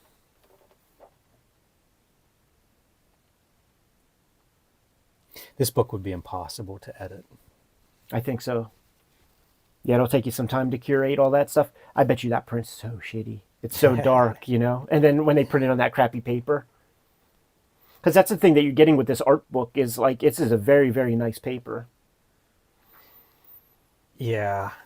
It's such a consumer culture out there that like you just don't see these kind of books out there. There's not that much artist edition type stuff out there. And when they do make them, they're very limited. Way more limited than us. It makes sense to me, you know, like this is also a massive book. Yeah. You know, how many this is 6 Tankoben or something that you could have in your small apartment. Is that Baroque? It's got to be, right? Probably. We're at that era.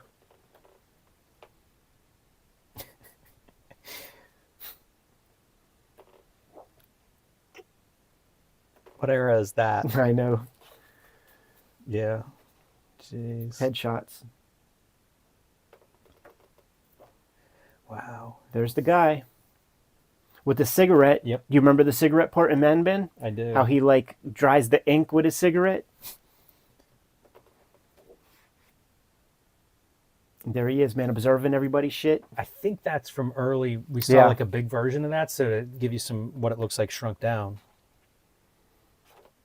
Super cool. What a book. Let's see what the back cover looks like. Nice. Spine. Takao Saito Works. Google 13. Duke Togo. Sean Japan Book Hunter. He had about 3 or 4 of them, and we all scooped them up, man. Scheme Richard scooped one up. Brian scooped one up. I was going to scoop one from him, man, but then I found this out in the wild and was like, dude, sell that other one. Great book. Beautiful. Super cool, man. You good to go, Jimmy? Yes.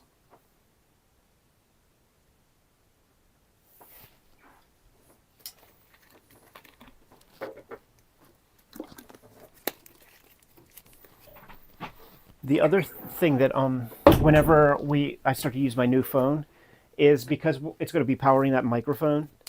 I bet I'm going to get way less juice per clip.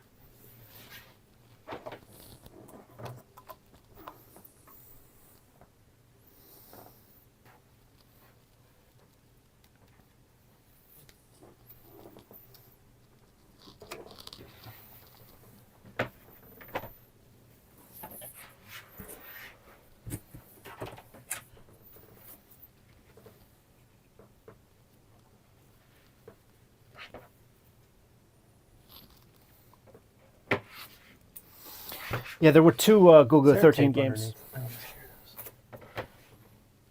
There were two Google 13 video games. That one's me, I think. Oh, no, it's not. Or is that full when you? No, I've been drinking it. Okay.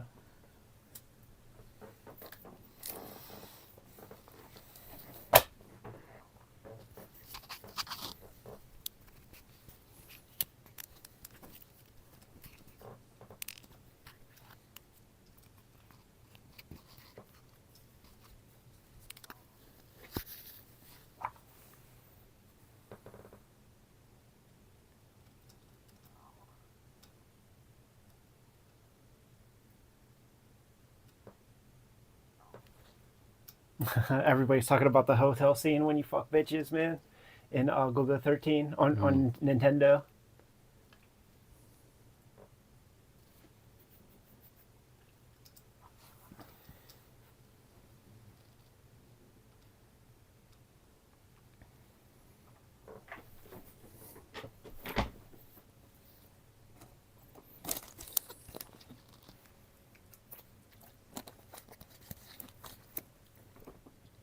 This is an incredible comic. I actually thought we did an episode on this. I thought I did one with Tom, but I couldn't find it. This does seem like one that Tom would be Yeah. would be on board for. Why don't you switch your mic?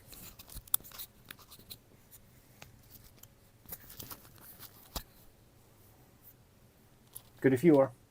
Yes. Oh, you know how I imagine selling this thing is this is the Alan Moore Swamp Thing comic you missed, like, and that's like the thumbnail and all that. So you missed this, whether you did or didn't, you know. Superman versus Swamp Thing by Alan Moore, Rick Veitch, and Al Williamson. Talk about a dream team. Hello and welcome to your favorite YouTube channel, Cartoonist Kayfabe. My name is Jim Rugg. I'm Ed Piscor. And we are a daily comic book YouTube channel with over 1,500 videos in our back catalog. You can search all of those on our Cartoonist Kayfabe YouTube homepage. Look for your favorite cartoonist, favorite title. We may have already covered it. I also want to remind everybody that we have a Cartoonist Kayfabe Patreon. There are 3 different levels that'll get you access to our videos early, and at the King Kayfaber level, you will get access to all of our videos first because you can sit in on the recording session. This means when we show off a book that you want to add to your collection, you'll be the first one looking for it, which we'll pay you back whenever you find that book that either disappears from the aftermarket or goes up in price. So check out the Cartoonist Kayfabe Patreon, see which level fits you. So Ed, we are looking at DC Comics Presents number 85 from 1985. So this is Alan Moore, who had been writing Swamp Thing and Superman comics, crossing these over. Not too long ago, we covered a Swamp Thing issue that featured Batman, and I thought, this would be perfect. Let's see the other big DC godlike character versus Alan Moore's first real American hit with Swamp Thing. And whenever I saw Rick Veitch inked by Al Williamson, dude, I was on board twice. Totally. And we've seen that tandem before, I believe, with one of those like Superman 500 or 600 or something like that, where they hot shot the creative teams. We've seen Al Williamson on top of Veitch before. And it's always stunning because Al Williamson kind of pulls everybody's strengths together to like make a super dope image. This cover is completely Veitch, and one of the things I love about Veitch, who is, if he's not on my Mount Rushmore, he is very high on my top 10 list and probably in top 5 of as cartoonists, and he plays with methods and materials, man. That was a class at the Kubert School, and he's from Gen 1, Class 1 of the Joe Kubert School. You're seeing it right here, man. He's playing with airbrush and weird paints and who knows what the fuck else. Yeah, I was staring at this cover and thinking, this is full color process. I believe this is probably Blue Line, where your little bit of black lines are on top, and then it, like you say, it's basically painted full color. Man, I can't help but see Max Immortal in this Superman figure. Veitch, we've covered a lot of his work on the channel, so if you're new to Rick Veitch, give that a search on our back catalog, because we've got some of his great works. Yeah, Brat Pack is it's one of our top 10 videos that is out there. So if you go in our popular videos playlist, it's not that far back. Yeah, so DC Comics Presents usually Superman teaming up with somebody, some interesting creative teams, and super excited to dive into this one because it is such an A-list collection of talent. Interesting to think about 1985 being like pre-Watchmen Alan Moore. Yeah. You know, A-list in hindsight, but I wonder at the time, like, how's this all come together? You know, it's wonder if this was even maybe a Swamp Thing issue that they end up deciding doesn't fit in continuity or something like that. But right off the bat, page 1, we see not a healthy looking Clark Kent. Even with all the prose and stuff, it's a great page 1 to a comic with that final caption. It all builds to that final caption. The man of tomorrow is heading south to die. Yes. How do you not want to turn the page and keep going? That's true. I don't think you could read this page and just be like, nice page. Don't care. Yeah, Moving on. Yeah. And Moore excels at that. And Veitch excels at using the mechanical process of comics making for all it's worth. So this is one of those pages where you wonder, how the fuck do you do it? Is this drawing on a separate piece of paper and that's your surprint page? Or can you just point to stuff and say, yeah, make this red? What a fantastic splash page. You don't recognize the skull, and you wonder, oh, is that just an angle to, I don't know, an elephant skull that have never seen before or something? But it's like a Kryptonian animal, so it's a made-up skull that Veitch created. And that's the thing, Veitch is creative as fuck. Yes.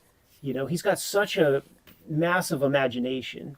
And you know, saying that this may have been a Swamp Thing inventory story, we have Costanza on lettering, who was the Swamp Thing letterer, and Tatiana Wood, who did a lot of the coloring on the Bissett and Alan Moore runs. So it's possible it's... But here's the thing, that's Julie Schwartz, who has fucking Superman by the ball sack. So that's like, you know, a suggestion to the other... Great team, though, man. What a creative team. All right, so here we go, man. Clark Kent is, you know, we're going to go into the backstory, right? Even though he's imagining various people in his car, like he's in bad shape. Yeah, it's those episodes of Sopranos, man, where Tony is daydreaming, and you know the 10 of the people he killed are in the car with him chilling. Like Superman is fucked. Yeah, and it's all because of this little fungus among us on this little meteor. Exactly. What's great with this strip is that you still see the Veitch underneath the Williamson. You know, you could clearly see both hands. If you know both cartoonists well, you know where one is picking up where the other leaves off, and vice versa. They're a really good team together too. It's kind of sad we don't have 20 issues of these two working together. It's true, but you know what we do have that is you don't know exactly where the division of labor is, but we talk about a little bit in the Shoot interview with Rick Veitch. Is he was Al Williamson's assistant on the Star Wars comic strips. So this is a tandem that has a much bigger collaboration than maybe a lot of people know. Yeah, it's fantastic. And I love like looking into this, and I'm imagining this is Superman's like amazing eyesight, really looking into the deepest both history and super zooming in on this stuff. And you see the rhythms, right? And that's probably denoted by Alan Moore himself to create these beats. And there is a very clear rhythm to it. If you just grab random 2000 AD progs that Alan Moore is in, and you just flip through the pages, you know exactly where the Alan Moore stuff is, because he has such a history of just designing pages with a certain repetition and kind of rhythm that you always will know where the Alan Moore stuff is. It's something that's not talked about a lot. It really makes me curious, like, was he doing layouts on these? Was he providing any of that stuff? Because they're so distinct, but Veitch is so good at it too. Yeah, makes you wonder, like, who's responsible for what? There's some great panels here, like the Superman kind of falling. This is like more a headspace imagination of like, oh, I better not fly. But like, look at that dude, just like it's following great. the grid. And this to me is a very economic, smart way to create a subway interior without having to fucking reference a subway. It has everything you need. You just need the hand holder thing. You need congestion of bodies, and then an ad. Yeah, it's fantastic. It also sells the part, because at this point, Kent's sick. Mm-hmm. And I think it really sells that as like, he's smaller than the people that are riding there. Superman, smaller than the people on the subway, but that's what you've got in this panel. And it's almost him standing, the way that pose is, with the legs and everything, the briefcase kind of limiting the foreshortening of the seated figure. So it's almost like he's just this tiny little guy, like really brought down to earth here.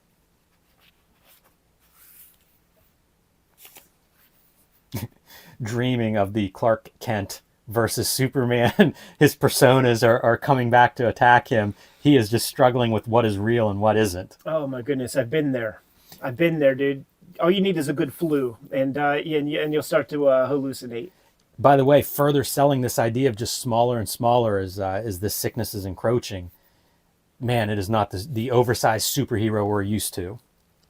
How about that for an interesting background texture? Yeah.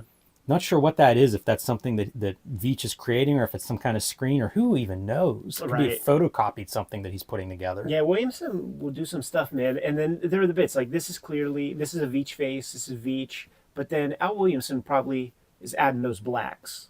Really from interesting inking marks on there. Yeah, I definitely associate those with him. I like Superman using his clout to like, hey, can I have a closer look at this? And the scientist is like, sure, here's this super rare life we found in outer space. Yeah. You take this, Superman. I trust you.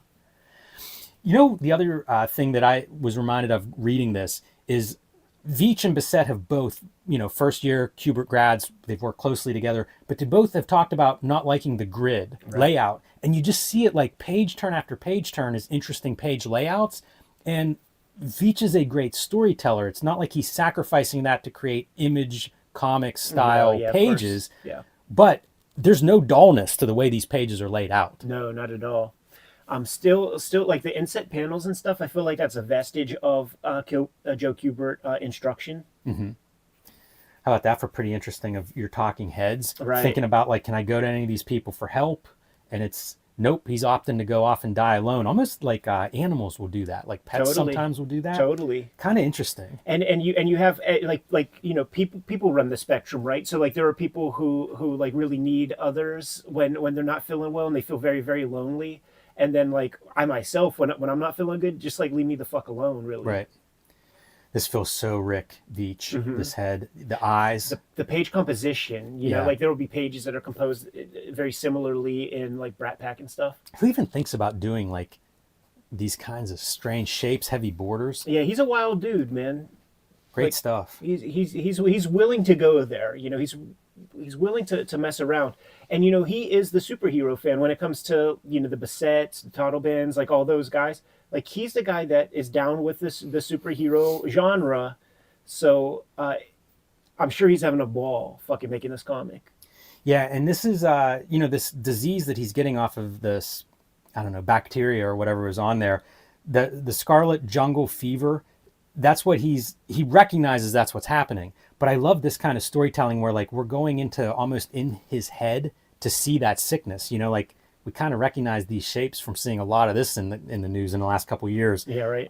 But you're seeing like same figure progressing across the 3 panels, but interior kind of shots. And it's so perfect, that page. Like that page is like you could imagine whenever Alan Moore is like laying this thing out. It's like we need a page to mirror Swamp Thing's origin to get to the introduction of Swamp Thing. Yes. That's a funny foot on Swamp Thing for some reason. That the toenails, the very human foot. Right. Very strange. But fun to see Swamp Thing showing up here and recognizing like it's strange why this guy wasn't burnt up. Yeah. And expressive eyes on Swamp Thing.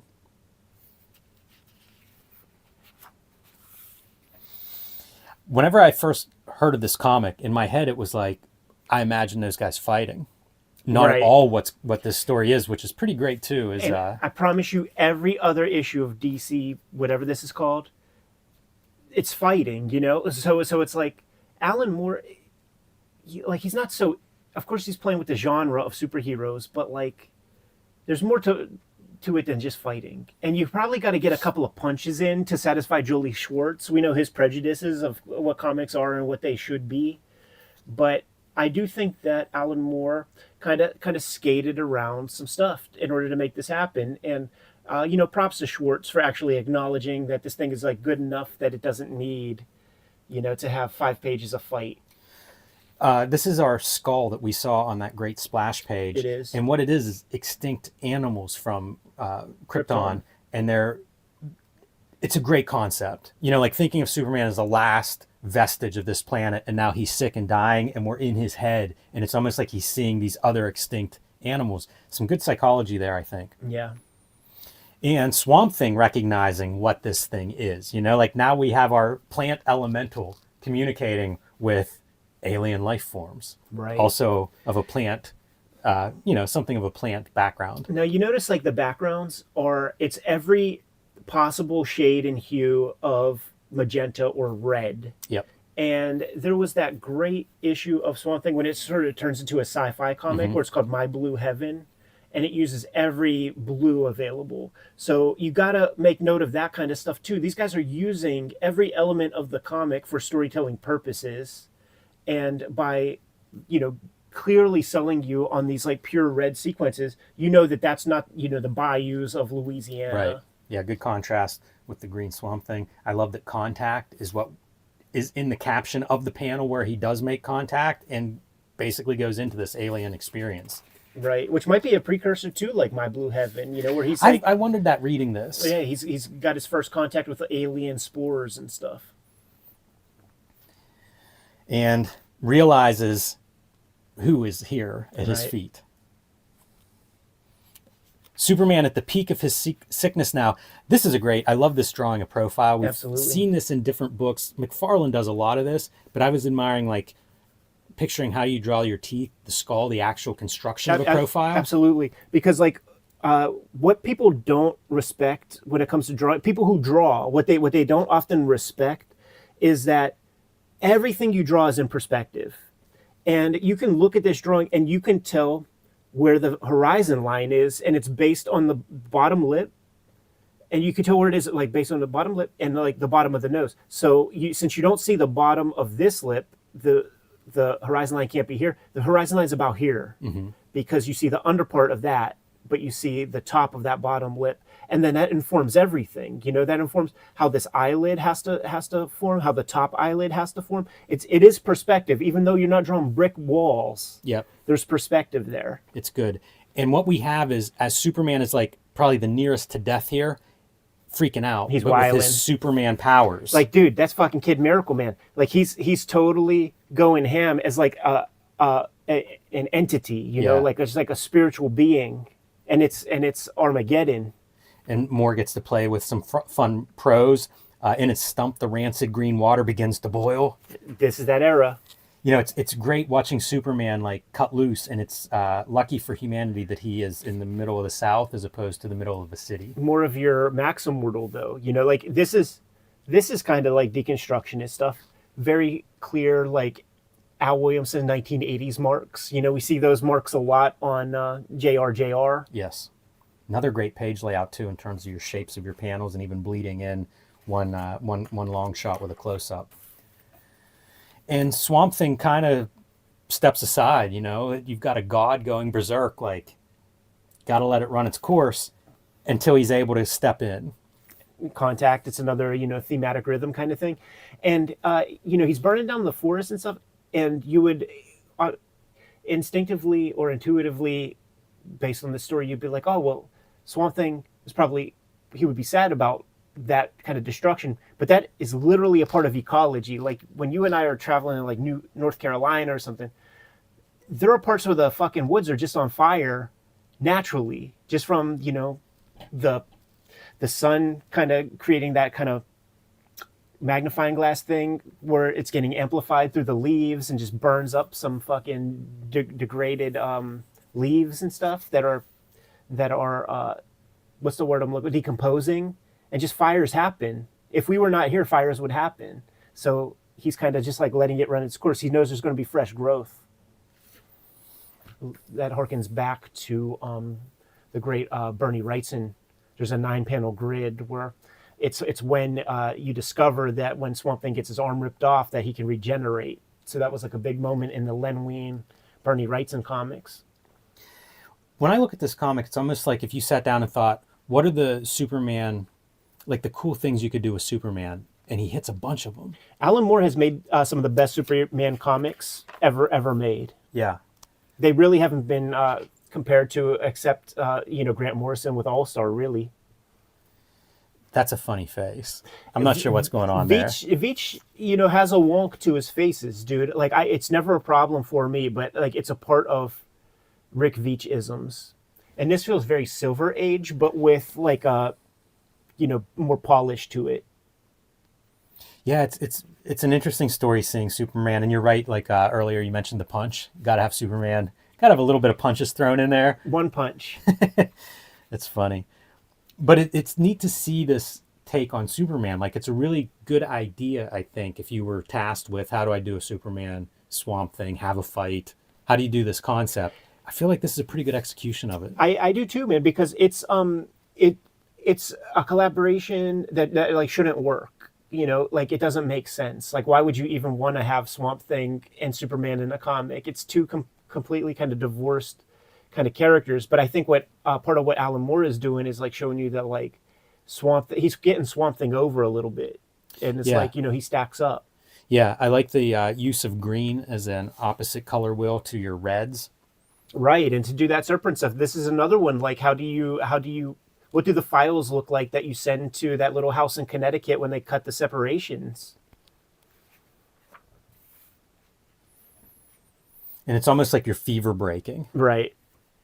And like, look, dude, like that happens to wilderness. It just gets burnt the fuck down, and then new growths happen. It does feel like a precursor to what we'd see in Miracle Man 15? Yeah. And then we're going silver. So like you're getting all these little bits that are homages to classic DC moments. And there are probably like 5 covers, Neil Adams cover, you know, that comes to mind. Superman 1 or like one of those early Siegel Schusters. Like that's a classic image. Shaving himself with his laser vision. And that's John Byrne. Like, I swear to God, that's like a John Byrne flight piece. It's kind of neat. Like he's immune now to this whatever that was. Yes. Like sickness, right? You get sick and then you build up, if it doesn't kill you, you build up immunity to it. So what's cool too is that the Swamp Thing to him is like a fever dream. So he can hear all this stuff happening around the whole country, but he mistakes what he's hearing in the bayou for being like a deer or something when it's juxtaposed with the images of Swamp Thing. You know, it's Swamp Thing he hears, but he is taking it for something else. Yeah, it's a good story. I was very happy with it, and it's cool to see it as a one issue. You know, Yeah, you just don't see exactly. stuff like this very often. For context, Infinity Incorporated with a young Todd McFarlane. How about this? I'll go one further. Bo Smith writing in too, who would work for Todd McFarlane. That's funny. At Image. So a little bit of a, and Alan Moore, by the way. Yeah, that must be that era of Bo Smith when women who are getting wife beated call him up, and then he wreaks havoc on the wife beaters. Right? Go see Wizard magazine number 59, I believe, for his character profile. Very peculiar. So there you go, man. A 1985 one and done DC Comics presents, and a book that I've wanted to look at for a while. So I'm glad to have that in our added to our catalog. Good to go? I am. All right, guys, we're going to look at the Captain America annual number 8. Oh, everybody saw it just sitting there, man. They're talking all their Mike Zeck stuff. You know, it's the best Mike Zeck. And I'm like, it's the best Mike Zeck cover. It's a great cover. Or should I say it's a very, very good That one. doesn't move. I don't know what the deal is with that. Good if you are. Yes. One of the greatest comic book covers in the history of Marvel Comics by Mike Zeck, Wolverine versus Captain America from Captain America Annual number 8. Hello and welcome to your favorite YouTube channel, Cartoonist Kayfabe. My name is Jim Rugg. I'm Ed Piskor.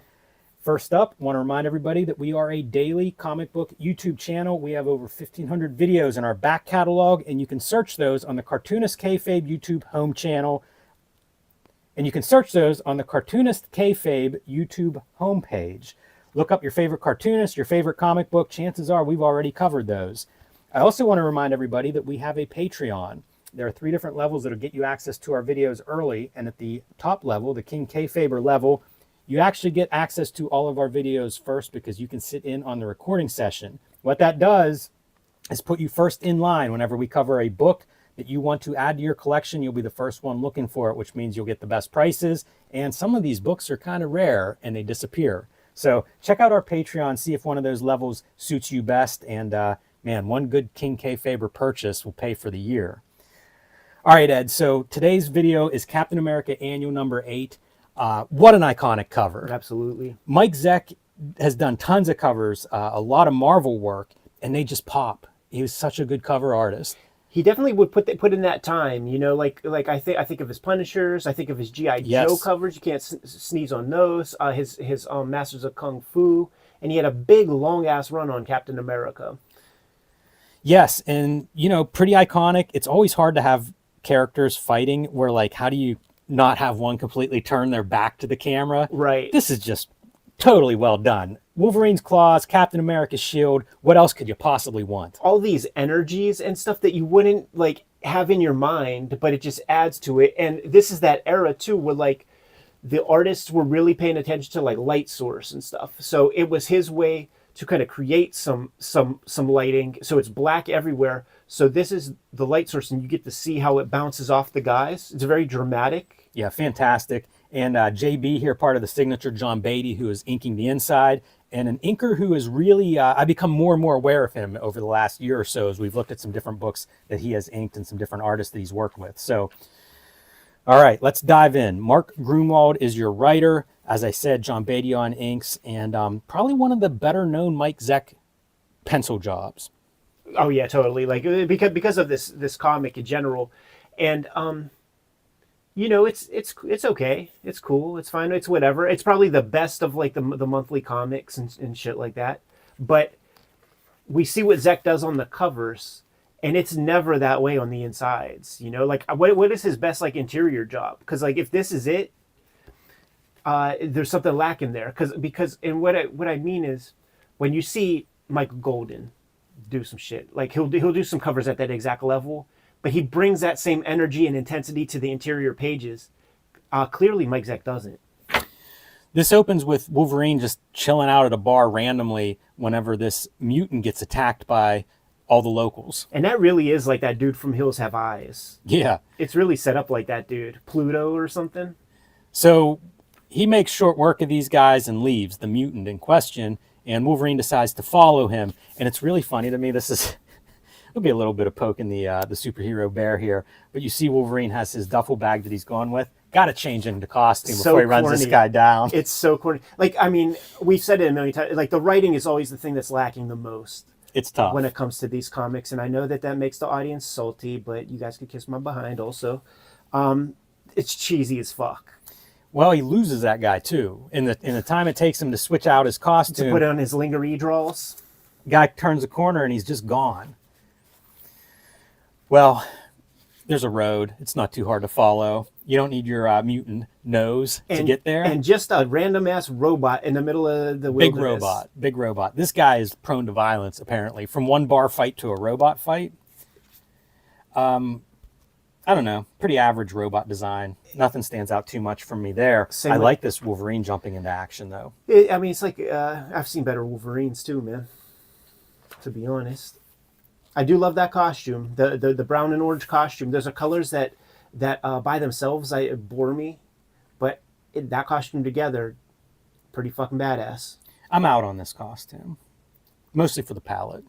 Although I don't know. The palette is hard to, like, I can't defend the palette, but like, if you switch that with other colors, I don't know that it would be better. Can you defend the blue and yellow though? You know what I mean? For like a stalker type character, That's fair. At least it's like near camouflage.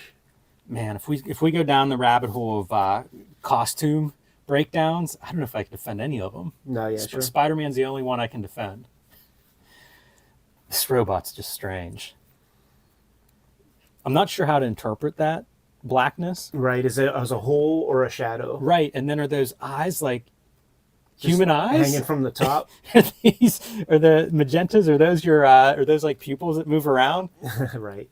So Wolverine jumps in, gets rejected at first, comes back a little bit, and then the robot just leaves. It's had enough.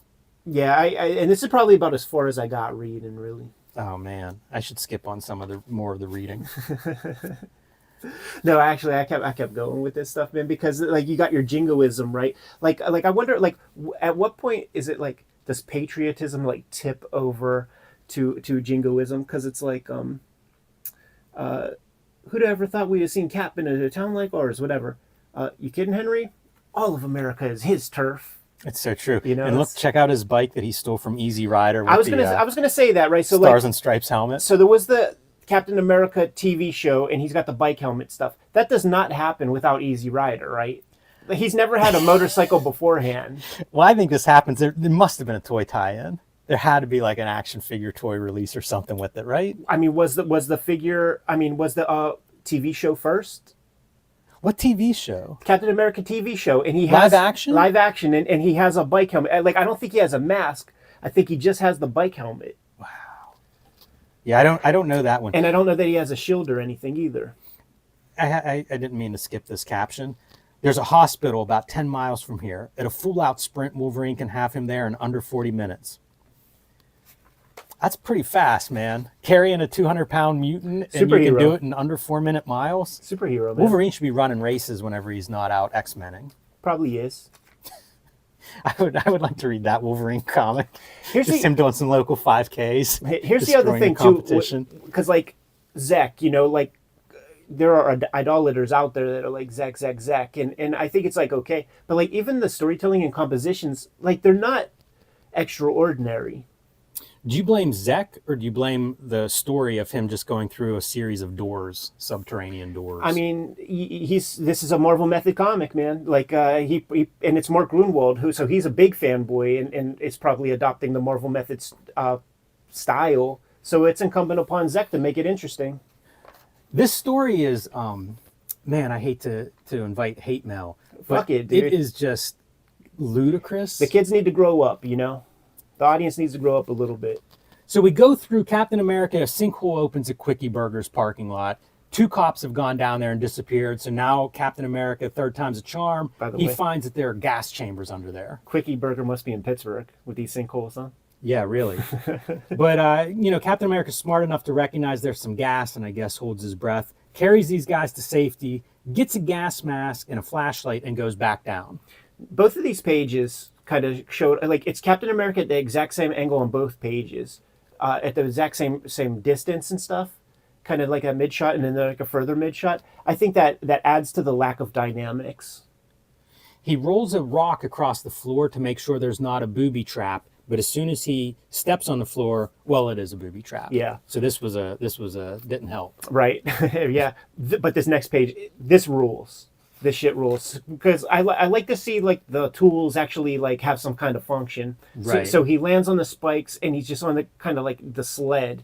He grabs the fucking spikes and you see him like lunge so that he slides across the top and flips back up. Sure. I don't know how wise it was to get rid of your gas mask after the first exposure to gas. It feels like if we've had gas once, Right. it could be an ongoing concern. Have we ever had a comic where he uses the shield as a sled? Because that's another one. Add that to the Wolverine running cross country comic, and I might have a Marvel comic in me with some of these ideas. Yeah, totally. I would love to see him sled riding, though. I feel like that would be a really fun, maybe a what the. Continuing on, there are guns in the wall. It's pretty weird. It's a kid's comic. It is a kid's comic. It does feel like if you were playing with your action figures, this would be the kind of scenarios that you would make up. And then there will be a robot.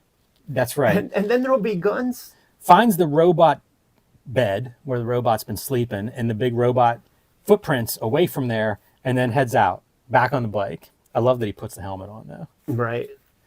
And Now the TV show, I feel like the TV show was 70s, but maybe it was 80s. Maybe somebody in the 1978 was when the Cap TV show was going down. I don't know how that has. I've missed that my entire life. Yeah, like the only reason I know it is because Sci-Fi Channel would have the Mighty Marvel Marathon, and they would put every Marvel thing that exists on for the weekend, and maybe 5 episodes, or maybe it's just a TV movie. I forget, but I definitely watched it. So we got our long haul trucker going down the road and realizes that his trailer's open. Right. Well, who did that? Let me get my gun and go investigate. Something isn't right. And that's 7 panels. It's a lot of real estate just for something so boring. Yeah, it feels like there's a lot of over explanation, which is something I think you can run into if you're not careful. You can kind of get, I don't know, lost in the weeds of like, let me explain this clearly. Yeah, this is comics. Just fucking go with it. Yeah, seriously. So when the trucker goes to investigate, we get this dude who's on a floating hoverboard sled thing.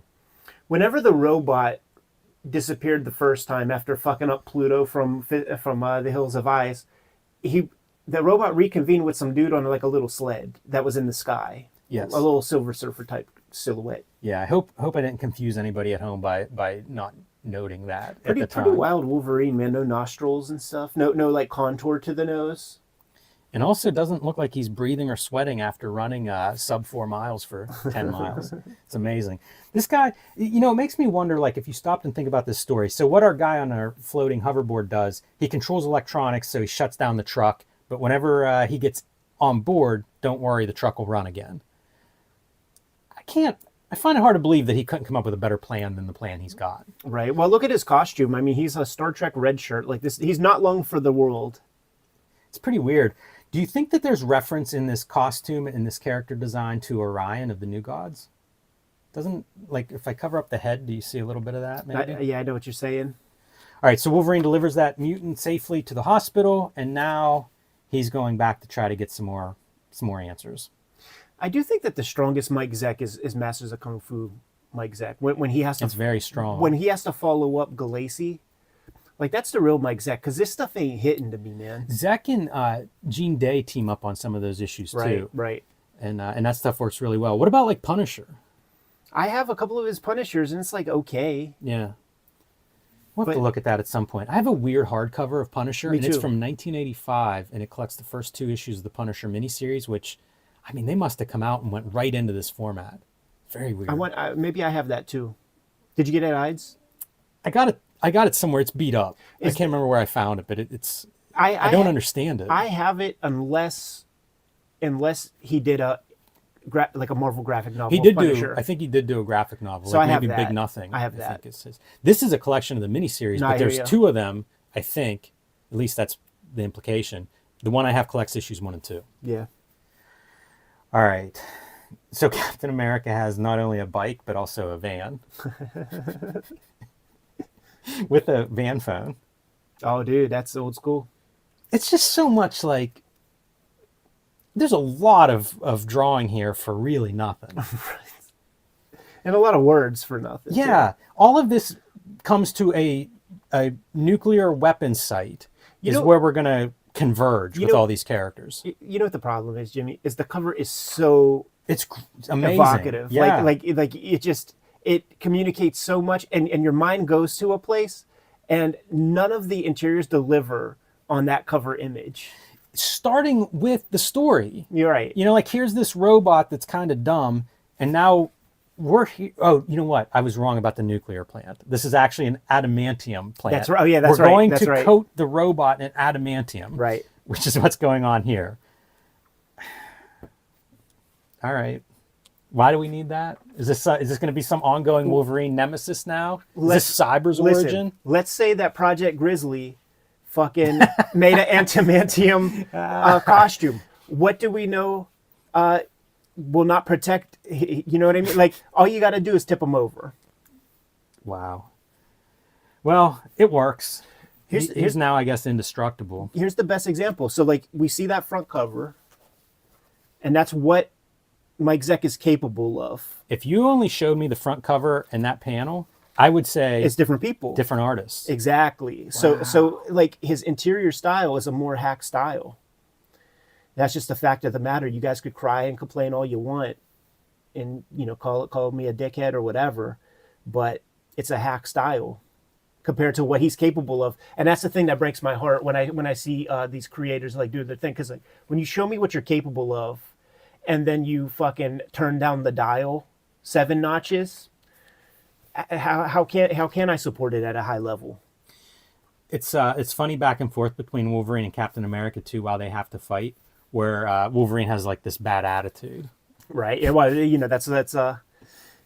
his Marvel characters are nothing if not 2-dimensional, Jimmy. But then the robot punches through the wall. It's Chekhov's robot. You can't introduce him in the first act if you don't pay him off in the last.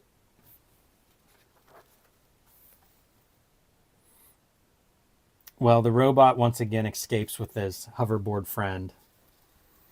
These backgrounds, dude, what I do like is those are comic book backgrounds. That is put the fucking vanishing point here, have my T-square, and just kind of make a couple of kayfabe windows. Yeah. That doesn't bother me at all. No, it is such a comic book background. Exactly, because like at least there's drawing to it. It's not just like tracing a picture or something like that, tracing a photo. And look at these marks Beatty's putting down, dude. But you know what? It's going to be getting to Joseph Rubinstein is going to be the cleanup hitter when it comes to the inks. He's not credited up front, but he's credited in the very back. Right. And this is our dude on the sled. What a Peckerwood. Yeah. We're not worried about him too much. I think it's Mark Grunwald. His motivation to stop to basically his plan is to fire all the nuclear weapons into the ocean. All the U.S. nuclear weapons, I should say. There's concern by others of, well, what if the Russians misinterpret all the nuclear rockets being fired and counterstrike? We don't go down that road too far. And the reason for doing it is because his son's basically catatonic from fear of atomic weapons. Mark Grunwald, man. He learned everything he knows about writing from comic books. I'm ready to throw this comic away. I know. This is I can't believe this is a story. I would rather it was like Captain America and Wolverine lost their minds and they're in an MMA fight against each other. Yeah. And it looks like the cover. And it's 20 pages instead of 45 or whatever. Yeah. A lot of concessions I'm willing to make here. Very funny computer screen. I think the robot goes back to World War II as well. I don't even know what to say. But still building more of those backgrounds, like with it's that very clear, like 2-point perspective. It's fun. I like seeing that kind of drawing in comics. And we're going to America's Nuclear Command Center as our next stop. Somewhere in Nebraska. So we're basically, the last stop was New Jersey. So like the next day. Cross-country tour. It is Easy Rider. Yeah, we're just driving around. And I guess Wolverine is Dennis Hopper. He's about the same height, probably. But who's the Jack Nicholson? Whenever he's not hacking computer systems. Well, he could do it all. I love the Nuclear Command Center. Just a chain link fence. Right. You can just go over the top of that. It really is like that Jim Shooter interview when he talks about these books being aimed at 8-year-olds. Something like that. It really feels that way. Right. These are just tough. Yeah, and so like I was stoked on checking it out because you know, I always seen that cover and I never looked at this comic before, and I'm like, yeah, let's fuck with some of this Mike Zeck stuff. So like the art doesn't even save it because like I'm like, you know, I check out. I'm not reading this anymore. My time is too precious, and I'm gonna like evaluate the art and all that kind of thing. And it's a Marvel Methods comic. It's a Marvel Methods story. The storytelling is flowable. You could totally understand it as you're going through without having to read the verbiage. But then it just, the finish on it, it's just not there. Yeah, I know people get mad, but I mean, like we've gone through this page by page. Like, what part are we wrong about? Yeah, no, I mean, I'll talk to Fife. We could have a real conversation with Fife, but that's probably it. I do like stuff that's paced with like a solitary camera angle. You know, one of the things that Zeck and a lot of, I think, the Marvel guys do is they're so good with figures. You know, like this stuff is so awesome looking to me. Yeah. But man, the story just is not up to the task.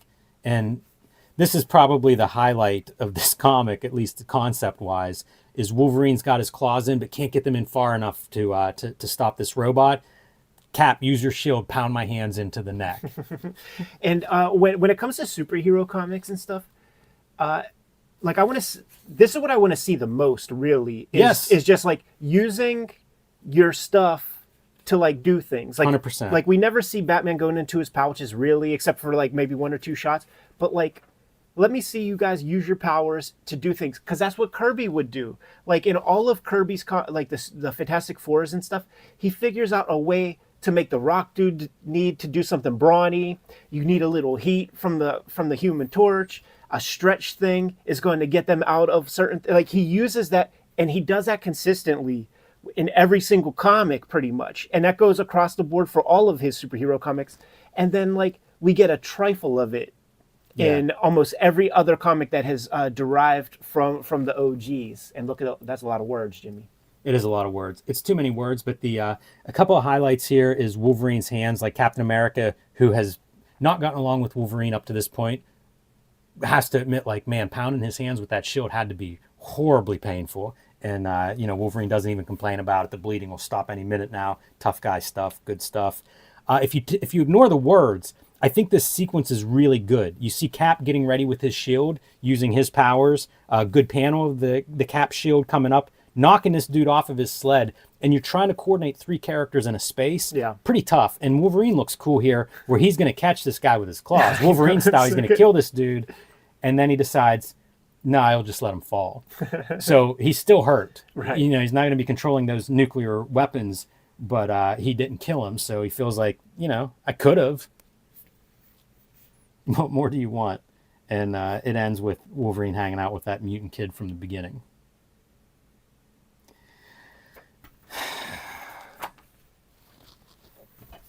The new universe, Jim Shooter's answer to Dark Knight Returns. He said it under deposition. Yeah.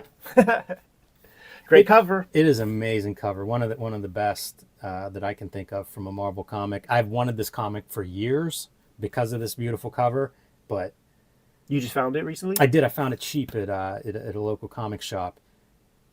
But man, does it break? It like breaks my spirit. Whenever I read this stuff, and it is unreadable. Totally. Like I read this and get angry. Because this will be on a list. You know, like this is on a list of like top 100 Marvel comics, and it's not like low on the list, right, or anything like that. And you know what it is? It's just like you screw up. You know, and I think that's the thing that that people get salty about when they hold this stuff in such high regard and shit. It's just like they won't let it go, really. Yes, if you it's emotional. You know, like imagine us being 8 reading this. You know, we might be really excited about it. Yeah, but at this age, it's really hard to look at this and think of it as anything else besides like we had a deadline. We're trying to sell books. We put a great cover on it, and that's it. Wolverine was popular. Yeah, and that's the thing with Zeck too. Is he was doing the regular series, I believe. So this might be 60 pages in a month. There's no way it's going to be so hardcore. So you know, you got to accept the lumps when they come. Like this is a piece of. This is not his best work at all. Like, I understand that you guys like the cover, but it's not even close to the best Mike Zeck artwork on an interior. I'll throw this out to the Kayfabers. What is the best Mike Zeck interiors? Like, what should we be looking at? I'm telling you, man, you just invited some shit, Jimmy, because people will say that this is, I see it in the chat even with some of the homies. Interesting. That makes me sad. Just hurt their I feelings definitely a have bit. some masters of kung fu that I think are better interiors. Oh, than this. 1,000%. Like because it is that iron sharpens iron stuff, and Galassi is so crucial. He's such a dope motherfucker. Gene Day is so dope. So they set the template extremely high. So when Mike Zeck comes in, and I think it's early Mike Zeck, like he's got to show and prove. So he's really stunting and doing work at this caliber. Look at how great Wolverine's head is like it's just black. Right. Like that's just ink. Like this would work in black and white. That would be spectacular. Another thing that I like a lot, of course, like the double lighting stuff, but when you look at the little mashed potatoes of the muscles and how the contour of it, once again, it's in perspective, and the shape, it really sells the volume of the obliques and stuff. Yeah, the cover is unassailable as far as I'm concerned. Yeah. And then John Beatty, or is John Beatty hitting it with the little razor to give you the little flicks, man. He's a badass artist. There's no denying, but the portfolio piece is the cover on this one. Do you think that you get the script or the plot for this and you just be like, you just sink? You know what I mean? Like this, the interior does not match this cover, and I just wonder like why. And I do wonder like reading this is just like, I don't know how you could get too excited about it. No, like I think that as the artist, like it's up to you as a professional. You take that stuff and you just have to fucking manipulate it, and you have to make it cool. You have to do like the McFarlane, because McFarlane scripts is whack, like from Dave Michelini. That's just trash, But at least it fucking looked cool, and you put cool dudes in there and stuff. So it's the artist's fault in a lot of ways that it doesn't at least look interesting and stuff, man. Because unless they worked full script, which I do not think they did. Mark Runewold is a fanboy, and I'm sure he was indulging in the Marvel Method system or whatever. So I put a lot of that onus on Mike Zeck to a giant extent, and they had a long collaboration too. But once again, this is an annual. This is an extra comic. It's an extra little piece of work that he had to do that month. So he probably was very, very, very stretched thin. I also think like once you get these two to fight, you do more than a page of these two fighting. Right. Like I'm here for the Captain America Wolverine fight. You get about 5 panels of that. Yeah. Let's tear up the costumes and stuff, man. I want to see some blonde hair coming out of that thing, out in like 3 spaces. Yes. Like have some of that going on. Oh well. Good to go. Yes. Sorry for hurting your feelings, guys. But that comic ain't hitting. Yeah. And when, like Jimmy chose it, like we have the little email going, and it's like, yo, Jimmy, here are my picks, and I'm like, dude, 3 heavy hitters, because I never read it, and it was like, okay, this is I get to read it now. It happens a lot. It happens with all of these. It's going to be a big video. Classic. Like this to me is this classic comic, right? I've looked at this cover lustfully for years. Right. And when I finally get it, it's like, I can't wait to look at this. And then you sit down and read it, and it's just like, totally. Sales have plummeted for decades. Well, and here's what happens, because like there's no, this will be a popular video. So we do this. We have to do this, and we got to look at Age of Apocalypse books and shit like that. It's going to be a popular video. Because we're so honest, and I'm flat out like, I'm sorry, guys, all this kind of shit. What happens next after this goes live is like 2-3 days. Like that's when there's the Eddie P centric fucking Comics Gate videos that are out, where it's like Ed Piskor can't read, he's a fucking retard, blah blah blah blah blah. So yeah, like that's the shit that sort of will come from it, because like you're poking, it's idolatry. And people like hold this shit up super, super high, and like, yeah, man, this is sick as fuck. But when you crack it open, and I feel that way about, I have a lot of like random Captain Americas that he did, and none of them are that sexy. Yeah. People are saying Secret Wars. Maybe like I seen Secret Wars. yeah, he draws a bunch of characters and they're your favorite characters. You know, it's a place to see all the Marvel characters on a page. But kind of give me a break, man. I think that like these Marvel DC books, they just aren't for me. Yeah. I don't know how much they ever were, but like I just more and more when I look at them, I go in and I think like, oh, this ought to be really good, Mike Zack, and Right. great cover, and then I just leave and it's so discouraging. Totally. It gave, as a kid reading the stuff, it gave me such a nourished feeling. Yeah, the stuff really, like I remember it because that same sense of nourishment I get when I read like a Good Love and Rockets issue, or when I started to develop more taste in manga, like a good solid tankobon of manga, literally. And this is the unfortunate thing, because like I'm messing with some Fist of the North Stars. It's boys comics. It's children's comics. It's more nourishing than the Marvels were, and it's probably for the same. It's the same age bracket, you know. Shonen Jump. That's boys comics. There are seinen. There's Gekiga. That's for like later. That's older people stuff. So it's made for the same age group, and everybody I ever talked to in Japan, because we showed off that Popcorn magazine and stuff.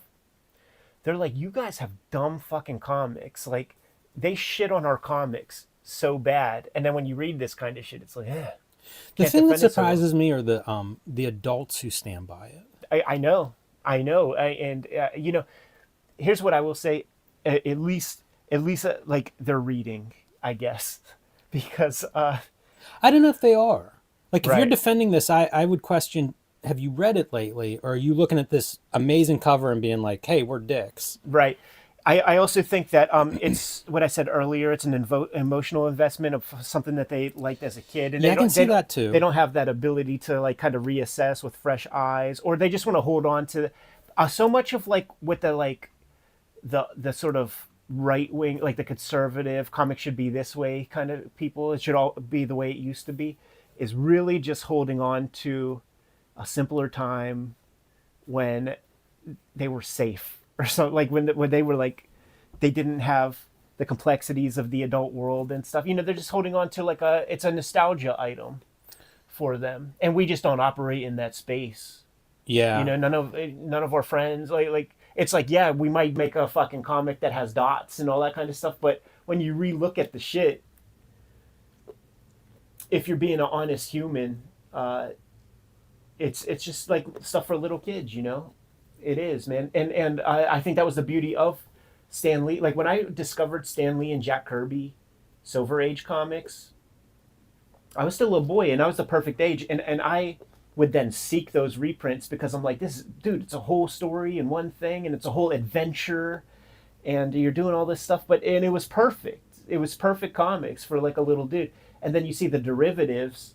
And one of the things that I absolutely abhorred when I started to grow up, and I was clipping out newspaper strips, was like the clip art fucking Rex Morgan type shits. And I identify a lot of this as that. You know, like when I started to find McFarlane and Liefeld and the weird looking shit, it was just because like I was tired of that house style basic face. That same basic idealized superhero face on everybody. It was Rex Morgan and superhero cosplay, really. That's interesting. I never hear people say that about like McFarlane and company, but they were just something different. They totally were. And I had no fandom. I had nobody to talk to, and I gravitated to those comics just because it wasn't the clip art style. And when you talk about the clip art style, it kind of goes along with some of the other stuff we were talking about, where these guys are the better drawer. Like they're more accurate. But that doesn't mean sexy or exciting or even interesting. And it could mean the direct opposite.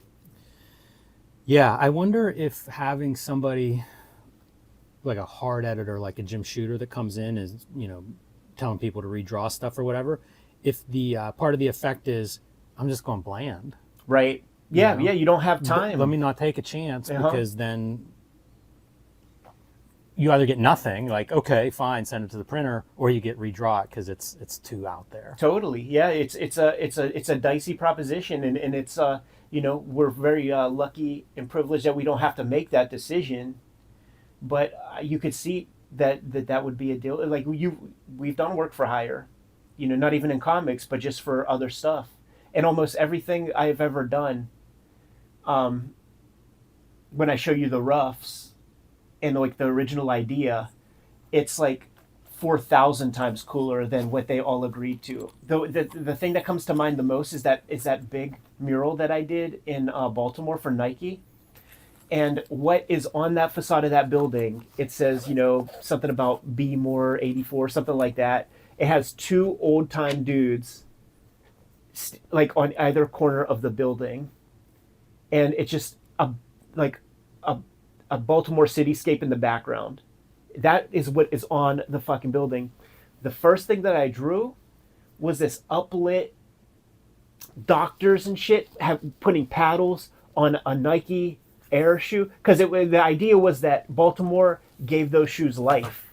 Yeah. And there's a bunch of people who are kind of like watching on board with that same uplighting, and it's an exciting image, and it gets distilled down into two guys who look like they were around for when the Nike was first out, satisfied with themselves that the shoe is still out there, but it's just like two faces. It was easy as fuck to draw. Yeah. Like it was so simple to draw, and that's what they wanted, and it's not something I will ever put in like a portfolio to try to get more work, because it's not fresh, it's not cool. It's so basic. And also when we were doing it, there's clearly at us, Wyden and Kennedy, the big old ad agency that does the Nike campaign since Air Jordan days. There is this fucking Southern dude there who is the Don Draper of the team. Clearly he's the leader, and he's just this like corn pone kind of fella, and just everybody is just glug, glug, oh, you're so right, glug, glug. And I'm like, man, dude, if you're the dude, like it isn't gonna be, you guys ain't long for this world, because maybe he was there from day one or something. Maybe he's Mr. Kennedy or Mr. Wyden, but it was silly shit, and it was that thing where I'm like, fucking collaborating is just corny. Like it like doing like at that kind of level when it's with a corporation, because it's just a bunch of dick sucks who are like underneath the one big guy, and they're just like so happy they have a job. Yeah, the thing people complain about in that is the non-creatives that are in that position. Well, that's them, Right, that's what I mean. It's, and dude, they wanted you to be available at every second. Yeah, they were right. calling me at 9:30 at night and stuff like that, and I just like had to put my foot down. Yeah. And it's they all have to get their 2 cents in. It's the boardroom. They all have to get their 2 cents in, and it's like, you guys are just, can I work with the guy? Can I work with Mr. Cornpone? Yeah, that's the other thing. I remember I sent something into somebody, and it was one of those deadline deals, and it's like, don't hear anything. And the reason is, you're dealing with somebody can't actually approve. Exactly. And so like nothing, and then it actually made me understand like how those kind of businesses work, and how there's like 10,000 employees at Nike and all that stuff, because the way it works for them, each of those employees creates a level of efficiency that's like maybe 1% more efficient for a machine like that. And like 1% efficiency, it's like that Breaking Bad shit where Gale can make meth that's like 89.9% pure, but like Walter White's is like 92.3, and like that percent that is huge, and Gale is like bends his knee, he can't believe that it's like that 1% difference is huge. That's positive for them, that 1% more efficiency. But for me as a subcontractor working with those people, that person's input is -15. Right. I used to bowl with this guy who was a UDT, like the predecessors of the Navy SEALs in Vietnam, the underwater demolition. Oh, yeah. My Uncle Bob was that. And he got into advertising afterwards and had to quit the advertising industry because he developed like a heart condition. Wow. From the stress of it, like talking about like the 9:30 at night, be on call all the time. Yeah. And like, he was doing advertisements that were in Playboy and stuff, like real in that game, but it was the stress was too great. And this was a dude that was like right equivalent of a Navy SEAL. Yeah. Like that stuff, because I was doing X-Men also, and they were giving me a ton of they were stressing me out real bad. And it was Twilight Zone, because everything I turned in, it started off, it was going to be like, if you remember, like I solidified the deal on the phone on the way to SPX with you. You were driving, because it was the first time you saw my skills and shit, man, on the phone, because you were like making fun of me a little bit, because I was kind of real defiant, like, oh yeah, I can't do it for less than this, and like that types of shit. And I'm like, damn, dude, I got an $80,000 job. And then every time I turned something in, they were like, oh, and then we could do this. So it never was stopping, and the money was continuing to grow. But the stress and like the jobs were never stopping. And then eventually I just said, I have to, no more, no mas, man. I'm going to give you guys this stuff. And because like at a certain point you have to ask, what are you? And I was doing the X-Men thing, which is already work for hire. And then this thing just fell into the lap and became very, very lucrative, but there was no end in sight. They were talking about animations. They were talking about a clothing line, like all this kind of stuff.